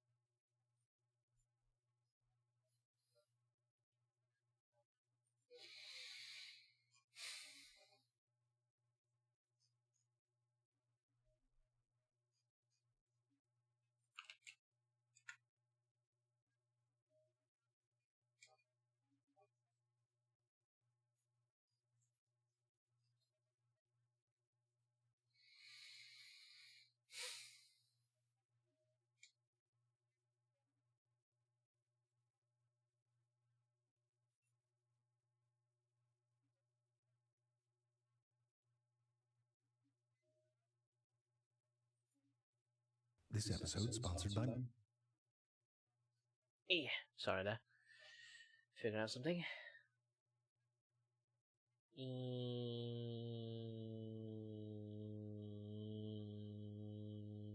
Where's my Spotify? Yes. I have to listen to something while I'm drawing. Learn to think. Here, in the bizarre and wondrous landscape of a coral... Jerry, why is the fish in the shot? It doesn't bother you? All right. Here, in the bizarre and wondrous landscape of a coral reef, during... Jerry, I can't do it. But because we're not talking about fish, Jerry. It's screwing up the whole... Just change it. Thank you. During the nights following a full moon, things get dirty. It's quite beautiful. Almost looks like a snow globe. But, you know, instead of snow, it's ejaculate. This is the beginning of a mass spawning. In near-perfect synchrony, corals release their baby-making bits into the water. With some corals, it's a geyser of sperm, while many others release these bundles of sperm and egg together. These bundles are like the pornographic version of a Tide Pod. designed to break apart as they reach the surface of the water. This is the beginning of life. Jerry, why would you show the fish eating it? It's the opposite of life. This is the beginning of life. Resting on the surface, eggs and sperm have an easier time finding a suitable match. And when they do, it's time to make a baby. The newly fertilized eggs begin to divide and grow, looking at times like an albino raspberry crossed with a sneeze. But eventually, they settle on something that looks a bit closer to a fish-flavored tic-tac. These little coral larvae are covered in wavy cilia that let them move through the water, because now it's time to find a home. When they reach the seafloor, these little larvae begin to search for a suitable spot. Not totally clear on what the criteria See what I is can here. do. It looks like a rock, but I get it. It's like where to put your blanket down at a music festival. You want a good view, maybe some shade. You don't want to be sitting next to a group of assholes. But eventually, these little picky bastards find their forever home. Now, the first order of business is to grow up and metamorphosize into an adult form called a polyp. You know, it's not like the metamorphosis of a butterfly, more like a quivering loogie. Now, coral are animals in a group called the cnidarians, which includes jellyfish and anemones. Their body plan is circular, mouth in the middle on top and surrounded by tentacles. Now, let's flip it over and look at the bottom. It looks remarkably like the top. But this backside here can fart crystals. The science hippies call it biomineralization, because everything has to be complicated. But here, if you look closer, you can see that they're making calcium carbonate crystals. And then they lay them down underneath that tushy. And that becomes a sort of growing skeleton that this coral polyp sits on top of. Now, some coral are content with a single polyp, lazy. But the big reef-building corals have other plans. To grow, polyps create clones of themselves. Sometimes it's a little one that buds off to the side, like if you had a tiny version of you growing on your ankle. Other polyps elongate and then sort of pinch off into two. I don't know, this way feels more stressful. Anyway, how and where these new clones form determines the shape of the growing coral. Each one of those tentacled polyps is an individual animal, but they all remain connected by a sort of skin between them. So the living part of coral is just this thin layer over top this skeleton they're growing. Like if you draped a floral patterned blanket over a rock. I mean, I'll tell you what, you better like yourself. You're surrounded by a whole bunch of you, constantly finishing each other's sentences, and forget about an argument. Come up with a good insult and it ricochets right back. And you're stuck, you're not going anywhere. But they make it work. They even cooperate, using that thing that brings us all together. Mucus. Let me explain. Just like when they were larvae, the surface of corals are covered with cilia. The cilia are constantly waving around like they were headbanging at a metal concert. And all this waving causes the water on the surface of the coral to move. You can see it better if you spritz some crap over top. Little currents are formed that move the water in particular ways. For example, here you can see that it moves up the ridges that are surrounding a polyp. This movement actually creates a low pressure zone right over the middle of the polyp, which creates flow towards the polyp's mouth. So on the surface of the coral, there's these sort of water current highways that connect groups of polyps together. They tried it with the dead one too. Very thorough. Didn't work. Most likely due to the deadness. But we'll keep you posted. So back to mucus. Corals secrete a lot of it. Sometimes it's thin like a wipe your nose every second, and sometimes it's thicker like a lung biscuit. The mucus can trap particles on the surface, and then those water currents can move that loogie around. And this sort of thing comes in handy, like if you get covered by sediment. Don't you worry, mucus can take care of that in a jiffy. You can even use this trick to bring mucousy water to parts of the coral that are at risk of drying out. But as is the case when you're dealing with boogers, some will eventually wind up in the mouth. Oh, stop, you've done it too. But for coral, it's actually a legitimate technique. You'll see. Brilliant.org is a great way to learn. Listen, you try reading a paper on the fluid dynamics of mucus. You know, that's my Tuesday. And I'll tell you, I'm constantly having to brush up on math and physics concepts to approach these topics. Well, Brilliant.org is a free and easy way to learn math, science, and computer science. It's interactive and you can go at your own pace, so you can build up your confidence. And that's a big part of learning, building the confidence to approach things you don't understand. And listen, you can do it. Mucus, that's what I tell myself every day. You can browse through the thousands of lessons that Brilliant has, with new ones added each month. Or you can answer a few questions and Brilliant will match you with content that fits your interest and skill level, from beginner to expert. To try everything Brilliant has to offer, free for a full 30 days, visit brilliant.org/ZayFrank or click on the link in the description. The first 200 of you will get 20% off Brilliant's annual premium subscription. Brilliant has been a long-time sponsor, and I'm a fan. Check them out today. Where were we? Oh, right. Polyps will use mucus sort of like a net, catching little creatures that are floating around, and then they pull it back into their mouth hole. Oh. I mean, this mucus trick really works. You can try it. Go to a restaurant and sneeze on something, they give it to you. Same but different. Now you can imagine with all those food-filled strings of mucus around, there might be some healthy competition between those mouth holes. Maybe my favorite is Diaceras fragilis, which has multiple mouths in a single polyp. And look at this, they get all grabby with each other even though the food's going to the same place. It's like that scene from Lady and the Tramp, except here they're sucking on two ends of a loogie. But there are some polyps that are better at the sharing. If a Stylophora polyp has a little extra food, it'll put it directly into the mouth of his neighbor. It's so cute. It's like if a handshake and a hug had a baby. Then look, they all take turns. It's adorable. I mean, you can try this at a dinner party. One person starts with all the food and just make sure you're sitting close. And you know, polyps can share even after they've eaten something. They're connected together on the inside of that blanket they form over top the skeleton. You can see how there's a whole system of canals that connect these polyps together. So food that goes into the mouth of one polyp can find its way to another. Now, tiny things trapped in mucus isn't the only thing on the menu. If they're in the mood for something a bit bigger, they can use these little stinger harpoons that they have inside their tentacles. These cells have a tube inside that's wound up like a spring, and there's a little dart on the end that can deliver venom. Something touches it, the whole thing goes off. Phew! And the tips are often barbed so they can hold on to stuff, like these very unfortunate jellyfish that the polyps ganged up on. I'll tell you, I would very much not like to die like this, getting pulled into a bunch of tiny mouths and being digested by noodles. Oh, I didn't tell you about the noodles. Here, look into this polyp's mouth. You can see a whole bunch of spaghetti. Those are called mesenterial filaments, and they sort of hang down inside the polyp. But these noodles like to come out and play. Sometimes it's out the mouth, and other times they're poking through little holes in the skin. They're part of the coral's digestive system, and they secrete enzymes which can break down food into something that the coral can absorb. But corals use these filaments for all sorts of things. They use them to clean and disinfect their wounds. They'll wipe themselves down once in a while. It's like if you puked out your intestines and used them like a mop. And of course, because it's nature, they use them to eat the shit out of each other. You know, they're competing for resources out on that reef. And if things get too cozy, it's like a food fight in the kitchen of an Italian restaurant.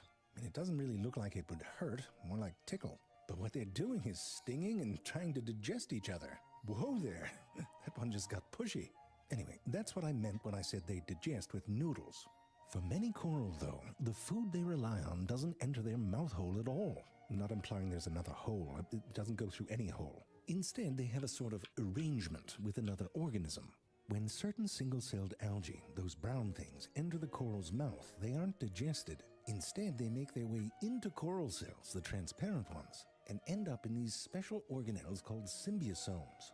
The algae can create food using sunlight, photosynthesis, like plants. It's a bit like having a tree growing in your ass, Jerry. It's not, and I told you don't write metaphors. So coral have these algae, the purple bits, living inside their tissue. You point that shit at the sun and you get food delivered right to your cells. But the algae can get damaged by too much ultraviolet light, which is part of sunlight. So to protect the algae, coral have these special proteins that can absorb ultraviolet light and kick back out visible light, which means that many coral are fluorescent. Can get a bit tacky, to be honest. It's like coming across the wig of a drowning clown. So if the conditions are right, this roommate situation between the algae and the coral seems to work for them. They give each other nutrients, they can pretend they're at a rave. But when the conditions aren't right, the breakup can be a real bitch. A lot of things can stress out a coral, but a big one is abnormally high water temperatures paired with a lot of sunlight. That combo seems to overwhelm the algae's photosynthesis, and they start to produce things that can damage themselves and the coral. When this happens, the algae sort of heads for the exit, and it's expelled from the coral's tissue in a sort of oozing mucus. Sometimes it comes out in little strings like this, or in the case of heliofungia, it's a full-body sneeze. So as these brownish-green algae are expelled, the coral's tissue becomes more and more transparent, and that means you can see through to the white skeleton underneath. That's why this is called bleaching. Now, if the conditions improve quickly, the coral can reabsorb healthy algae and get back to business. But if the stress is longer term and the algae are no longer supplying it food, the coral will starve and die. It's pretty depressing, isn't it, Jerry? It's dead. I mean, you'd probably get your money back on this dive, wouldn't you? No, of course it's a tragedy. I'm just saying if they're going to charge you for the dive, put some fake plants down there. Just a little effort. I mean, they could do a theme like Halloween with like gravestones and skeleton. Well, there's plenty of skeletons, I guess. What's that, Jerry? Can dead coral spawn? Well, I know just the team to ask.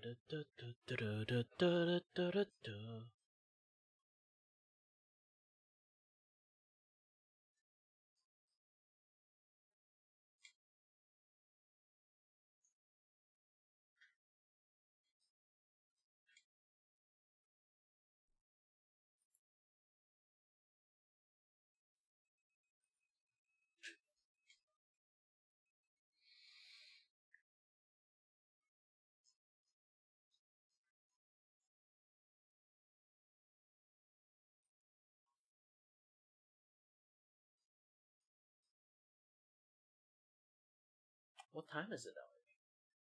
Oh yeah, it's already 9. I've been streaming for quite a long time. No wonder I'm so dizzy right now. I'm not even kidding. Like my entire world is spinning really hard.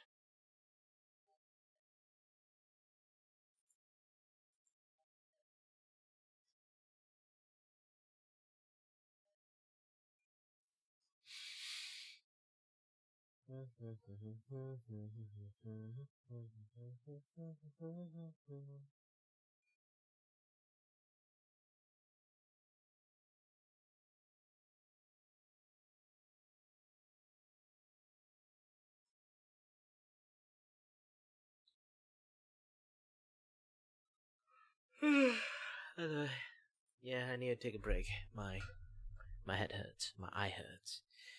Focusing for too long actually can do that to my eye.